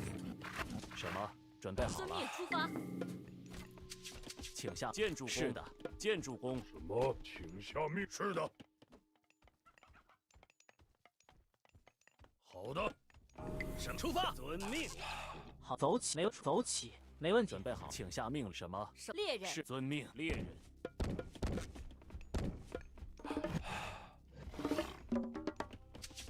准备出发，建筑工。建筑工，请下命令。建筑工，伐木工。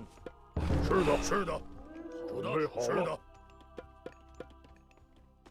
出发，走起，出发，没问题。走起。什么？ 遵命，出猎人，出发。什么？是的，没问题。准备好了。是的，好的。走，出发，没问题。攻击。走起，没问走，没问走，没问题。走，没问走起。揍他，没问题。走起，出发，攻击。走没有走出走起，没有走出没有走没问题，出没有走没有出发，没有走起。请下命令，遵命，出发，准备好了，矿工。请下命令。什么？遵命，矿工。什么？没有出发，没有走没问题，出发没问题，走起，出没有走出走没问题，出走起，没有出走没有走出发，没问题。是的，走起。好的。什么？建筑工。出发，没问题。出发，揍他。走出没有出发，攻击。走没问题。揍他。出发，没有走起，没有出发，没问题。走起。是的，准备。遵命。建筑工，建筑工，建筑工，请下命令。建筑工，建筑工，建筑工。好，出遵命。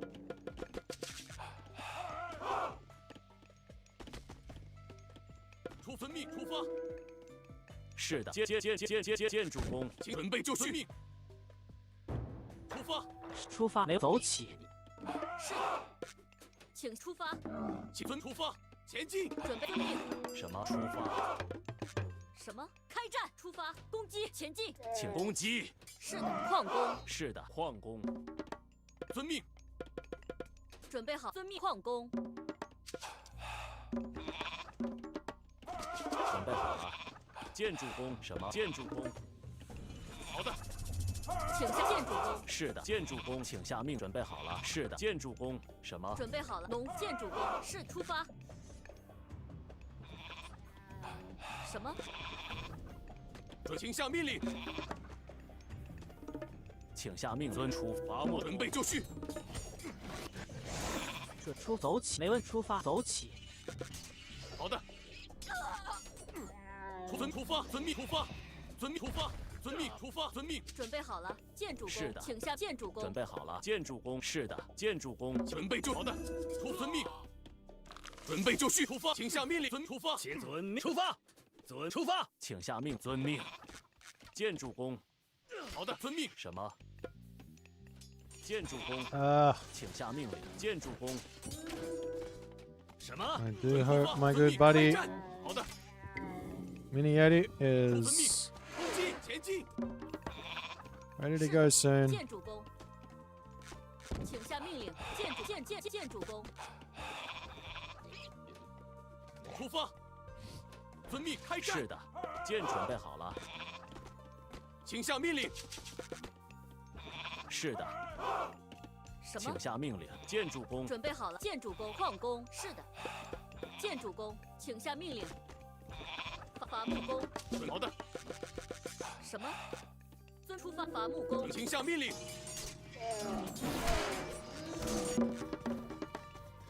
准备好了。什么？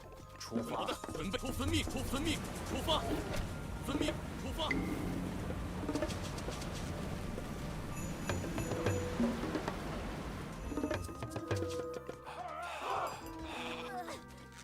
遵命。是的，建筑农夫。出发。遵命。请农夫遵命，准备出发。请下命令。请遵命出发。什么？遵命出发。出发。遵命。是的，遵命。建筑工。出发。出发。请下建筑工。是命。建筑工。什么？建筑工。准备好，建筑工。准备好了，请下准备就绪。是的，请下命令，遵出发，遵命，出发，遵命出发。什么？建筑工。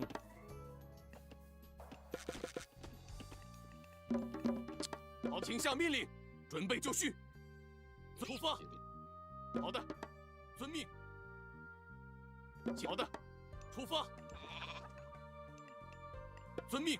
准备就绪，出发，遵出发，遵命。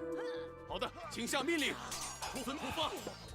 准备就好的，请下命令，遵出发，遵命出发，遵命，出发。准备就绪，好的，遵命，出发，遵出发。请下命令。请下命令，出发，准备就绪，遵命。出发，遵命。好的，出发，遵命。什么？建筑是的，建筑工，请下命令。建筑工，请下命令，出发攻击。准备遵命，前进。遵命，出发。好的，出发，遵命。准备就绪，出发。准备好，遵命。请下遵命，请下出发。好的，遵命攻击，请下开战。是的，遵命。什么？准备好了，请下。是的，准备好了。伐木工，准备就绪。准备好了。矿工、建筑工，请伐木，请下命令，准出发。好的，遵命，出发。准备好，请下命令。准备就绪。好，遵出发，前遵命攻击。准备出发，请下命开战。好的，前进。准备遵命开战，遵命攻击。请下命令。出发，遵命，出发。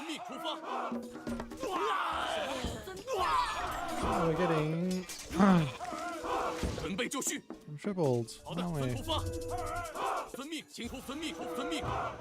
准备就出遵命。好的，出发。遵命，前进开战。准备就冲前进，请下出发攻击。好的。是的，农夫。请下命令，准备就遵命，请下命出发。好的，开战。准备就绪，请下命令。好的。遵命，前进。准备就出发，请下命令，遵命。什么？伐木建筑工。准备就绪，请下遵命，出发。遵命，准备就绪。好的，遵命出发。准备就绪。请下命令。Well, I think I got some damage done onto this guy. 出发，攻击。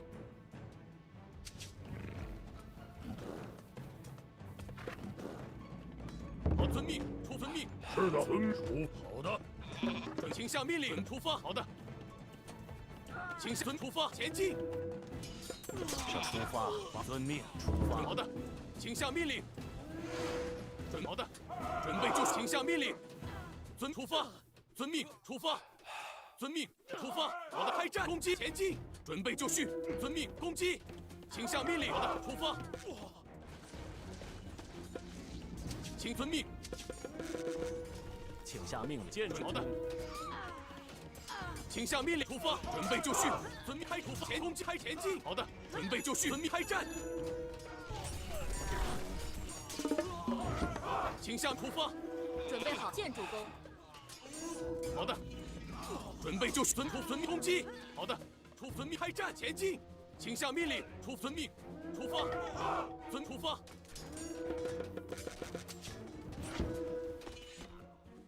准备开战，攻击，遵命。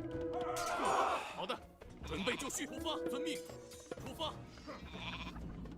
请下命令。Sacrifice myself, kill their economy as much as I possibly can. 请出发，出发。好的，遵命，开战，准备就绪，出发。好的，请下命前进。好的，准备就绪。好的，请下命令。好的，出发，遵命，准备就绪，开战。好的，出发攻击。建筑工，准备出发，遵命。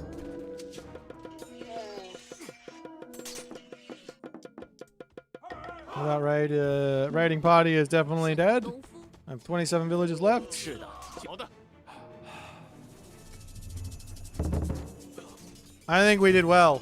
I don't know what the score is because for some reason the score's all messed up, but hopefully Mini Eddie can carry from here with his champion Tiger Cat versus fucking Hoplites.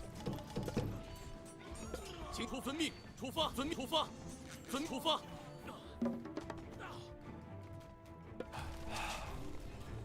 遵命，准备好了，遵命。好，出发，遵命。Nope. 请出发，出发。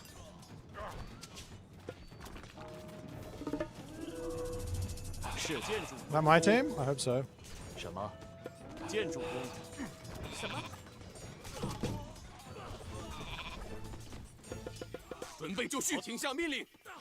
好的，准备出发。出发。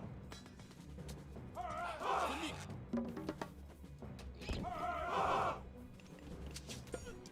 准备就行，遵命。请出发。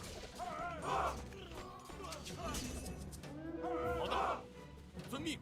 出发。遵命。出发。行。准备遵命。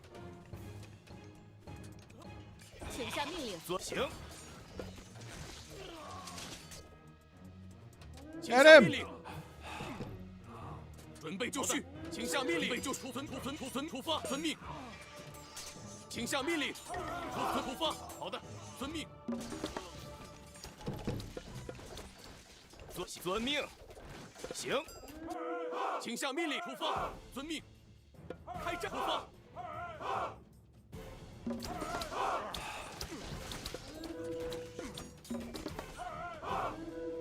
遵命。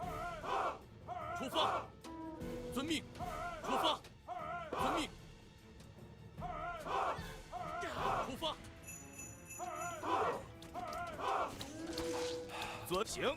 遵命。遵命。是出发。准备就绪，出发。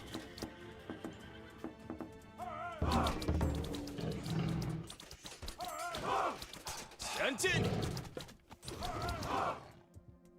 请下命令，遵命。前进。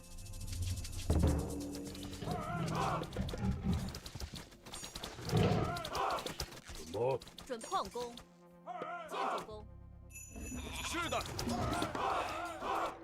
好，出发。 Okay. 行。 Well, I'm still kicking. I've tried. 准备就绪，遵命。遵命。好的，出发，遵命。遵命。遵命。出发，遵命。好的，出发，遵命。遵命，攻击。行。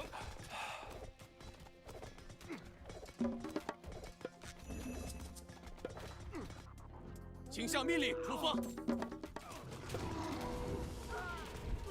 什么？农夫？是的，请下准备就绪，好，出发，遵命。遵命。准备好了。行，准备就绪。下命令。好的。 行，准备就绪，出发，请下命令，遵命，遵命，出发，遵命，请下命令，行，请下遵命。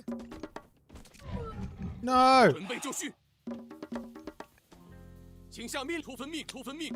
Well, I feel like I killed a lot of villagers. That's what I'm feeling like. Maybe I have, maybe I haven't. 出发，遵命，遵命，遵命，出发。 But I'm definitely not very. I'm not doing too crash shot here. 出发。 准备就绪，遵命，出发，遵命。 That's not a terrible idea. I should build a market 准备就好的，遵命。 and get my economy going a little better. 遵命，遵命，出发。请下命令。好的，准备好了。农夫。请下命令。好，出发，遵命。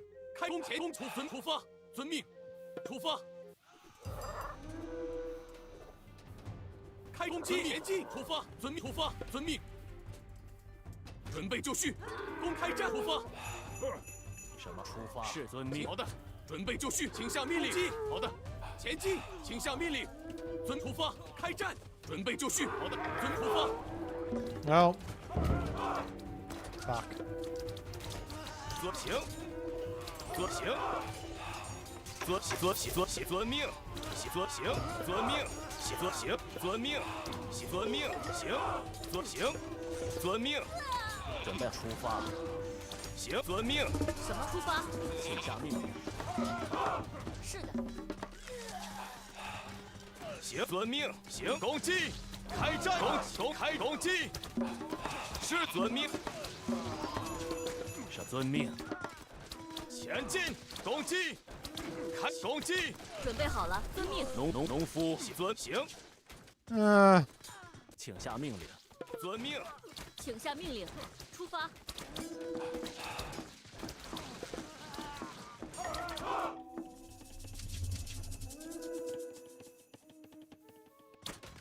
请下命令，遵命，行。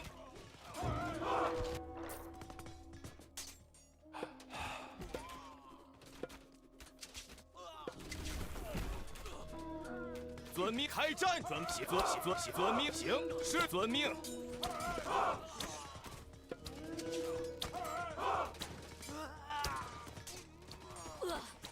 是的，出发。遵命，出伐木工。行，遵命，请下命令。遵命，农夫。行，遵命，准备好了。遵命，伐木工。什么？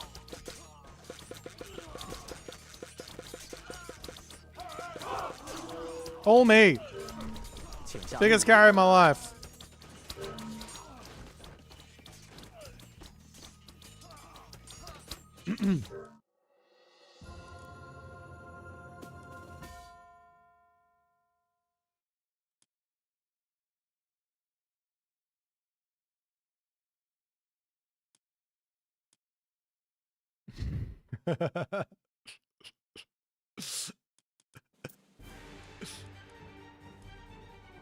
Look at 164!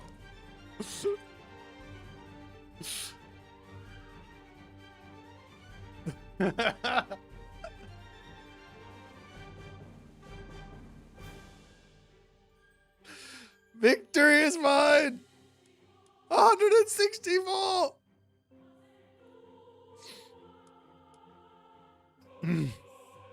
Get on my level. These guys are all trying to kill bases. I heard this game is all about raiding. I will raid you into the ground. I wonder why this was all bugged.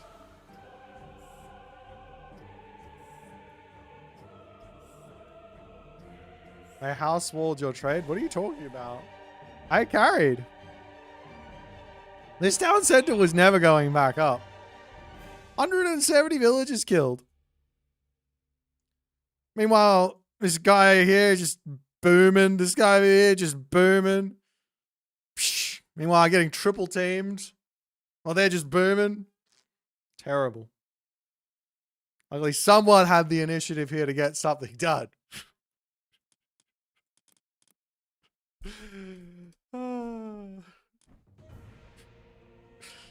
I was the one who was getting tripled.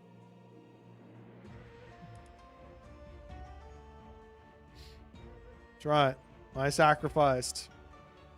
Of course I got tripled. There was 3 colors in my base non-stop. That's all that happened. Oh dear. I think it's cast a Rooney time. I am Boopskid. Let's find a gimme game to cast a Rooney. Surely there's something nice in here. Let's have a look. Who's been playing? El Matadore. What has he been doing? Oh my god, so much Japanese abuse. Non-stop. Japan, Japan, Japan, Japan.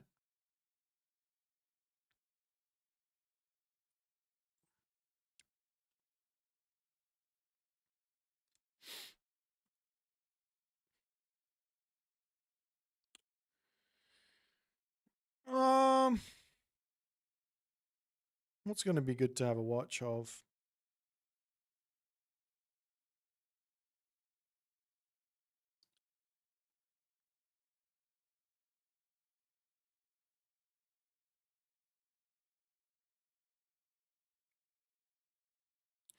Kind of hungry. I might get some food. Let's watch this one, and I'll eat some food to this one, and then we'll continue along with some other things. Secret to win team game is go with Boit is go 3 TC and save him. What are you talking about? Man, if anyone built anything other than Cav to kill those fucking hoplites, life would have been good. But no. My pocket player decided to go mass Cav after I'd already built mass Cav. And I was like, well, I can't kill the Greek army, so I may as well go do something with my units. That's what happened. That's the truth. That's the truth of that game. Could have gone for archers. Could have seen that I was going Cav. But don't build one type. I didn't. I built fire archers. I had some fire archers. I was relying on my teammate to carry. But they didn't, so I had to do the carry. I had to do the heavy lifting. Alright, I'll be right back. Here, enjoy the bones build order.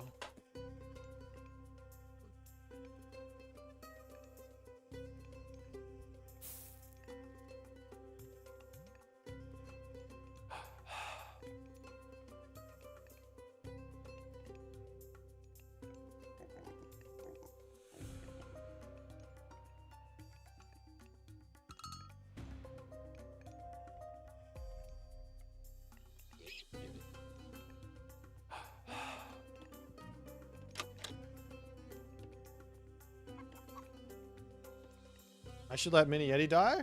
I thought about it.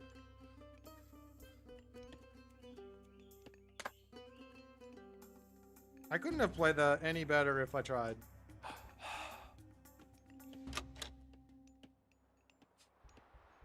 Wow.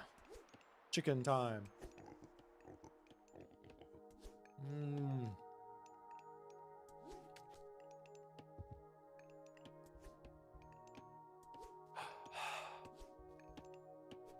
That's so yum.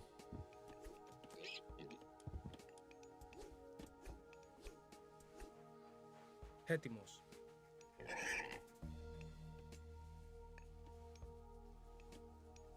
The #1 Mini Yeti hate watcher. Why? Mini Yeti plays fun. Except for when he's on my team. Actually, I must say he did enjoy walling up for me because he knows I'm not going to wall. Walling is for keeping children in, not for keeping me out.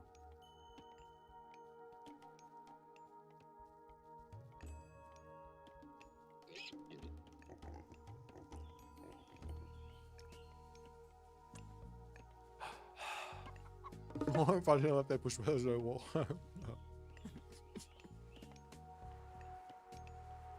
I got to give him somewhere to attack, otherwise we're just going to sit there and play.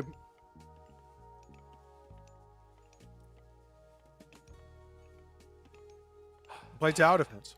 You know, that's not the game I signed up for. I signed up for real-time strategy.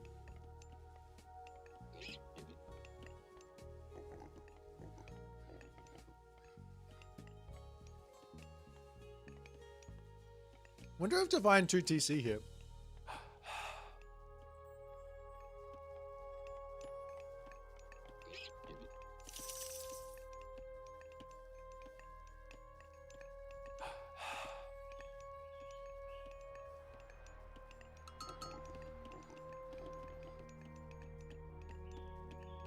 Where's the Kwafu Ragnarok? I didn't build any.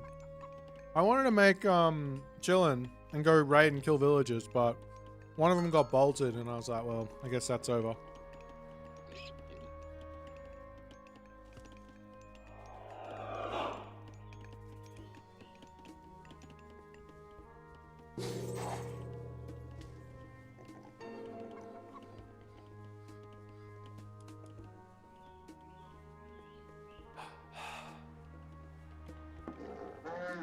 He did go through down center. That's wild.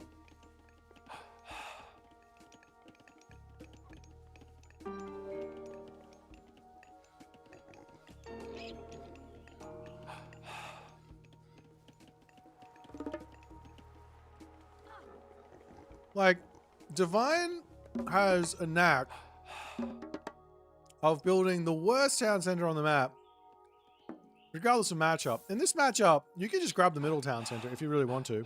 There's no negatives.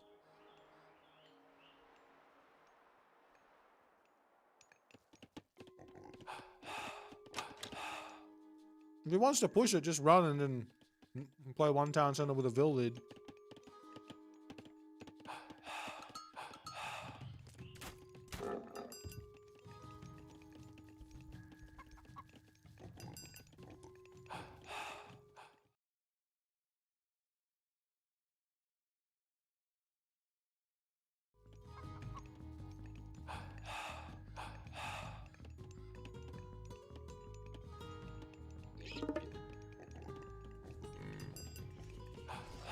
Then again, Kiro did the same thing, so.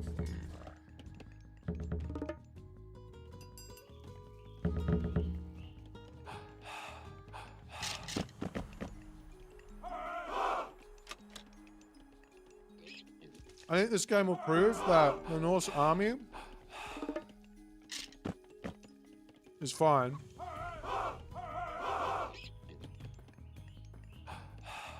And the only issue is that Norse sucks in the early game. Not the early game, in the mid game, on the gold mine.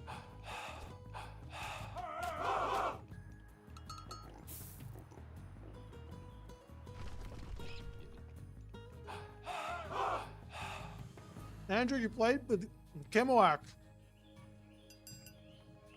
Sometimes being a boomy player is the secret to success.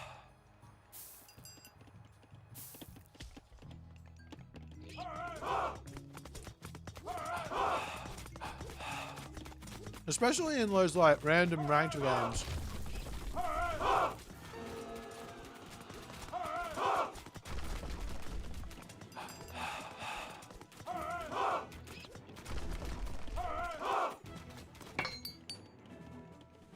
North army's fine with 10% more armor? No.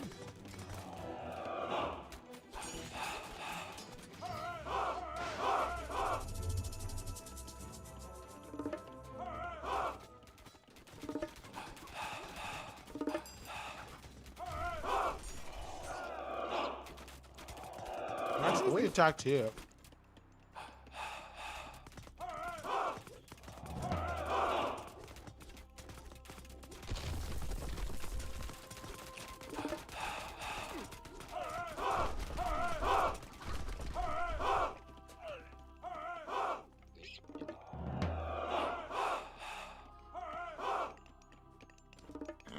What scouts hard to delay? Probably Freya.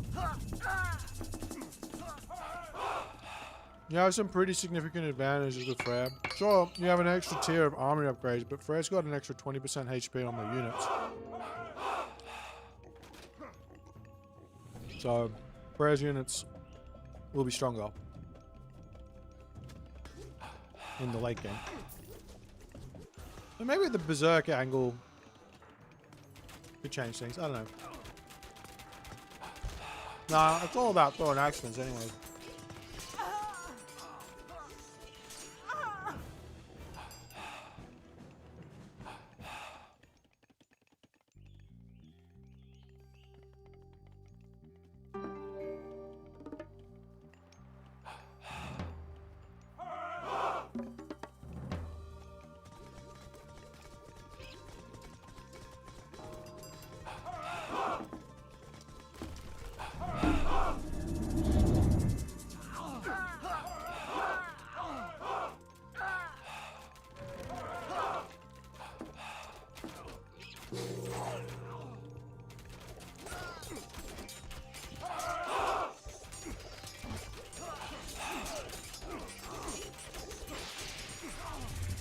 Dead. Frost. Hill fort.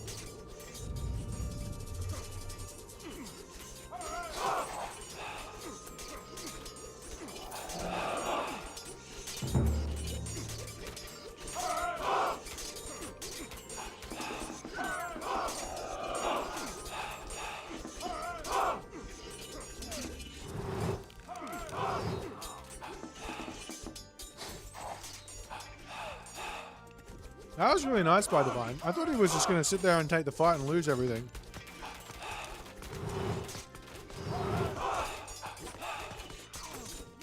Wait. Armory check. He's up 10% on everything.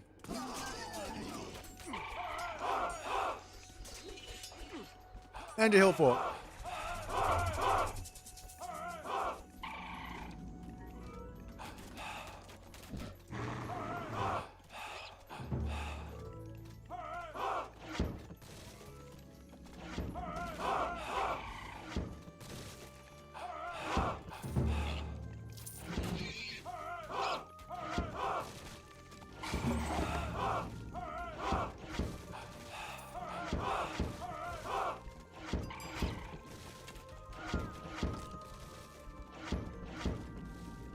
Alright. Let's see what Keto has in store for this Norse army. Another restoration? Alright, we run away?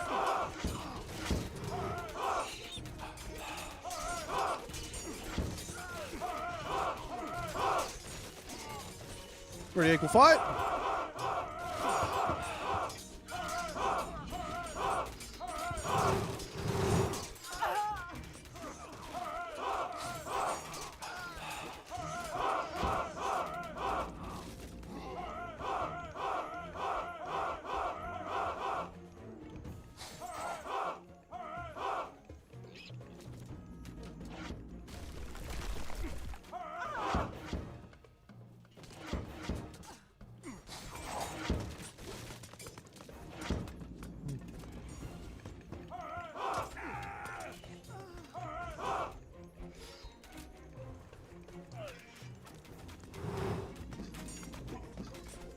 Are you supposed to auto-queue dwarves at this stage? Ah, probably not. Man, you know, Divine is... Why is Divine... Oh, he's got 12 villages on favor, I guess. It's probably too many. He obviously loves the restorations, but...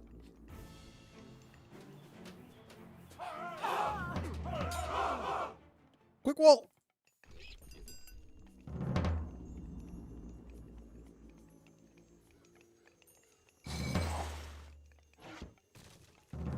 I like this.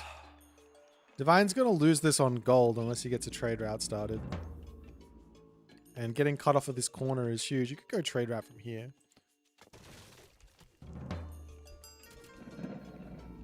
This is always going to be a problem. He's quite far in front, but... Maybe Hera is the better choice for, like, mass Medusa.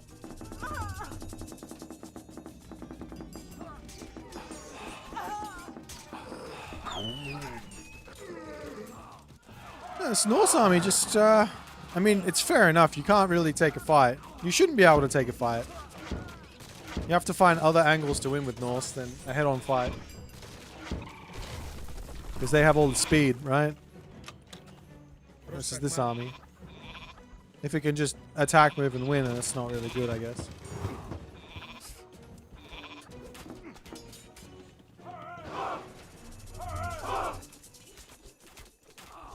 I say that as he... Divine just forgot to build units for a bit.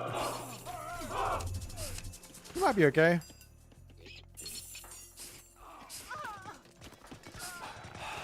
Armory upgrades at some point.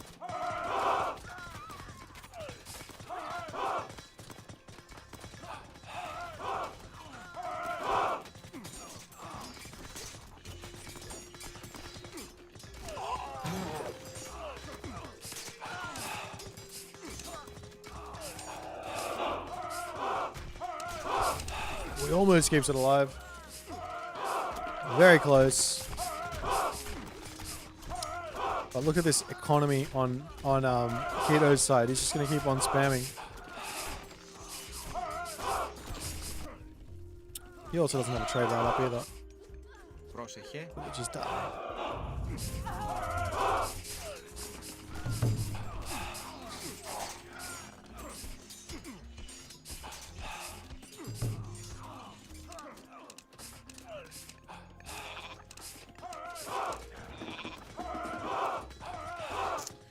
He just ran out of gold. Divine was doing so well. Thor OP. Only conclusion to be made. Nerf, nerf, nerf. Buff, buff, buff.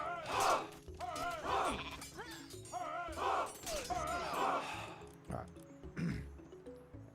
Let's continue along, hey? Let's play a video game. Who wants to play me? Let's play a 1v1.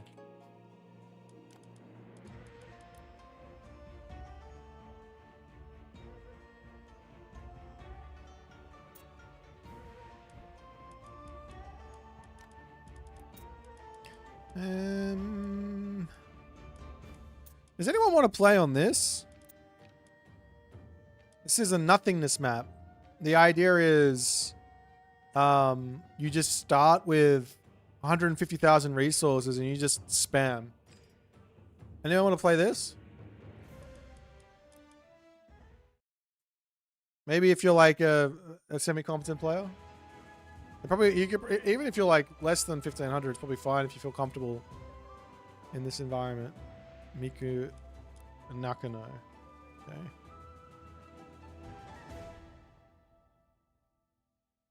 I wonder if he knows what he's in for. We will see.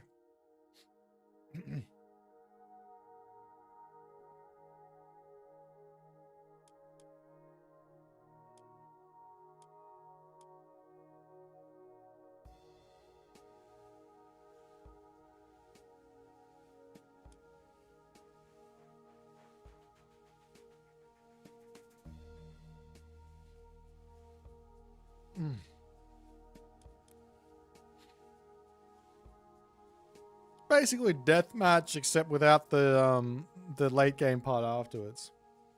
We'll see how it goes.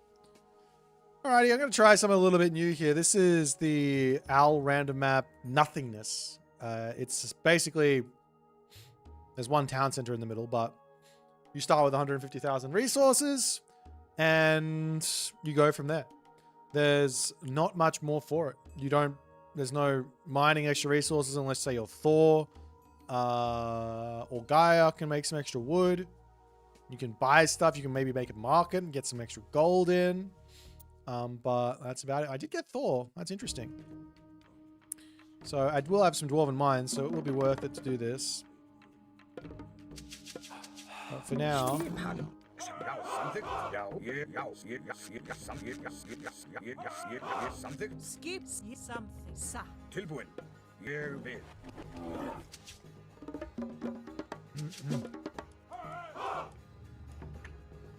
Let's go this one.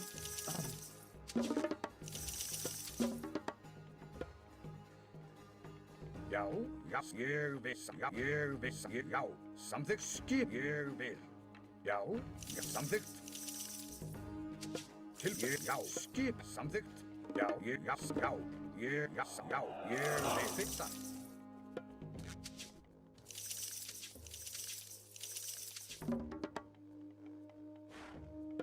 Tilbo, yo. Skip something, yo. Yo, satt, yo. Some jeg vil. Til årets yo, satt, something, yo. Skip something. Tilbo, satt, ferer, jeg, yo. Some, yo, jeg, yo, satt, jeg vil. Ja, tilbo, skip, yo, some, jeg, yo, satt. I feel like I got a big advantage playing Norse on this one, not gonna lie. Because I start with... I could have thrown an armory down already.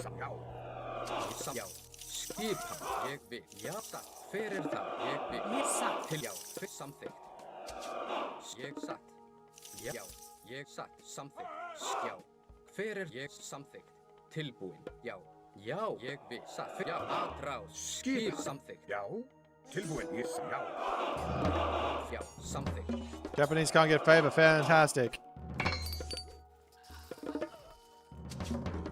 Something? Yes, will.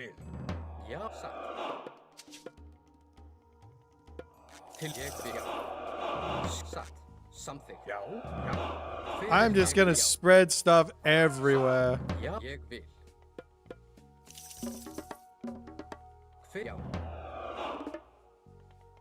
Something. Til já, satt, ég já. Til something. Ég vil. Hver samþykkt, satt, tilbúin, já. Hver ég vil. Já, satt. Já, ég vil, samþykkt. Til something. Samþykkt, ég, já, samþykkt. Timbersveit.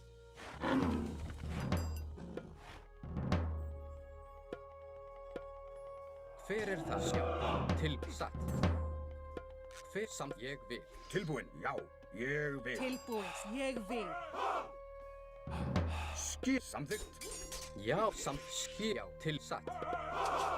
Já, ég vil, til orustu slag.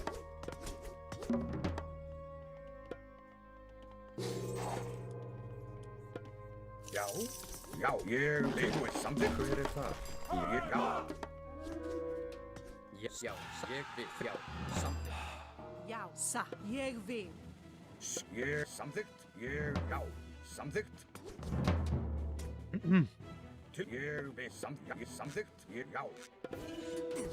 Já, ég samþykkt. Yeah, I'm not sure about Tsukuyomi as a pick on this one. Ég vil, til, já, ég vil. I think we're gonna Hver það, satt, tilbúin, já, samþykkt. Skip, significantly. Til, samþykkt, skipa. I think this might be a little silly, guys. Satt. Hver, já, samþykkt, satt. Já, ég skip, tilbúin, já, satt. Ég samþykkt. Hver það, skipa. Já, tilbúin. Hver, já, ég satt. Samþykkt, já. Ég vil. Hver ég vil, já, satt. Skipa, ég vil, samþykkt. Já, ég vil. Skip, já, tilbúin. Já, ég vil. Samþykkt.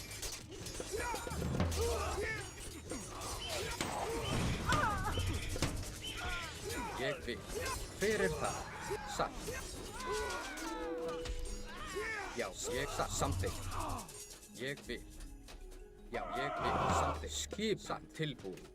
Já, samþykkt. Ég vil, já, tilbúin, samþykkt, já.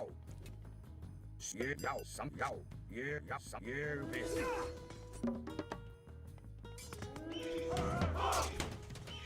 Tilbúin, ég vil, satt. Samþykkt. Til orustu slag. Skip, samþykkt. Okay. Hver það, satt. More towers. Tilbúin, já, timbersveit. Já. Tilbúin, já, til orustu slag. Skip hann. Satt. Something.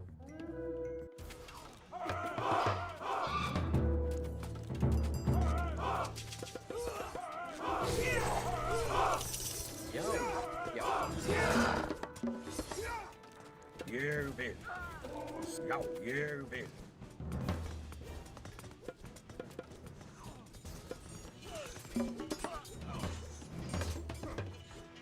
Skipi.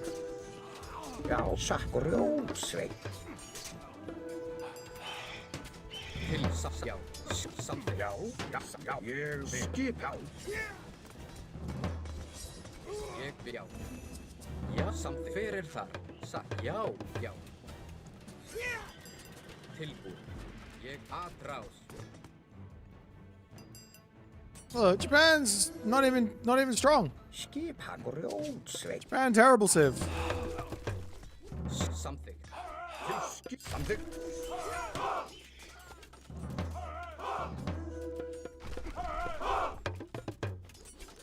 Já. Hver tilbúin. Ég vil. Já. Satt, samþykkt. Já. Tilbúin, ég vil, satt. Já, ég satt. Samþykkt. Skip, já. Hver þar? Satt, ég vil. Tilbúin, ég vil. Já. Já, vækil, já. Tilbúin, já, samþykkt, ég samþykkt. Norse OP. Skip hann. Til something. Já. Skip, já.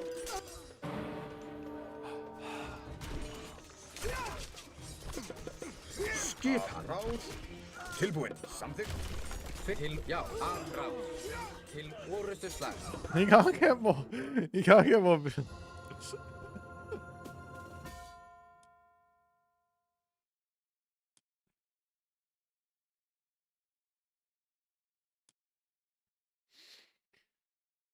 Unless they kill you to host 12-man FFA on this map, Jeepers, that would be a nightmare. Yeah, the fact that you can spam this out like this is maybe just don't pick Norse on this map. Just don't allow Norse. Probably be pretty fun without that. 10 favor for a fortress is too much. Get wrecked. Should have picked a better civ. Bloody abusers. GG. Is that a map available for all? Yeah, it's in the Al Random Map Pack reboot mod.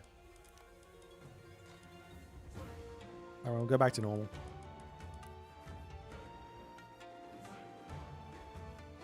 Passive favor, lame.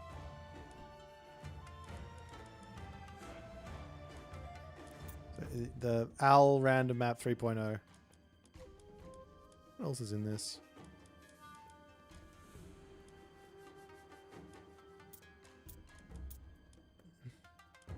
This is Umi. Umi. I don't know what I want to play.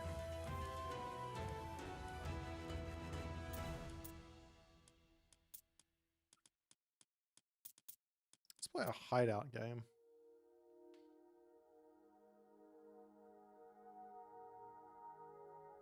No sudden death, no. Oh, I had it on diplomacy.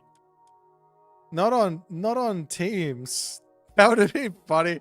I should have jumped on the other team when I was getting tripled. Oh well. Alright, we're on the map hideout. Let's go. Legacy sudden death was the bomb? Nah. Sorry, no sudden death. Not for me.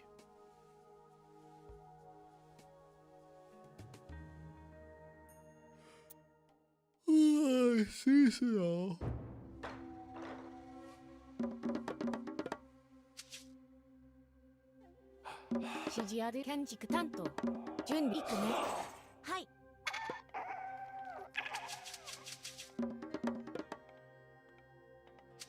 Alright, I got a strat. You guys best get ready for this strat. Oops, that's the wrong.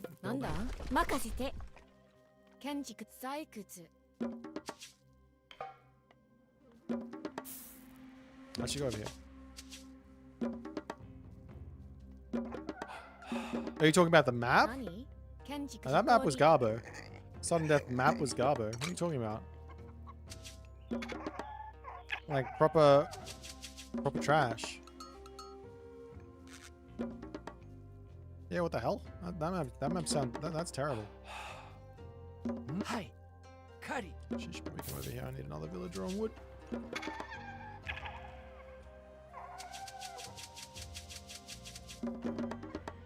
Nani?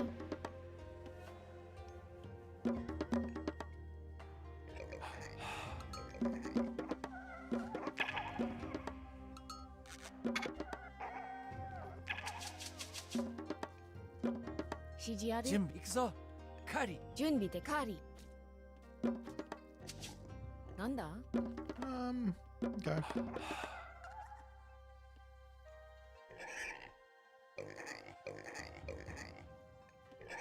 준비 대行くね.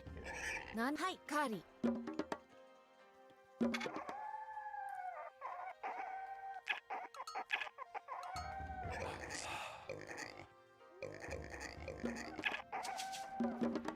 지지하르. 켄지크 기코리. 시지와. 카리.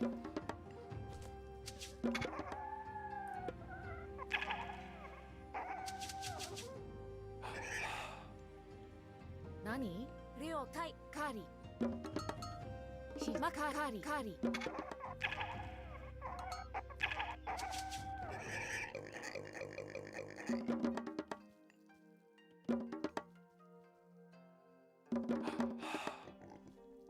なんだ何カーリー準備カーリー何何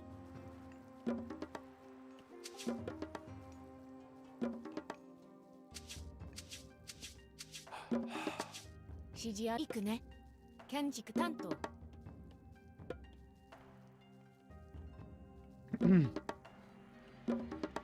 なんだ Okay. なんだはい行くね任せ了解行く任せてはい行くね Oh, what a shrine. That's a thing of beauty right there.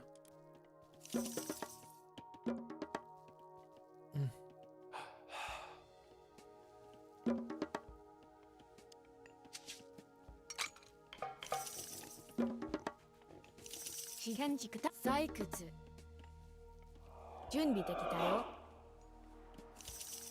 採掘何了解何任せはい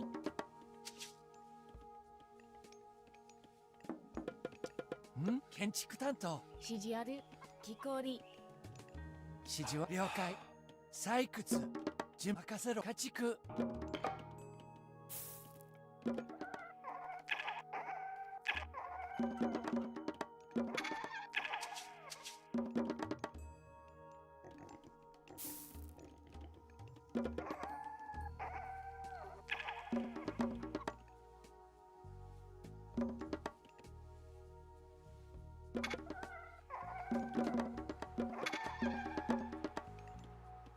何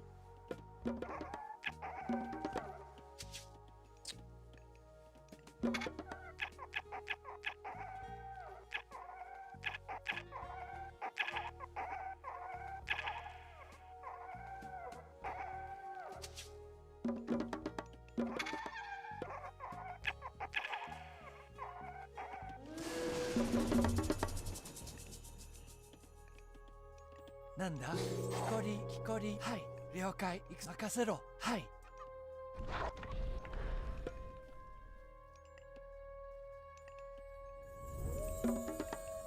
指示は了解狩りなんだ建築担当準備できたよ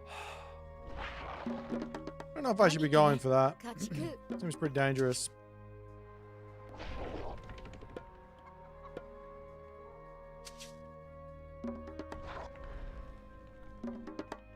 ん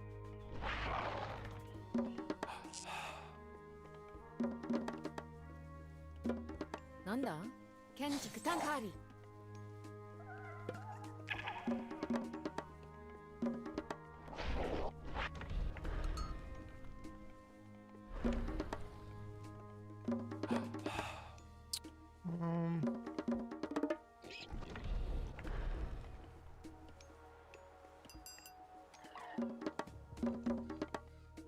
Why is the map bad? The sudden death map?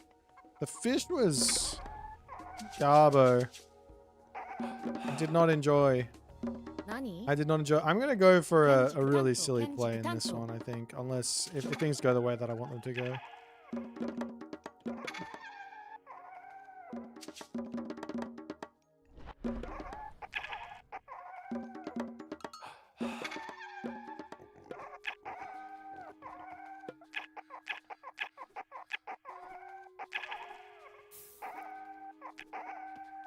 It's got to be a fast heroic. No? Farms? Oh, it's a village center. It's fine.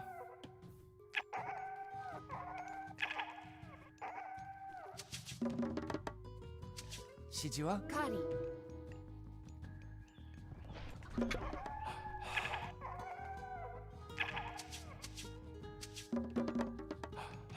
指示ある了解建築た木こり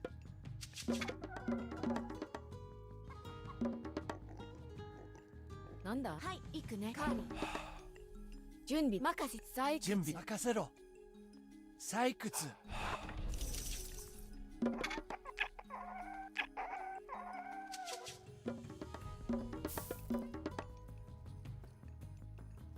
何カーリ何狩り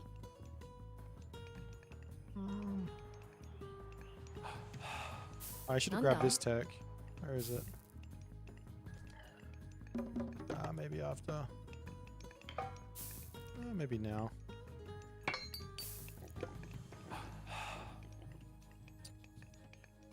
Okay. Nanda, hi. Gonna need some actual resources here.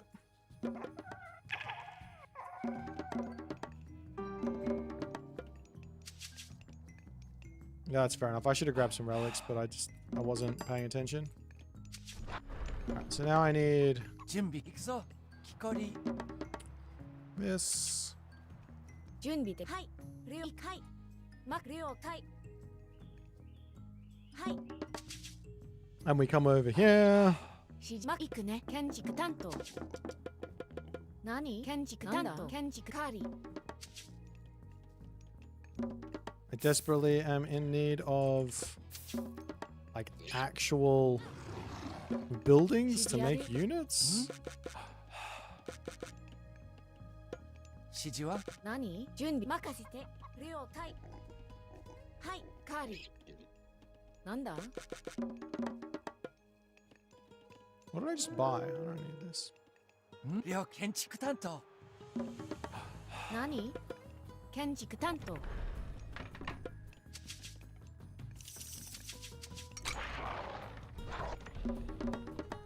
何指示あるなんだ何狩り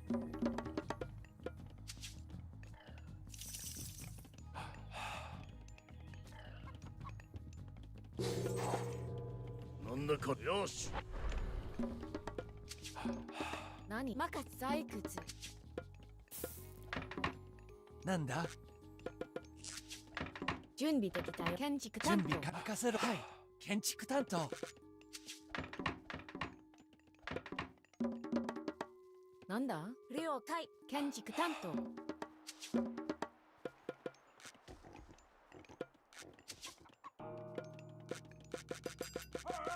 ご指示を了解しました何行くね採掘採掘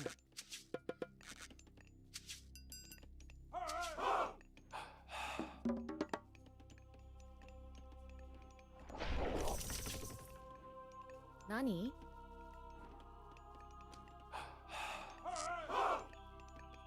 指示は建築担当指示や建築担当俺に言え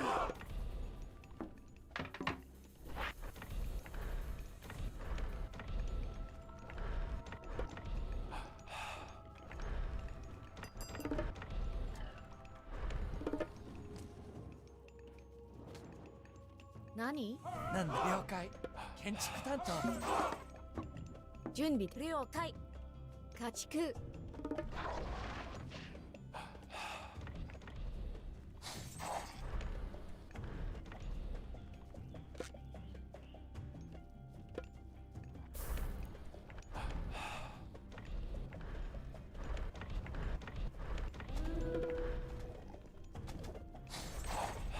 なんだ任せ攻撃よ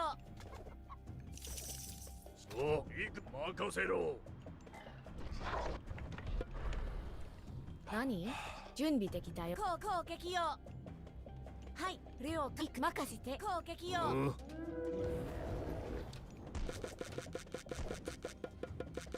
何はい行くね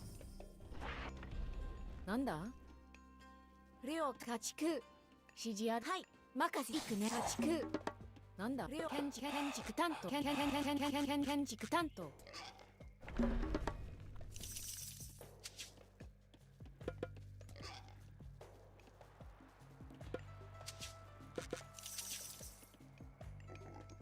何建築氷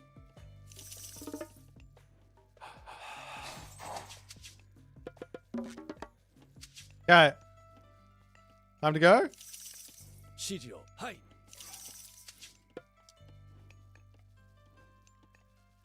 向かおう出発する任務遂行向かはい出発する Whoops. He shoots. に向かおうはい He misses. 突撃 Half my units aren't there! 準備完了。攻撃。命令しろ。準備できたよ。何？準備 That's で。 bullshit. 採掘指示ある。何？なんだ？木こり。よお、なんだこれ。俺に言え。任せろ。俺はできてる。俺がやる。よし。何？はい。建築担当。準備了。最終。さっさと命令し。任せろ。お、なんだこれ。俺はできてる。Absolute bullshit. 指示ある。建築採掘。なんだ？建築採掘。準備完了。最終。よ、行くぞ。お、任せろ。指示は？俺は行くぞ。任務に従います。前進。お、なんだ。俺がやる。俺がやる。なんだから。任せろ。行くぞ。お、俺が。よし。行くぞ。任せろ。準備できたよ。俺が。お、よし。俺がやる。任せ。はい。建築担当。何？建築担当。指示行くね。建築担当。準備完了。任せろ。俺はできてる。了解しました。出発する。進め。なんだ？準備できたよ。光。任せて。はい。建築担当。はい。任務遂行。了解。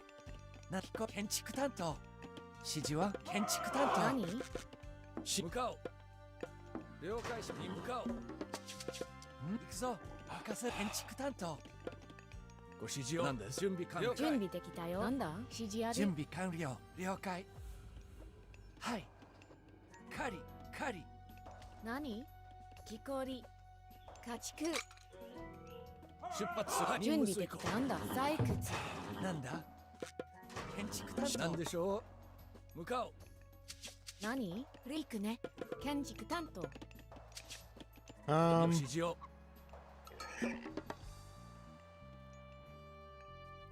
出発する。了解しました。なんだ？はい。任せて。なんでしょう。準備任せろ。行くぞ。採掘。ご指示。準備完了。了解。指示。任務遂行。了解。指示は？はい。 I should probably get upgrades. I'm really not playing this very 準 well. 備完了です。はい。なんでしょう。向かおう。指示ある。木こ任務に従います。了解しました。任り。務に従います。準備できた。はい。木こり。何？行くね。木こり。任務出発する。 Should probably grab that. 指示ある。建築担当。任せ木こり。何指示。向かおう。はい。出発する。準備任せ木こり。指示を。何でしょう。はい。向かおう。準備ご指示を。はい。任務に従います。戦闘開始。なんだ？木こり。何指示を。了解しました。建築担当。なんだ？建築出発する。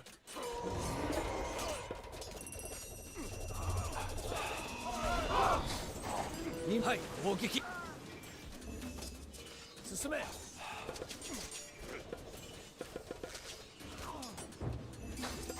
向かおう。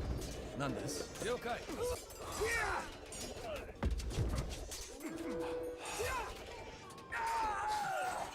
向かおう。準備完了。了解。建築担当。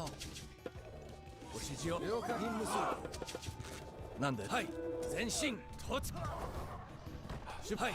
進め。なんで。任務遂行。出るぞ。任務準備完了。建築担当。なんだ。建築担当。用意はで指示を申す。建築担当。用意。建築担当。指示を了解しました。戦の。何？行くね。家畜。命を聞こう。あそこへ行こう。わしに任せよ。押し出せ。突撃せよ。前進じゃ。準備建築担当指示を申せ。準備か向かおう。はい。攻撃。Okay. 指示ある建築担当何かしに任せよ。礼をけ用意。わしがやる。何か用意はできて。よし。準備完了。建築担当。建築担当。わしに任せ。押何し出せ。はい建築担当建築担当建築担当。何事じゃ。わし出るぞ。何か。建築担当。建築担当。準備できたよ建築担当建築担当。何事じゃ。用意。わしよかろう。礼をけ今日。指示を申せ。出るぞ。突撃せよ。何了解。出発する。戦闘開始。何か戦のここぞ。何でしょう。はい。了解。前進。はい。任出発。はい。任出発。了解。了解。はい。了解。はい。任務出発する。前進撃て。了解。任出了解。はい。出発する。ご指示を了解しました。用意はできておる。任務する。何建築担当行くね了解はい。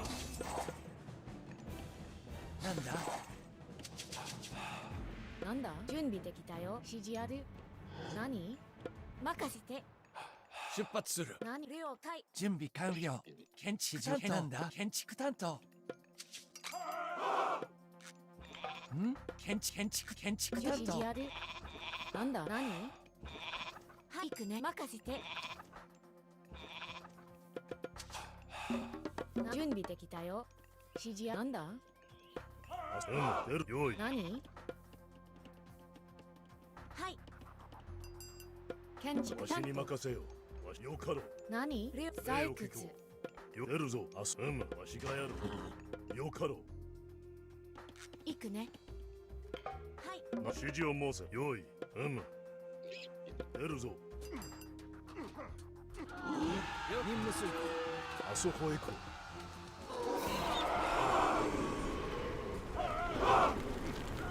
I don't know how it works. なんです。了解。任務遂行。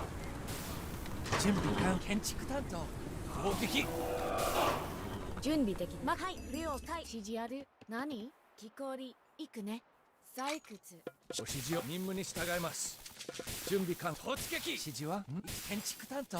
建築担当。なんだなんでしょう。はい。了解。了解。任務出発する。向かおう。はい。Dude, Bellerophon is unironically insane. How is he not dead? 了解しました。出発する。了解しました。はい。任務遂行。了解。向かおう。出発する。はい。任務遂行。了解。任務遂行。はい。ご指示を向かおう。出発する。了解。任せろ。採掘。準備できたよ建築担当任務に従います。あそこわしがやる。よかろう。わしが前進。よし。準備完了。指示を何です。はい。了解。了解。何事出る。あそこへ完了。任建築担当指示建築担当。なんだはい建築指示を。わしがやる。出るぞ。何です。よかろう。あそこへ行く。農作業任せ建築担当。用意はできた。何か。わしがやるぞ。用意出るぞ。何準備できるよ建築担当準備完了。採掘。はい採掘わしがやる。よかろう。準備完了。わしに任せわし出るぞ。戦のここぞ。あそこへ行く。Fight me! よかろう。あそこ出るぞ。押し出せ。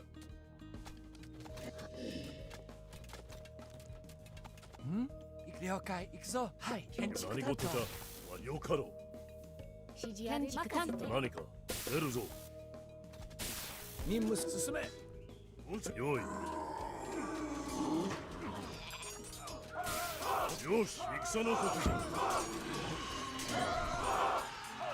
星が天心じゃ。用意。了解しま。任務遂行。出るぞ。出るぞ。あそこへ行こう。了解。任務遂行。了解。はい、任務了解します。攻撃。了解。はい。前進。任務出発する。任務に従います。はい。了解しました。出発。はい。任務出発。了解。任務向かう。出発する。任務はい。了解。任務出発する。了解しました。はい。任務向かう。出発する。向かう。出発。Off Japan! はい。任務出発する。はい。なんだ何準備任せて。任務出発する。了解。出発する。何がはい。任務遂行向かう。指示は了解。建築担当。何了解。指示を。はい。出発する。向かう。準備完了解。任務遂行。はい。向かう。出発する。任務遂行。向かう。了解しました。はい。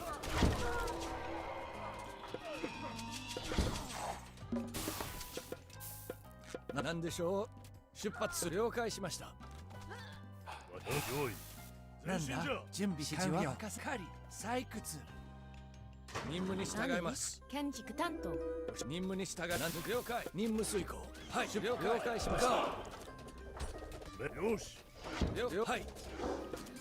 出るぞ。出発する。戦闘開始。指示を。行くぞ。指示ある。建築担当。採掘。指示は行くぞ。何です。任務遂行。はい。出発。向かう。はい。向かう。はい。出るぞ。用意。準備完そこへ行く。了解しました。任務遂行。陰陽天図。はい。了解しました。向かう。 Jesus Christ! 任務了解。はい。向かう。了解しました。向かう。任務遂行。なんだ。準備了解。指示を。はい。向かう。わしがやろう。出るぞ。よから出るぞ。なんだ。あそこへ。準備完了。任せて。 Gold mine here. 建築担当。用意。出るぞ。あそこへ行こう。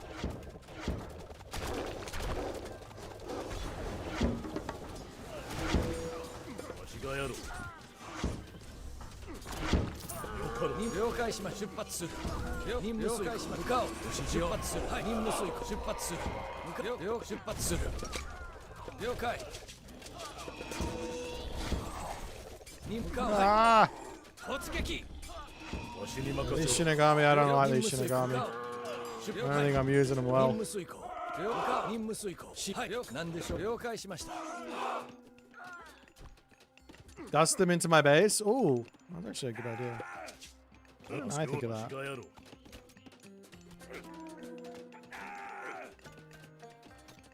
出る用意。よかろ。あすよ。出るよかろ。あせるよ。あそこへ行こう。出るぞ。よかろ。わしがやろう。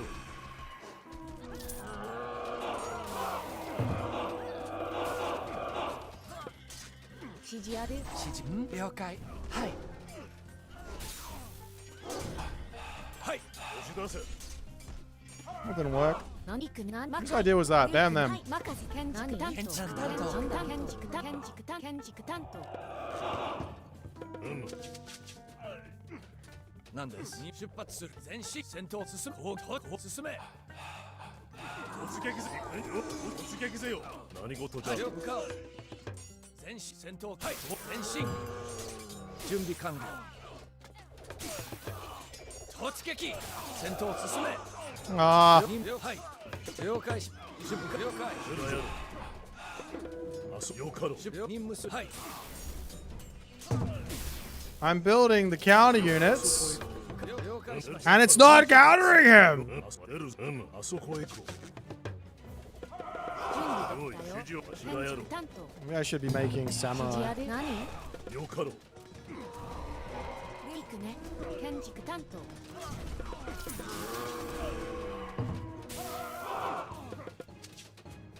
わしがやる。あそこへ用意。何事じゃ。用意はできてよ。あそこ変身じゃ。はい、向かおう。指示は行くぞ。任務遂行。了解しました。なんだ。限界を破れ。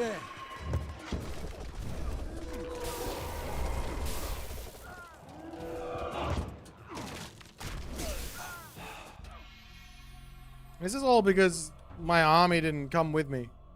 I sent it over there and they didn't go.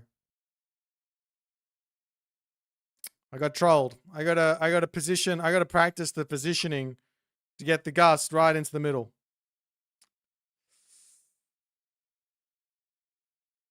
Would have been golden if that happened.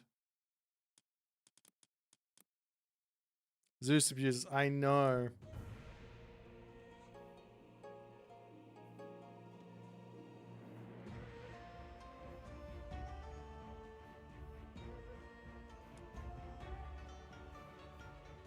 Thanks, Kimo,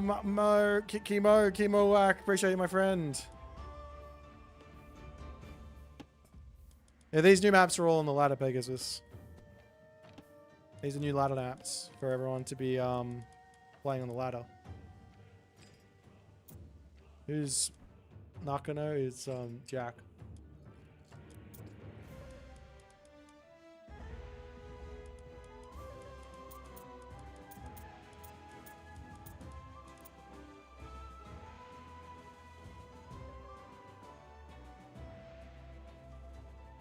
Ever thought of playing the game through controller? Nah, even I don't think I could enjoy it like that.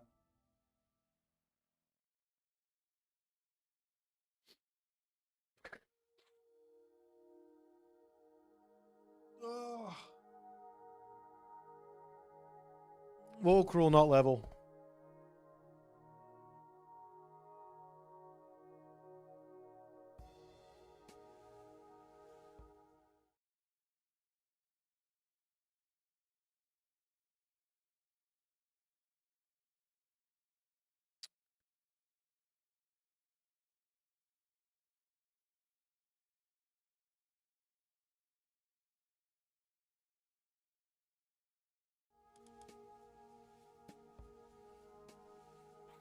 Oh, I'm tired.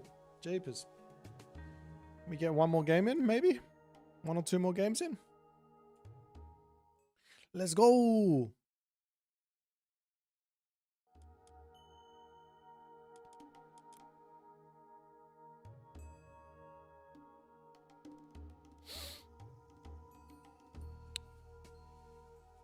Seton Aikai is almost a good map. They just have to balance ship versus army.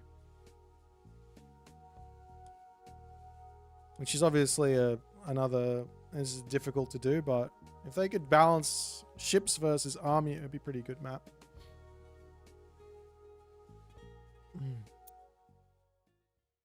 Oh, we have a Tsukiyomi mirror. Interesting. 指示ある建築なんだはい何行くね了解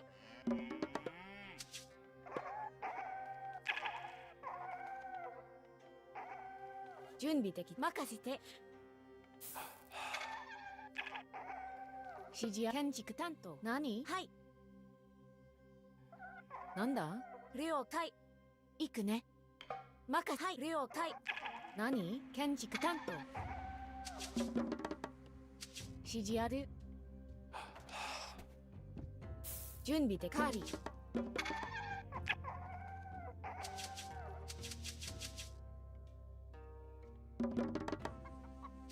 Letters of Fenrir.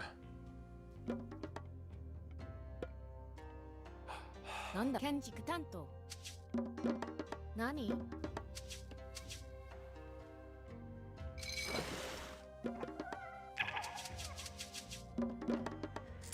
指示ある It's pretty expensive to get these fishing in, but I think it's worth. 建築担当準備完了。何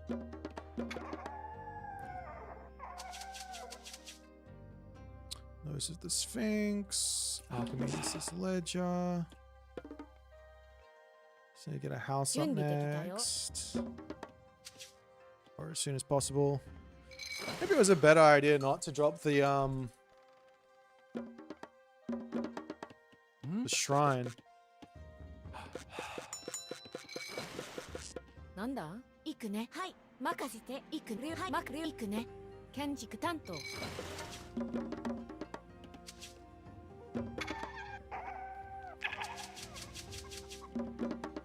準備できたよ何建築担当指示ある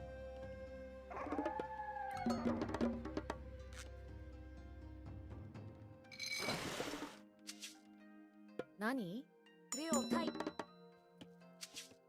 Okay.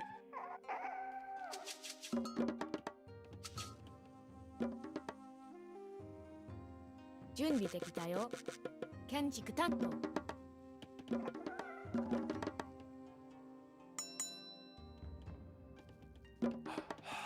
指示ある建採掘 Chicken mining camp. That's very expensive for all these docks. I'm not sold on this. I feel like if I get rushed, I'm gonna have a very tough time keeping everything afloat, but we'll see.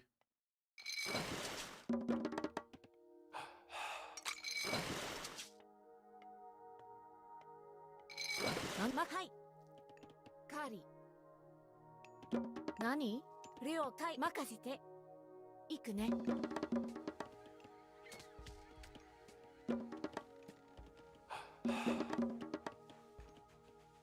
We'll see how good the defense is.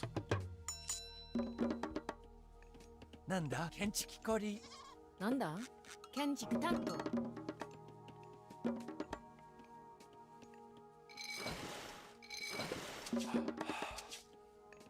準備完了。建築担当任せはい建築担当何了採掘準備でき指示あるはい採掘なんだ任せはい了了カーリー指示は何はい建築担当何攻撃よ準備できたよ攻撃よ指示くねはい何了解行くはい任せてはい行くね了解攻撃よ準備はい了解はい行くぞ建築担当はい任せ行くね何了解何はい準備できたよなんだはい何指示任せて準備できたよなんだ再準備任せ建築担当了行くね何指示行くぞ準備採掘採掘はい任せてなんだ行くねなん採掘指示了任せはい行くね準備できはい指示あるな了解なんだはい採掘なんだ攻撃よ何攻撃よ何指示採掘準はい採掘何な了解はい指示は了解行くぞ聞こはい指示あるなんだ任せていくね指示了解はい準備任せてな了解木こりはい木こり指示は木こり聞くね何了解準備任せろ木こり攻撃だ何指示ある採掘採準掘備できたよ指示は建築担当何はい木こりなんだ何任せて準備できたよ指示ある何何木こり準備できたよ建築担当準備木こり建築担当はい準備行くねはいマクはい行くね指示ある了解はい行くね順任せていく。はい。了解。なんだ。はい。採掘任せていくね。採掘何？採掘何？準備できたよ。何？任せて。何がし？なんだ？了解。何？準備。はい。行くね。Oh my god, what the fuck is that? 指示ある。はい。 Like literally, the thing is just like, nah, I don't want to function. It's fine. Whatever. Where did the rest of my guys go? Can you just go around? Is it that hard? 雲に何を望むの？了解。なんだ何？はい。了解。なんだ。はい、行くぞ。建築担当。準備で任せ。準備了解。家畜。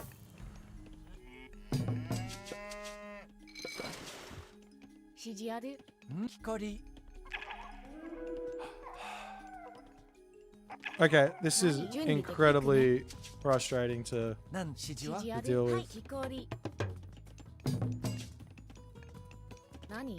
Come on, guys.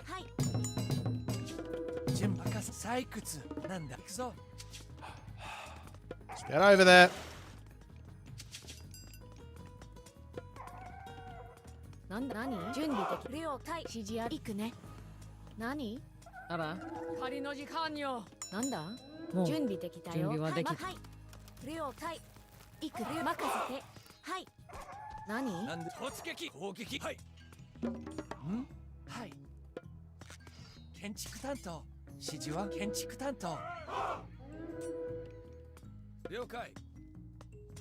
指示あり。行くね。了任せて。なんか建築担当。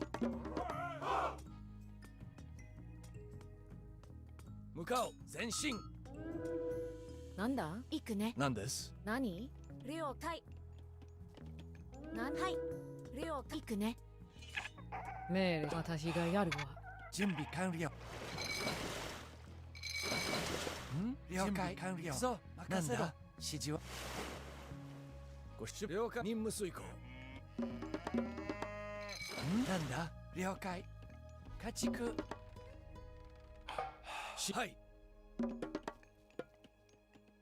なんだ？任せてる。指示ある。向かおう。了解しました。何？はい。準備できま行くね。準備完。はい。任せろ。了解。はい。行くぞ。建築担当。建築担当。任務遂行。戦闘開始。なんだ？建築担当。了解。任務に従います。なんだ？神楽。何？ふふ。いつのふふ。ご了解に向かって。はい。出発する。なんで？はい。指示を。任務遂行。了解。向か攻撃。準備完。はい。指示はなんだ？行くぞ。任せろ。木こり。準備完了。なんだ？了解。指示ある。神楽。任務出発するよ。任務出発する。指示ははい。行くぞ。了解。任せこ家畜。向かおう。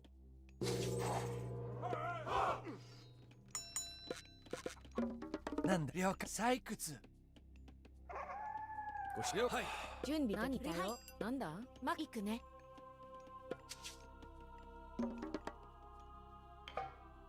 指示ある。Oh, these guys are in my army. 任せて。指示了解。行くね。な了解。出発する。向かおう。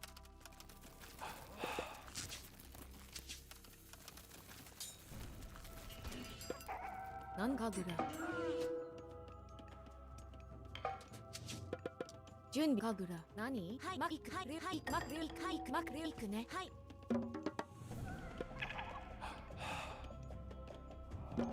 準備建築担当。夜買うぞ。準備なんだ？任せ。何だ？命令買うぞ。なんだ？準備で命令。よし。何だ？なんだ？命令任せてくれ。指示は建築担当。なんだ？行くぞ。準備。はい。建築担当。指示は準備で。了解しました。何だ？次はなんだ参るぞ。了解。はい。向かおう。進め。なんだなんだなんだ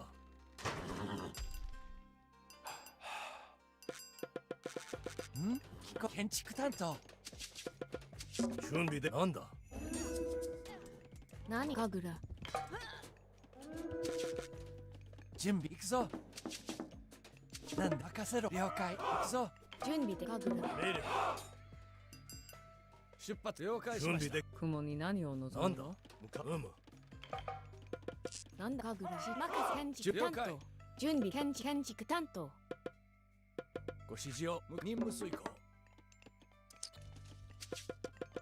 指示は建築担当。はい、出発する。何かぐら。何だ向かおう。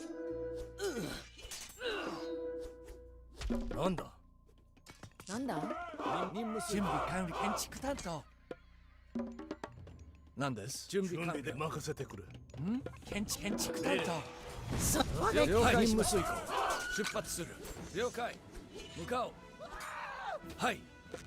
ご指示を任務遂行。了解。了解しました。出発する。準備は万端。はい、了解。了解しました。なんで任務遂行。なん採掘。準備でかぐら。準備建築担当。よう準備なんだ任せかなんだ指示は建築担当。向かおう。命令なんだいろんなない。任務に従います。なんだ？なんで任せて買うぞよし何？建築担当。 We got so many fucking resources. 命令任せてくれ撃てよし買うぞなんだなんだ指示建築担当。準備はい建築担当。出発する。準備できたよ。木こり。何建築担当。なんだ戦だ。次はなんだ撃て突撃だ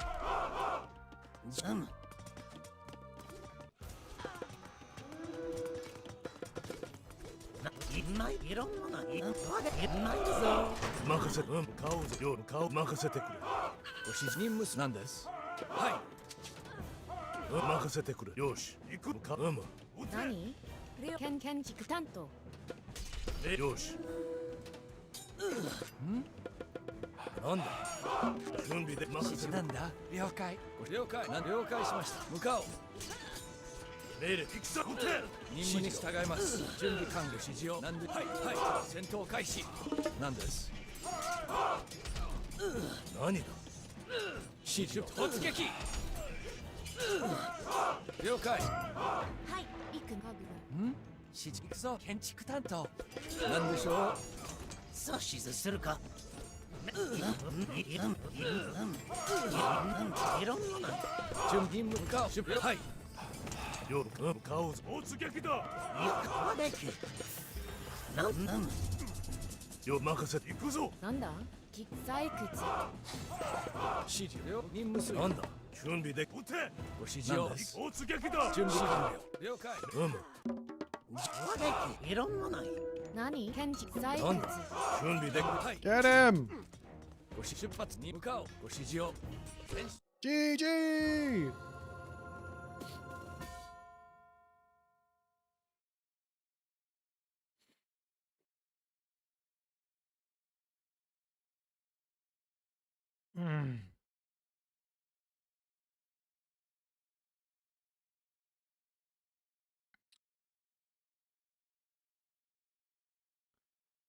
Going for a dock is bait on this map? Hey man, I did it. I went dock. It seemed pretty good. I lost a couple vills, but I more than make up for it with the amount of extra fish that I have. If I drop like 4 vills, I could have defended that way better as well, but if I drop like 4 vills or have like 2 minutes of idle time, doesn't matter if I have 12 fishing ships. It's like I've got an extra 12 villages. Kind of big. Ugh.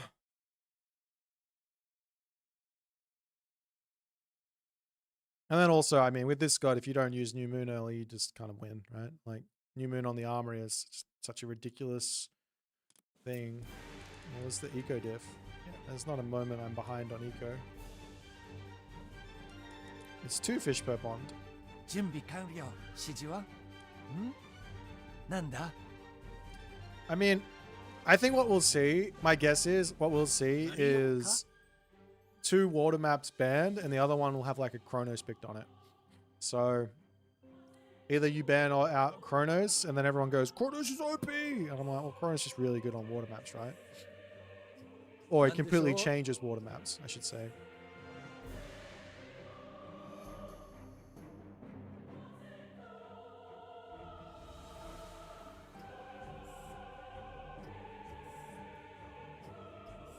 I have to subtract 1,300. Okay.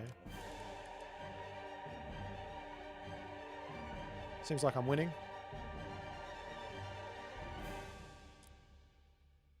How many do I have? 6, 600, and 12.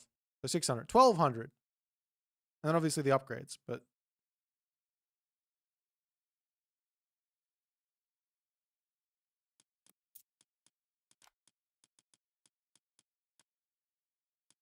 I didn't realize it was so hard to control the Miko. I mean, you kind of just leave them there, but I was struggling. Got to use control groups. They were not happy. I was trying to build a little box in here, but I just didn't quite get it. I think if I build the box perfectly, I don't take any damage from any early game things, because you just repair the buildings. Our dock is 125. Oh, it's 100.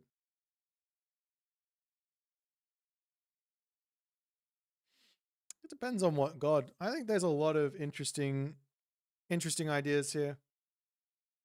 It's about time these Age Mythology players had to start actually using their brain. Too many Age Mythology players play the same strat every single game and expect the same results, which is a win, which they don't deserve. Am I right? Can't always just open Hippias Center and expect to win. Sometimes you got to go for something else. All right, let me do some research here. I'm gonna see what the fastest dock advance is with Zeus on Socotra. So I got to build a dock, get some fishing ships, and advance as fast as I possibly can.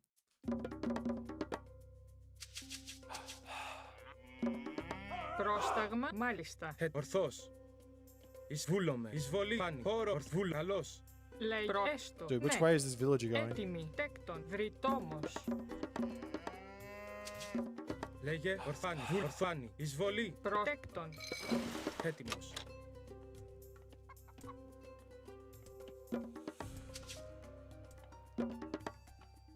Πρόσταγμα. Okay. Λέγε. Βούλομαι. Ορθώς. So I guess the time to beat is like a 3:30 in your face. You have Bolt with Zeus though, so that there is almost where I told you guys to go. I don't remember doing that, but we'll go 3 fish. How about that? 3 fish, then the temple. Okay, let's just ignore the fact that that storehouse is placed terribly. Let me speed this up a little bit.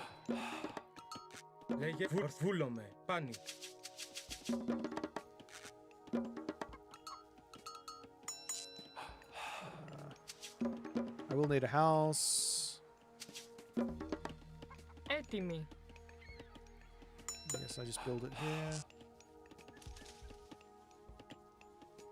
Τέκτον, βρυτόμος. Έτοιμος, θηρευτής. Πρόσταγμα. Πρόσεχε, βούλομαι. Τέκτον. Let me start building fish again.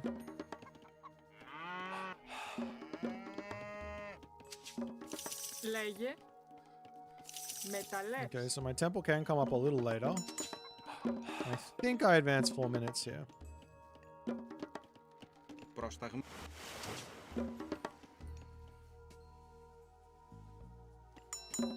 Έστω θηρευτή λέγε.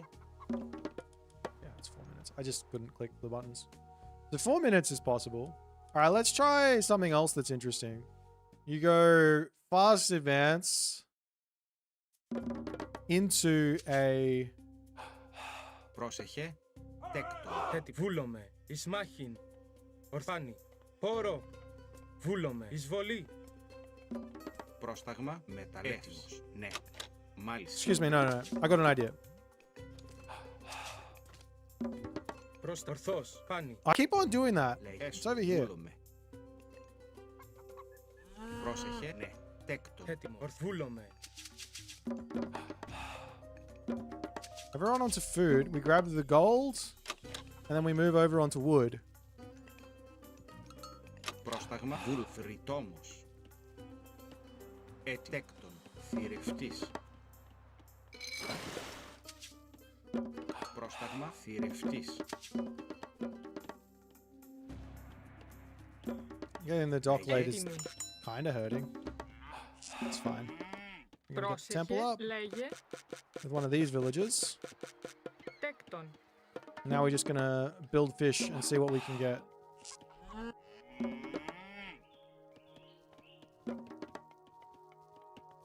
Because there's only ever going to be one fishing ship, so it's not a huge increase. The temple here is up. Πρόσταγμα. Yeah, look at this. Oops. If I did this correct. Oh, we're close. Hang on, maybe there is a... Okay, hang on. I got this. I got this idea. So, bam, here. You go this way. You do this. Oop. Πρόσταγμα. Λέγει ορθό, εις μάχη. Έστω. Τέκτον. Έτοιμος. Πάνη. Καλός. Βούλων. Εισβολή. Πόρο. Πρόσταγμα. Ορφάνη. Βούλων. Ορθός. Εις μάχη. Λέγει πάνη. Βούλων. Ορθός. Ορθό. Εισβολή. Έτοιμο. Πάνη. Ορθός. Alright, that should be enough food there to advance. We can go scouting. Πρόστεκτον. This guy come over here.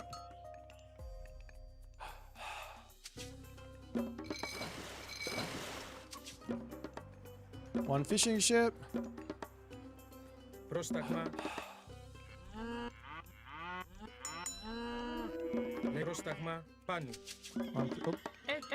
Ναι. Can't afford that. Can't afford that. It's fine. It's not fine.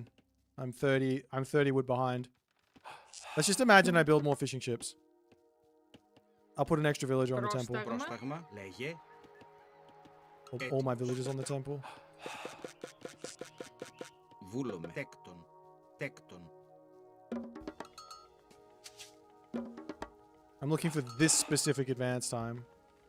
Πρόσεχε. Πρόσταγμα. Let's see if we can actually get it. Λέγε. Okay, so you're gonna force drop. Πρόσταγμα. Μάλιστα. Θηρευτής. Easy. Easy! Not even an issue. Oh, I bashed the table. I told them they've got no idea what they're doing. Here I am, out here doing the same advance times. Advancing faster with fishing ships. All right, let me go one more time. I'm going to do this perfect this time so you guys can have the build. And then we're good to go. So, we're going to go this way. I'm going to go this way. You're going to go this way. Okay, that's absolutely perfect there. There's way too much to do in this early game.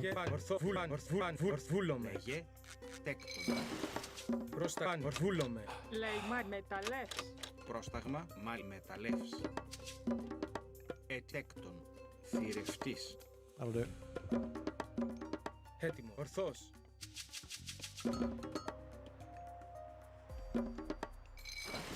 What a mess. What a mess that was. It's fine. We're going to go for 2 fishing ships. Πρόσεχε. Θηρευτής. We get our gold in. And as soon as our gold is in, we go over into wood. And we're going to build the temple as fast as we humanly can. This does sacrifice a little bit of gather time for more fishing ships later. But that's fine. Πρόσταγμα. Λέγε. I, without a doubt, need another Πρόσεχε. gazelle here. Πρόσταγμα πάνω. I'm bringing my guy back. In fact, this is almost too much walking time for my... Έτοιμη. Βούλθρη. For my Πρόσεχε. liking. Ναι. Λέγε βουλάνι. Ορθός. Έτοιμο. Βουλάνι. Βούλον. Ορθάνι. Βούλον. Ορθάνι. Βουλάνι. Καλόρο. Ορθάνι. Βουλάνι. Εισβολή. Ορθάνι. Ορθάνι. Ισμάχιν. Βούλον. Ορθάνι. Βούλον. Ορθός. Πρόσταγμα. Ορθάνι. Εισβολή. Βούλ. Ορθός. Βουλάνι. Βουλάνι. Ορθός. Βουλάνι. Πρόσταγμα. Πρόσταγμα. Βούλο. Μάλιστα. Έτοιμος. Λέει βρυτόμος. Πρόσεχε. Έτοιμη. Έστω. Πρόστακτον. Λέγε. Έκτον. Πρόσεκτον. Βρυτόμος. This was even scuffed, and I think it's still going to get there. Λέγε. Start the fishing ships again. Πρόσεχε. Πρόσταγμα. You're going to force drop for me. That's fine. Watch this bar. Maybe about there. Force drop. Έτοιμη.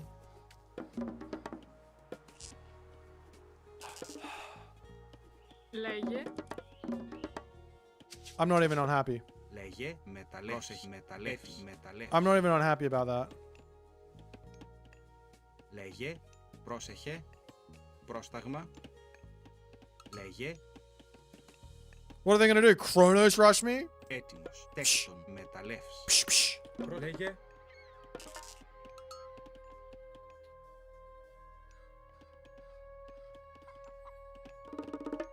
Alright, that'll do. Alright, now, whenever anyone says, I don't need to build a dock, I'm going to slap them in the face and say, Schmack! You got to build a dock. Alright, next one. So that's Greek. All the Greek gods are the same. Egyptian. I actually already did this one. I know this one's somewhat possible because I did it on Mirage.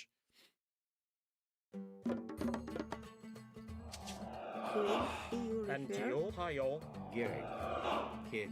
Enito. U-I-O-I-U-I-R. Greek. I-U refer. U-I-R. Enito. Oh shit. I don't need wood. I'm on autopilot. I don't need wood.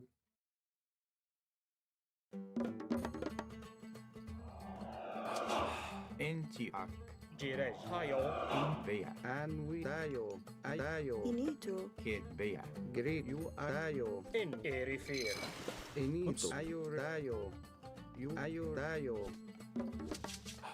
Antio. U-E-N-U. Ak-I-U. Nu. Greek. Not the most prettiest. But I don't care. U-I-R. Enito. I-U-I-Dayo. Image. Erect. Antioch. And we're off to the races. And not only that, I can also run around the side and see what they're doing. To see if they got a dock, I can throw villagers over onto wood afterwards and just start making fish. I think this is very viable.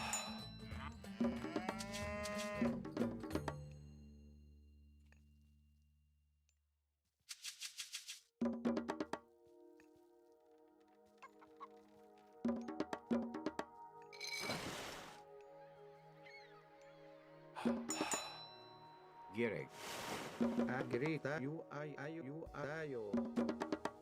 I gotta speed this up because it's boring. Let's get this fun. Let's get this in. Crazy build orders. Good boy. That's what this is called. In wedge. Image. Urifer. Kid. In you are no. Break up no. In erifir. Antio. In kids baya. There you go. That there is a very, very quick advance time In Ohio. Inito. with ISIS. Break. Kid. Bea. In you refer. Image. A little bit scuffed, but what can you do? Might be better to empower the Break ayo. Gerek. U-E-R. Inito. In which. Kid. the whatchamacallit, kids. the mining camp early on rather than the dock, and then go to the dock afterwards. But you can even get yourself some priests out. You can get a monument down, protect yourself from the thing or whatever, etc., etc. So Isis is viable, or Egyptian is viable on this map for the fast advance with only one dock. Let's try Thor.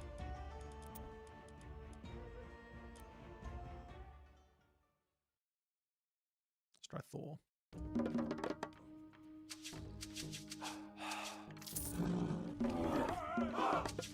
Skip is samþykkt. Ég vil.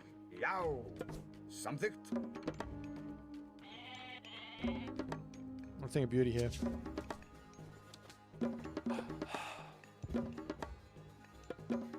I get one. Oh no, I gotta get I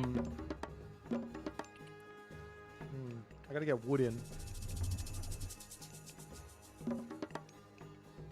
Maybe I just go onto a palm tree and then go over onto gold. Just get the right amount of wood. So enough for... I need 140... I need 190 wood.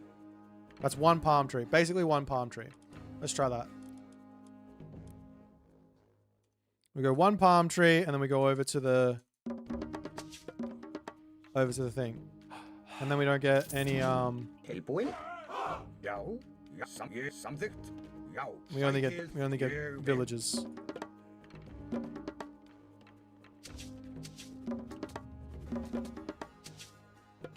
Hver það? Timbursveinn og Rjótsveinn. I'm gonna speed this up. I don't need to do anything. Tilbúin. Samþykkt. I think this will work. Til og ég sæk. Já, samþykkt. Get in here. Ég já. Ég já. Já. Tilbúin. It's two fish. Til ég já. Ég samþykkt. Já, ég já. Samþykkt. Ég já. I'm not gonna scout. Samþykkt. Tilbúin. Já, og Here Rjótsveinn. we go. Já. Ég samþykkt. The temple, hopefully nice and quick.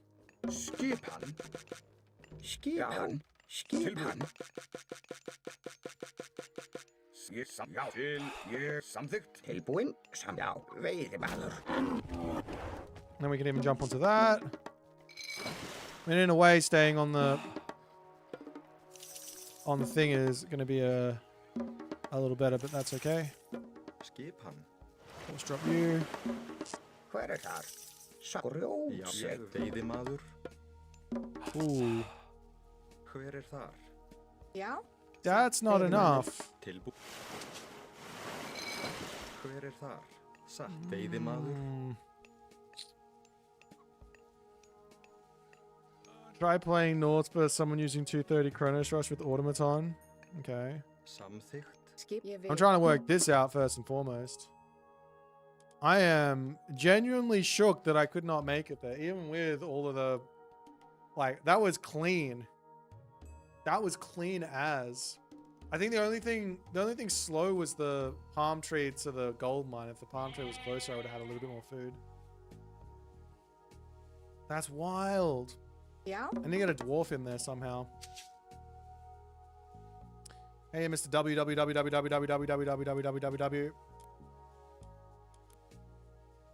You want me to find another opponent? I'm sorry. My bad. Oh, let me play another game. Let's play Socotra.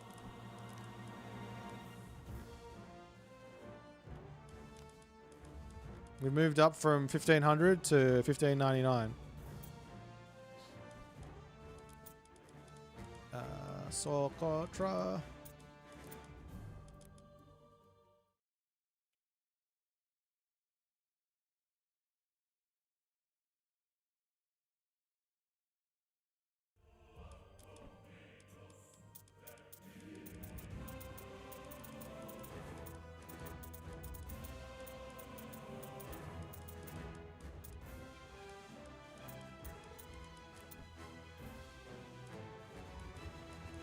All right, Mr. Knox.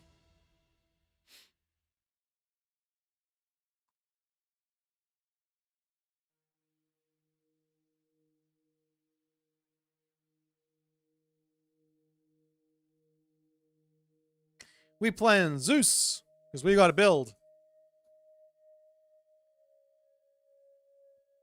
Hopefully.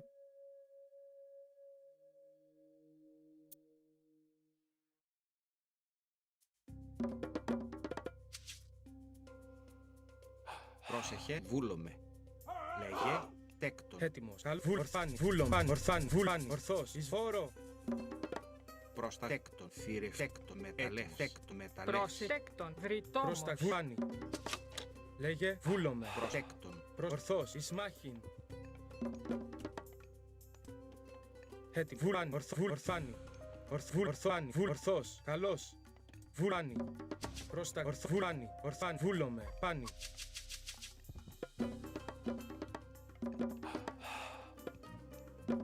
Okay, so we got to go see if he's going for a dock or what he's doing. Λέγε, τέκτον.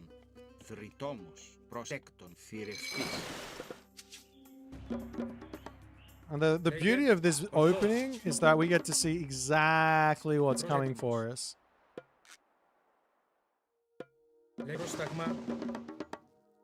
And we can adapt. So if he doesn't have a dock, if he does have a dock, I'm just gonna...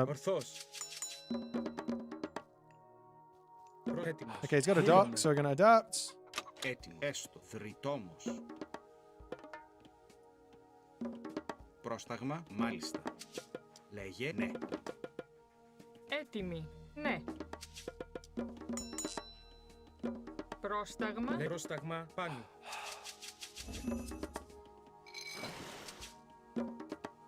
Πρόσεχε, έτοιμος. Τέκτον, θρητόμος. Πρόσταγμα. Έτοιμος, ορθός. Λέγε. Πρόσεχε. Έτοιμος. Πρόστα, βούλομαι. Λέγε. Έτοιμη. Έστω. Ναι, μάλιστα. Βούλομαι. Έτοιμος. Έστω. Τέκτον. Okay. Need more on wood. Πρόσεχε. Πρόσεχε. I need the extra villager there anyways, it's fine. Man, I love this. I love that I have to like, I've got the plan. I have to like actually adapt to what my opponent's doing. Not getting rushed, so I don't have to rush. We get our boom off. Happy days. Τέκτον. Βρυτόμος.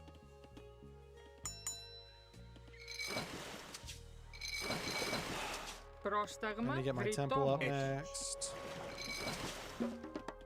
And a house soon. Λέγε. Τέκτον, θρητόμος. Okay. Next is going to be a house. Έτοιμη. Έτοιμος. Προσέκτον. Ναι. Πρόσταγμα, θρητόμος. Τέκτον. Βρυτόμος. Πρόσεχε. Έτοιμο.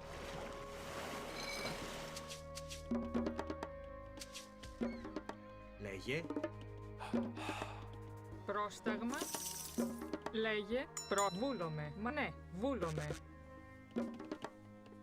Έτοιμος, ορθός, βούλομαι. Was that me? Sorry. Λέει πρόσταγμα, πάνη.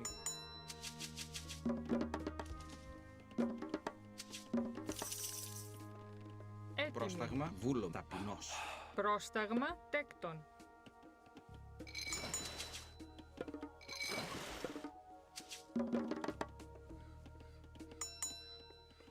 Λέει. Έστω. Θηρευτής. Λέει μάλιστα. Πρόσεχε. Τέκτον. Μεταλλεύς. Πρόσεχε, έτοιμο, μεταλλεύ. Πρόσεχε. Λέγε. Πρόσταγμα, έστω, τέκτον.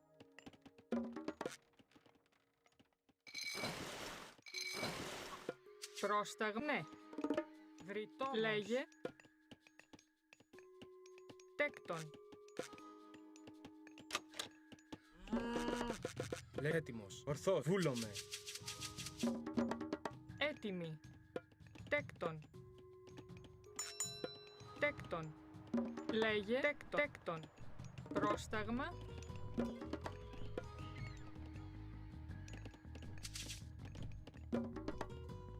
Προσέκτο. Θρητόμος. Πρόσταγμα. Βουλέστο. Ναι. Πρόσεχε.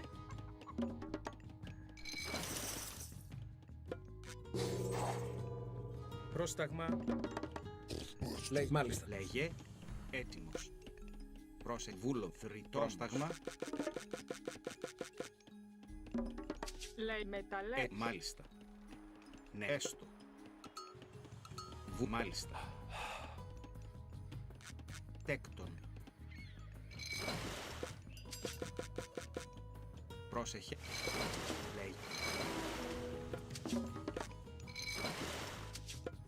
Πρόσταγμα. Έτοιμο.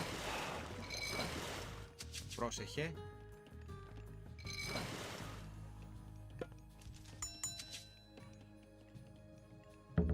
Λέγε. Πρόσταγμα. Τέκτον. Βουλέστο. Έτοιμος. Τέκτον. Θρητόμος. Βουλ. Μάλιστα. Πρόσταγμα. Τέκτον. Μεταλλές. Ναι, μάλιστα. Βουλέστο. Έτοιμος. Λέγε. Λέγε. Πρόσταγμα. Μάλιστα. Λέγε. Ναι. Έστω. Θρητόμος. Λέγε. Βουλέστο. Προσώστα. Λέγε. Ναι. Έστω. Βουλ. Μάλιστα. Τι ναι. Βούλο. Μάλιστα. Λέγε. Ναι. Βούλομαι. Ναι. Λέγε. Ορφάνι. Πρόσταγμα. Μάλιστα. Βούλομαι. Ναι. Έστω. Ναι. Ετοίμος. Βούλομαι. Ναι. Βούλομαι. Λέγε. Πρόσεχε. Λέγε. Ναι. Μάλιστα. Βούλ. Ναι. Ετοίμος. Έστω.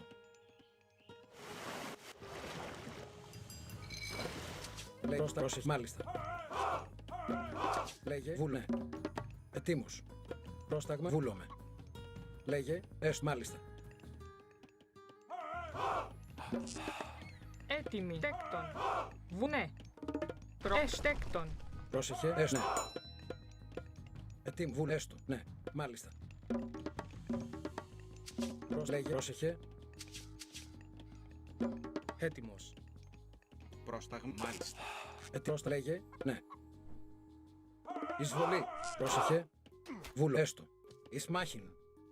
Βούλομαι. Ναι. Μάλιστα. Βούλομαι. Πρόσταγμα. Ναι. Έστω. Ναι. Ετοίμος. Λέγε. Βούλ. Μάλιστα. Πρόσεχε. Ναι. Βούλο. Πρόσταγμα. Μάλιστα. Τέκτον. Πρόσταγμα. Έστω. Μάλ. Βουνε. Λέει. Τέκτον. Πρόσεχε. Ετοίμος. Βούλ. Έστω. Μάλιστα. Βουνε. Τέκτον. Λέγε. Πρόσεχε. Πρόσταγμα. Έστω. Βούλ. Μάλιστα. Καλώς. Ναι. Βούλομαι. Έστω. Μάλιστα. Εισβολή. Βούλομαι. Ισμάχη. Εισβολή. Πρόσταγμα. Ορθός. Καλώς. Λέει. Βούλομαι. Χώρο. Ορφάνι. Εισβολή. Χώρο.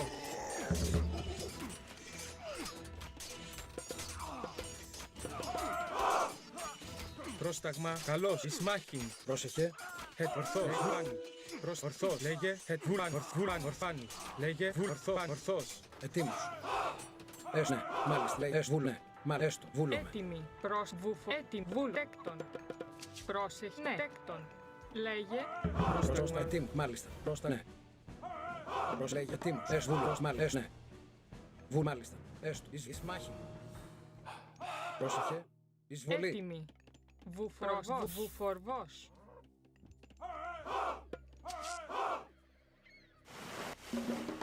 Προτέκτον. Λέει. Πρόστα. Ετοίμος. Καλώς. Έτοιμος. Λέγε. Καλό. Χώρο. Λέει. Ναι. Προσβούλομαι. Ισμάχιν. Λέγε. Ετοίμος. Εισβολή. Πρόσταγμα. Έτοιμος. Βουλεκτέκτον. Προμάλθυρευτής. Λέγε. Ετοίμος. Μα ναι. Βούλο. Βούλομαι. Μα ναι. Βούλ. Μάλιστα. Βούλομαι. Καλώς. Καλώς. Ισμάχιν. Πρόσεχε. Βούλ. Ναι. Ισμάχιν. Χώρο. Ορθός. Βούλομαι. Ορθός. Βούλομαι. Πρόσταγμα. Εισβολή. Βούλομαι. Λεπάνι. Λέγε. Έστω. Λέγε τέκτον. Τέκτον. Ετοίμο. Πρόσταγμα. Καλώς. Πρόσεχε. Εισβολή. Εις μάχη. Λέγε. Πρόσεχε. Πρόσταγμα. Εισβολή. I need an armory, don't I? Τι λέγε. Πρόσταγμα. Πρόσταγμα. Πρόσεχε. Έστω. Ναι. Πρόσταγμα. Λέγε. Βούλο. Βουλθός. Λέγε. Πρόσταγμα. Πρόσεχε. Έτοιμος. Λέγε. Διρευτήμα. Έστω. Πρόσταγμα. Λέγε. Πρόσεχε. Πρόσταγμα. Ναι. Έστω. Λέγε πάνι. Βούλομαι. Πάνι. Πρόσταγμα. Ορθός. Πάνι. Βούλομαι. Λέγε. Μα έστω. Ετοίμος. Ταπεινό. Λέγε. Ναι. Βούλομαι. Ναι. Μάλιστα. Βούλομαι. Ταλεύς. Προέστ. Μεταλλεύς. Τι λέγε. Ναι. Ορθός. Πάνι. Μάλιστα. Έστω. Ναι. Βούλομαι. Μάλιστα. Έτοιμος. Έστω. Λέγε. Με μεταλλεύς. Πρόσεχε. Ετοίμος. Ναι. Βούλομαι. Πρόσεχε. Τέκτον. Έτοιμο. Λέγε. Έστω. Τέκτος. Λέγε. Ετοίμος. Μάλιστα. Πρόσεχε. Πρόσταγμα. Βουνέ. Έτοιμη. Τέκτον. Βρυτόμος. Λέει βρυτόμος. Προσέκτον. Βρυτόμος. Πρόσταγμα. Τι λέγε. Ετοίμος. Έστω. Πρόσεχε. Έτοιμη. Λέγε. Give me house! Τέκτον. Βρυτόμος. Πρόσεχε. Λέγε. Ναι. Βούλο. Πρόσταγμα. Ναι. Πρόσεχε. Τέκτον. Τι λέγε. Πρόσεχε. Έστω. I need another archer ranger as well so I can get some peltas to deal with those Πρόσταγμα. Βούλομαι. argus. Λέγε. Τέκτον. Μεταλλεύς. Λέγε. Πρόσεχε. Τι λέγε. Πρόσεχε. Ναι. Έστω. Μάλιστα. Έτοιμη. Τέκτον. Πρόστα Βρυτόμος. λέγε. Βούλομαι. Βούλομαι. Ορθός. Βούλομαι. Πάνι. Λέγε. Βούλομαι. Ναι. Έστω. Πρόσταγμα. Βούλ. Μάλιστα. Προθύρευτη. Βούλομαι. Καλώς. Λέει βρυτόμος. Εις μάχη. Πρόσεχε. Ναι. Βρυτόμος. Ορθάν. Πάνι. Βούλομαι. Πάνι. Βούλομαι. Ορθός. Έτοιμος. Βούλομαι. Καλώς. Ετοίμος. Λέγε. Yes! Get the argus! Λέγε. Πρόσεχε. Πρόσταγμα. Πρόσεχε. Βούλε. Μαλ. Βούλε. Έστω. Βούλομαι. Μαλ. Ναι. Βούλομαι. Λέγε. Πρόσεχε. Πρόσταγμα. Μάλιστα. Λέγε. Έστω. Ετοίμος. Βούλομαι. Έτοιμα. Πρόσεχε. Ναι. Μάλιστα. Βούλε. Πρόσταγμα. Πάνι. Τι λέγε. Ετοίμος. Έστω. Πρόσταγμα. Πρόσεχε. Μάλιστα. Λέγε. Τέκτον. Λέει τι πρόσταγμα. Ναι. Ορθός. Βούλε. Λέγε. Έστω. Μάλιστα. Έτοιμος. Λέγε. Εισβολή. Πρόσταγμα. Λέγε. Ναι. Μάλιστα. Πρόστα. Θρητόμ. Τέκτον. Θρητόμος. Βουλάνι. Έτοιμος. Λέγε. Πρόσταγμα. Έτοιμος.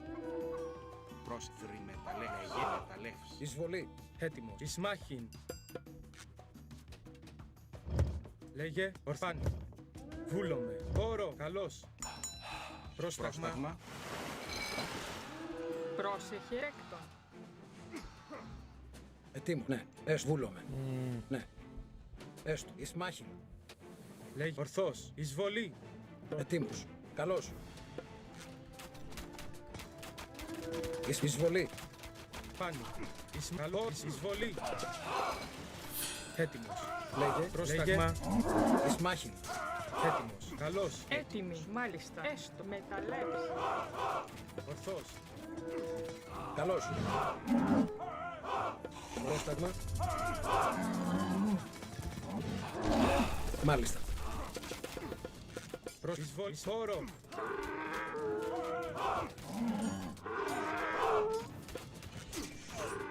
No implode for you! Good sir! Έτοιμος. Λέγε. Ορθός. Πρόσεχε. Πρόσεχε. That's a lot of donkey noises. Πρόσεχε. Πρόστα βούλομαι. Ναι, ταπεινό. Πρόστα μου. Πρόσεχε. Εισβολή. Ισμάχη, εισβολή. Ισμάχη, εισβολή. Καλόρο. Λέγε. Ναι. Φάνη. Πρόστα λέγε. Ορθώς.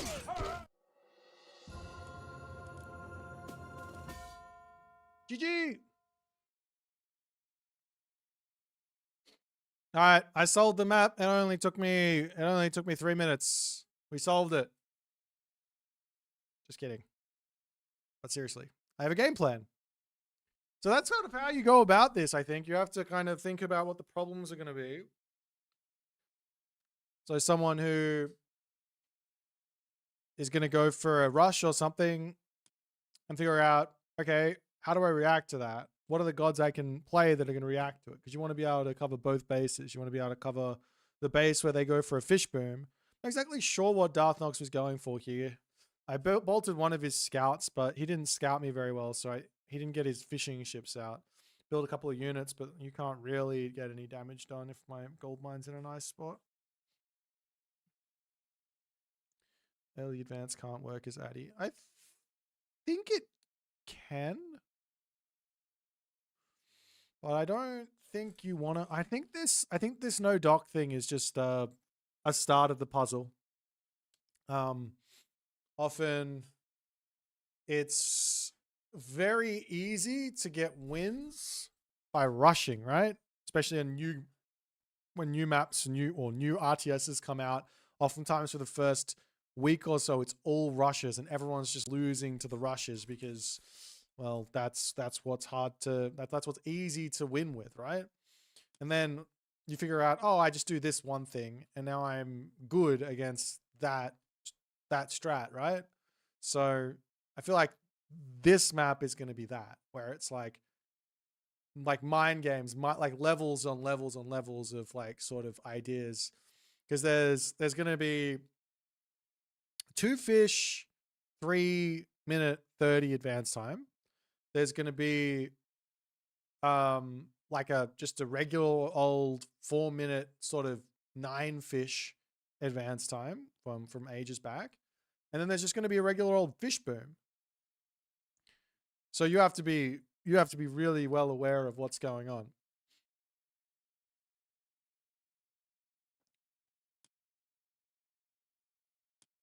But I'm glad I put Mini Yeti in his place when I said you should build a dock, and he said, "Nah, you shouldn't build a dock." I said, "You should build a fucking dock, Mini Yeti."